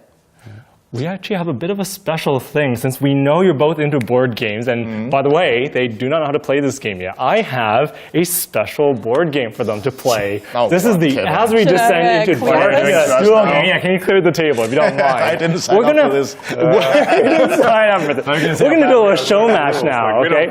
So this is a dueling card game, and they're going to have a show match right now and see who wins. It's a quick 5 to 10 minute game where you have to bluff a little bit. You got to try to figure out what your opponent's doing. It plays very quickly. I'll teach you the rules right now. Chat, you'll actually get to vote, assuming the voting system works. Carl, did you?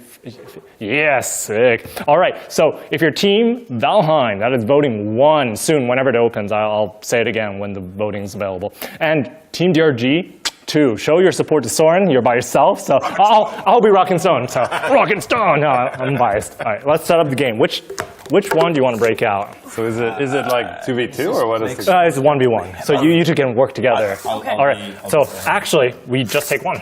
So let me just bust this one open and give it a shot. So should we have brought a knife? Am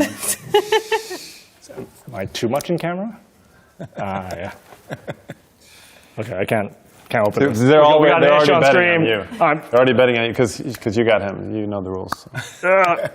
Should not have shrink wrapped this. You should have pre-opened it. Yeah, I should have pre-opened this and not. Knife. Technical issues on stream. Roll the trailer. I got fingernails. Yeah. All right, but that's how you know it's new. This is a brand new set, it's not rigged. No. All right. So who wants to be the Radiant side and who wants to be the corruption side. Corruption. Corruption. Instant pick. All right. So corruption. So do we play? How do we? And you'll work together and you'll play together. And I'll give you the rules. So in order to win the game, you have to break all 3 of your opponent's shields, and this is your barrier cards. Okay. And you'll shuffle up all of those cards right now. You can do a quick shuffle. Let's do a quick shuffle. Sorted, so I'll. And you want to separate out 3 cards without looking at them. Just put 3 cards aside and make a pile of 2. I'll help you. Make a pile of 2 and a pile of 1. Okay. And basically, these are your 3 barriers here. 1, 2, 3. This is your final barrier. You lose the game when you lose all 3 barriers. How do you lose a barrier? Well, whenever you win a round, you break one of their barriers. Yep. So that's how the game works. To win a round, you're going to play cards from your hand face down onto the field. I'll just demonstrate with one right now. So this is a unit. It has a power. Yeah, the vermin has 1 power and has a little effect. +1 if there are no 3s in play. So there's no 3s in play. This is actually a 2. This is called a normal unit. Then you have a different kind of thing called a finale. And these are the only 2 card types in the game. Each turn, you'll play one of these face down. You'll reveal at the same time. I'll walk you through that, so don't feel so stressed about it. And then finale. Once you play your finale, you're done for this round. You're saying, hey, I'm ending the round. After your opponent plays the finale, you can follow up with any number of normal units. And then that round concludes. Whoever has the highest number in total combined wins that round. So I'll reshuffle this. How many rounds? And you play until you're out of final barriers. Okay. 3 minutes on voting, because by the last round, you're going to figure out who's winning. So get your votes in now. You got 3 minutes. What did chat win? Oh yes. So Chat always wins. Thank you for asking. If you're on the winning team, you get in a sweepstakes to win these things. We're giving away 4 of these to the winning side. So whichever side wins, if you voted right, we're going to find you, ask you in chat, get you in this. Yeah, you need to be 18 plus, US NA/EU or something. We have some extra sweepstakes rules in chat, I think. So we have some extra rules, but you're eligible to win if you vote right and fit the other rules. So, it's all hanging on. All right, look at your hand. So this is my entire hand? Yes, exactly. That's your entire hand. You have numbered cards and JQKA. Those are your finales. Yeah. So each round, just play each turn, play a card face down. Once you've decided, just lock it in. Yes. Do we reshuffle these at any point? No, that's your hand. You're good. You get to pick exactly what you want to play every turn. So just put it face down. Your opponent doesn't know. You can take the turns at the same time. You got 2 minutes left to vote. There you go. All right, now we go for the reveal. So you take these 2 cards and you reveal them. 3. Shield Monk. Shield Merc versus the Bombardier. We got 3 in play from both sides. Yes, that was a big number, so we both decided that was a good play. So now we're even. I don't know how to orient my hands, but yeah, there we go. 3 each. All right, and you just repeat the same thing every turn. So until the round ends. Okay. So you keep going. You know all the rules now. I don't think so, but 1.5 minutes left in the chat. You still got time to vote for the winner, be eligible to win in the sweepstakes. All right, now reveal these options again. Same thing every turn. All right, 2 on each side. We're mirroring it. So again, 2 to 2. So we're 5 on each side right now. And you take every turn. It's just the same. So you get the hang of it. The dusk. It's this one. A seismic slam. You both played a finale, but these. That was if we both assumed we would win with that card. Yeah, we both got +4. So we're equally good or bad at this game. These are actually slightly different. They have an effect that Seismic Slam says +4 if you control the tiebreaker. You do not control the tiebreaker. It's actually on this side. This side is +4 if you have a 3 unit. That was a rule I didn't get. I did. I rigged. That was a rule. I was wrong. It's rigged. You can blame that. You can blame me if you don't win. I will blame you, Kevin. Whoever wins a round that was super rigged. keeps the tiebreaker. So you will keep the tiebreaker, and all these cards are discarded. Right. So we'll move them away now. So I got. And you have to pick up your 1 pile now. Okay, so now I got this. Oh, now you take another round. It's the same thing. Okay. All right, so you get to use the cards. 18 seconds left. Yeah, so these will help you come back as you lose. All right. I'm going to win. Now that you actually know the rules. I know that extra rule. Yep. Oh, 1 on each side. Yes. I have a +1, right? +1 if no 3's in play. And we're going to show these effects off to the camera. Like this. So +1 if there is no threes in play, +1 if there is any other vanguard for each other vanguard. All right. I'll do it this way so it's easier for you guys. Yeah. All right. This one, end the round immediately. Then what happens? And this is a vanguard. That's another 1. So you have 2 total power here. No, because they get +1 Both for of these each are other vanguards, vanguard. so So we got 4. So that's 4 power over here, and it is 2 power over here. So they take this round again. 4 beats 2. It's a very bad game, Kevin. I don't like it. I heard it from you first here. I don't like it because you're losing. You're sore I'm loser. losing, so I'm pretty sure it's the game's fault. Always blame the game. I like chat. Would you agree? Would you blame the game here? Who's at fault here? All right, you pick up the shield and you're on your final barrier. You keep playing. Okay. All right, there's one last chance. Yes. Okej, han är på sin final. Då Han har kör vi ett halvt, eller? You can always blame those 2-on-1. I will. Good. Eller? Ready to go. Let's reveal. Problemet är att vi har 3-5. Sorry. All right. So it is a 3 against 2. No special abilities here. Just a classic 3 and 2. Vad händer om vi slutar kort? All right. You're so done now. Vi borde köra sån här faktiskt och spara någonting. Game fault DRG should be winning. So they're backing off. Yeah. All right. Oh, that's crazy. This is unit in your discard pile to play. Okay, so 2 shield mercs on this side. That's for 6 total power. Versus 2 plus revival. It's a finale that says choose a unit in your discard, put it into play. What do you put into play? Bombardier. 5 still loses Not to enough. 6. So you take this round. You get the tiebreaker now. Yeah, and these out. Yes, those are out, and you break 1 barrier. All right. There's still a game. You're still on. And look at how close the votes are. Well, this is not a this or that, so you don't actually just automatically win by 2 votes.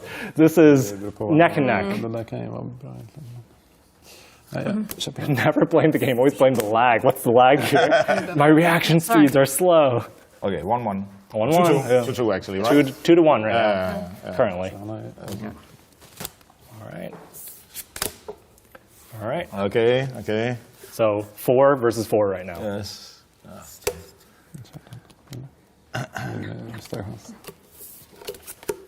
All right.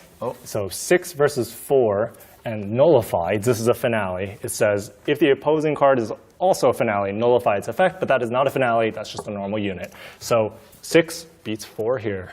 All right, come back to the century, and you keep the tiebreaker. So you're going to the last round now with they got advantage. up their cards, which I know is maybe not so good for me. Final few cards. What is this? 3 cards each.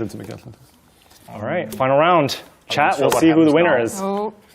You can't vote anymore. Stop. I know you guys love voting. Well, destroy all units that don't have the same name as another unit. So it destroys the Lancer immediately because it doesn't have the same name as another unit. This is destroyed. But after you play a finale effect, your opponent's allowed to play any normal unit out of their hand. Do you have any normal units? Yes, we do. You can just drop it. And I can't play anything. And you're stuck now because your finale is your last card. That sucks. So 2 beats 0. That is the final round. That's right. Worst game ever. Worst game ever. Valheim Best game wins. ever. Team Valheim wins. Oh, of course, it was very unfair. We rigged it totally. Totally. But congratulations on the win. Thank you. You won. You won. Yeah. And congratulations, chat. Valheim 232. We're gonna pick some winners out of this. 4 winners, but we can't do it now. It's a whole sweepstakes hassle thing. Carl will do it. He'll fix it. He'll get you. He'll get you your crazy exclusive. We only printed like 30 each of these, so this is special. I designed it in 2 weeks, made it for Gamescom, but you guys get a special deck. So thank you for participating. We want Thanks. one. Thanks for playing. Thank We you. want one. Playing. We want one. Thanks. Thanks, Kevin. Snoot, to you. Go. Thanks, Kevin. Thanks for that. Look at us go. Yeah. Wow. I'm joined by Lavapotion again. Yes. Carl and Anders. Why is there no plushie? I think Josephine took the plushie. Yeah, well, it's all nothing in this world is fair, Carl. You're like a plushie. I am a plushie. Sure. Thank you very much. Yeah. Okay. But we got stuff to do. Yeah. We do. Sorry. We're in the end game of the stream, sort of. Very much. If you're just tuning in, this is the spill where we hang out with game devs. There's a ton of game devs. There's 11 studios here joining us. And right now we got Carl and Anders from Lavapotion. Hello! And we're going to start talking about console. This is the next sort of segment in the show. Yeah. Because we're not focusing on like a PC anymore. We're beyond that. Beyond. Moved on. Multi-talented. Oh, so much. So much. Whatever you can put in your hands. Yeah. So, and I think it's kind of cool that you guys are making a console version because when I heard the news, I was like, that's weird. But it kind of makes sense. To be fair, we were the same. Yeah, right? That's the thing. It was No, just really.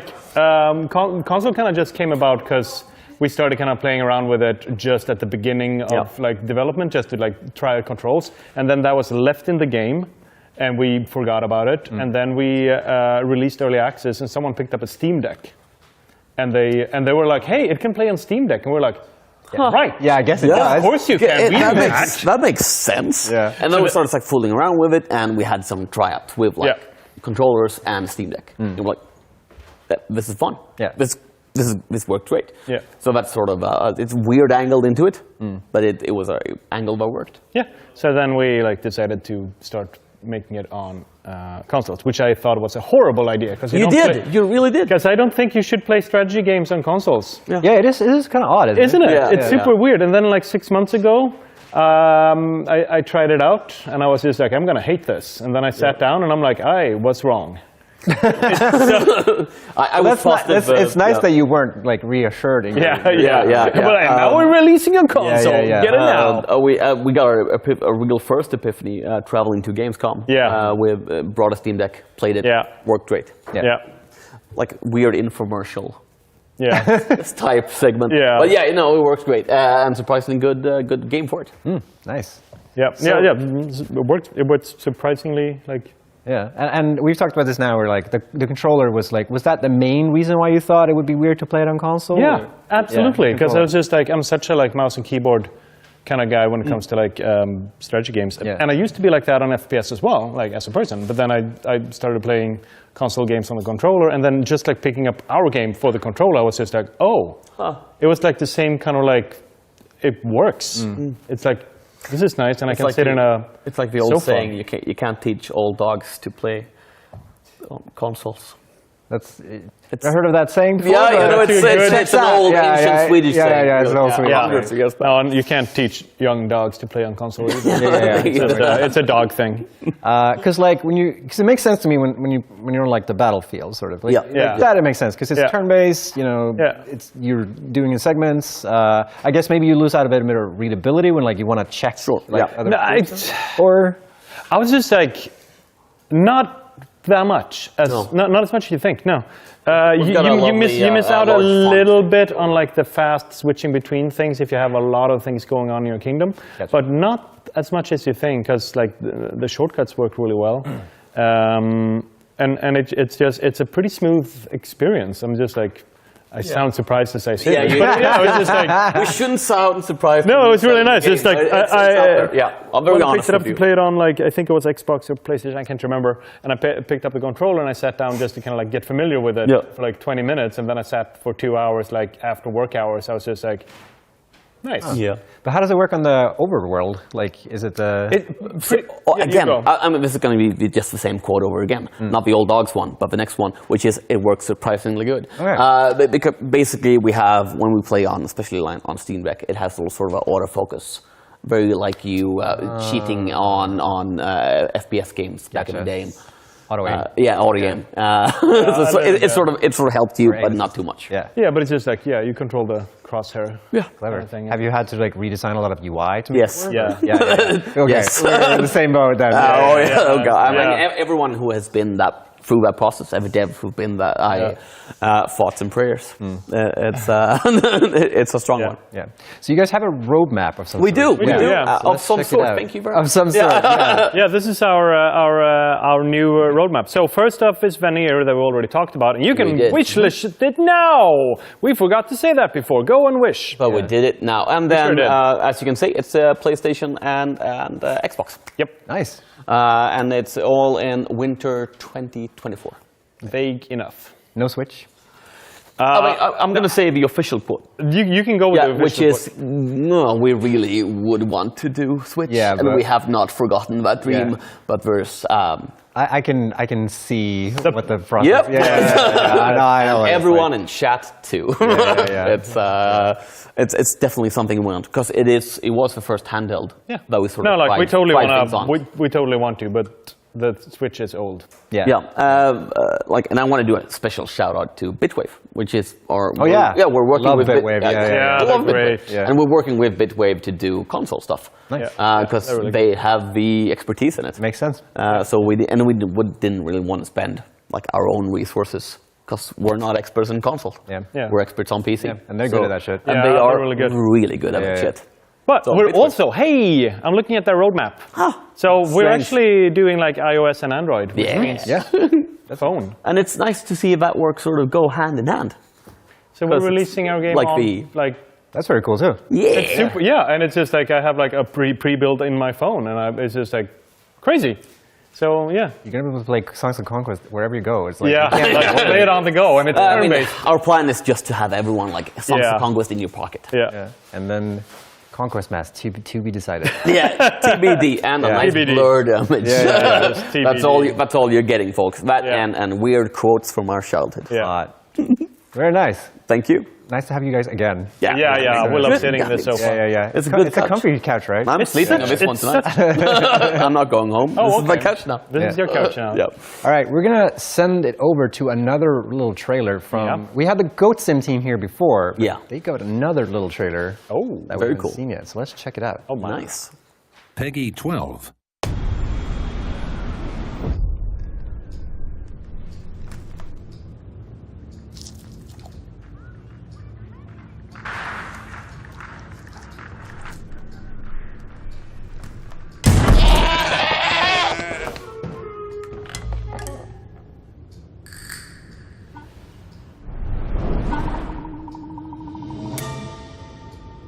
Welcome!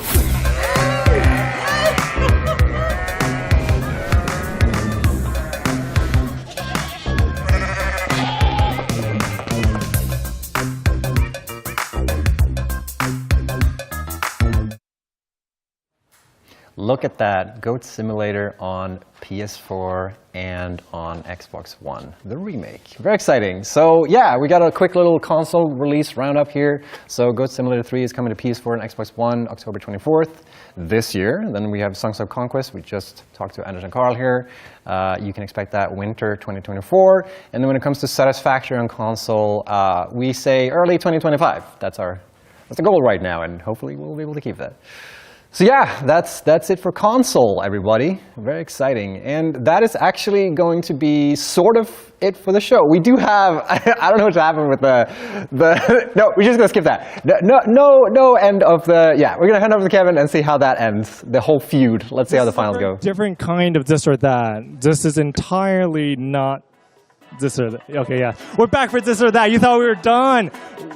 Final 3. 2 semifinals and then the finals. So, Neck, Lizard Doggo, are they lovers, haters? What's going on now? They get along so well. Can't you see? I think these should both win, and we should just knock out Ghost Ship Games right here. All right, well, we'll have to see. Chat will decide who moves on, unfortunately. So, chat, you ready to vote? 3 final votes. So, you better be ready. Or that. Go. You can do it. 1, Neck. 2, Lizard Doggo. Can't you see? Look at its cute little face. Can you say no to that face? Can you? Can you? Josh from Let's Game It Out has abused this poor Lizard Doggo for so many years. Please give him a win. Not Josh, the Lizard Doggo. Poor Lizard Doggo. But it's green and it's got the lily pads still. I know you like the lily pads, chat. I know you like the lily pads. I know this whole room likes the lily pads. And the little teeth. Fabulous lily pads, and look at those. Yes. You can do it. You can still make the difference. No, I believe. Chat. Don't. Neck. We'll make it tameable. If the Neck wins, we'll make it tameable. Don't make promises we can't keep, John. Hey, do it, Jay. Yeah. It's home ground. Home turf! Lizard Doggo! Woo! All right, we got our first finalist. And on the other side of the bracket, actually, it's Aaron v. Aaron. Well, how are you going to outcompete yourself on this? I'm going to tell you my strategy, Kevin. Chat, bring it in. Go Ship, bring it in. Team Huddle, come here, chat. We need you close. All right, team, it's the playoff game. We've got everything on the line. We've got our own here, and we're sending the loot bug to the final. We're sending the loot bug to the final. You know, we're up against the Lizard Doggo. It's a tough one. The bookies' odds, they're in favor of the Lizard Doggo. The local papers, they're saying we're the underdog team. We don't have what it takes, but we know they're wrong, don't we? Yeah. We know we can do this, can't we? Yeah. Vote for that loot bug, won't we? Yeah. This is an uphill battle, but we are dwarves. Our legs are strong. We can do it, can't we? Yeah. Now, chat, when it's time for the finals, I need you to vote like your life depends on it. I need you to vote like there's a leech grabbing you and you're trying to get out. I need you to vote like the hand of Carl is guiding you. Bring the loot bug. 1, 2, 3. Rockets down! That was fabulous. Will you take it home, chat? Make what? What's this supposed to happen? What's Steve supposed to win this one? Listen, Kevin, the way I see it, it's a win-win. I'd hate to be the guy on the other end of the finals, baby. All right, and speaking about that, let's just wrap it up right now. Chat, one final vote. All right, well, you know our contestants. Come on over. Final duel. You can't do it again? No. You got to be. Otherwise, Aaron, you're a star. This or that. I appreciate that. I have the energy for this. This Lizard Doggo, thank you, is actually based off of a pug puppy that our original art director owned. It is based off a real puppy. Chat, I'm telling you right now, number 2's the number that you want to vote. We're going to bring Steve all the way to the playoffs. We're going to bring the trophy back to Copenhagen. If you can help me now, we'll give you everything. We'll give you merch. We'll go back on the promise about nukes. We'll do DRT4 right away. Give it now. Deep Rock, give us a 2 in the chat for Steve. Baby, it's that sweet bug. But you can also vote 1 for a stack of 3 Lizard Doggos. Satisfactory 2 and Satisfactory 3. Let's fucking go! Satisfactory 4, 5, 6, 7, 8, 9, 10. No. Take it back. Cut that. Chat, don't listen to anything you've heard. 1, it's a little number for babies. 2, it's a big number for brave dwarves. Hit that 2 right now. Make it Steve. Make it now. Steve wants you. He'd never leave you. Would you leave Steve in this hour of need? 2's the number. Vote now, baby. Deep Rock Galactics taking it home. A valiant effort. Aaron, you tried your hardest. But you made it to the finals at least. Some days, Kevin, you fight your best and you don't have what it takes. But you go back to dive another day. And it's not about whether you win or lose. It's about the dwarves you befriend along the way. And sometimes we overpromise too many satisfactories, chat. Are we going to hold them to it? What was this? Holy shit. Sorry, no Satisfactory 2 or 3. Sorry. Canceled on stream live. But we got our winner, Lizard Doggo. This or that Fall 2024 Championship. Thank you, everyone. Thank you, chat, for voting. Easy. Easy game. All right, and that's going to be the show, essentially. Thank you, everyone, for tuning in. Very exciting. Quick shout-outs to Kevin and Carl. Where's Carl? For putting this shit together. And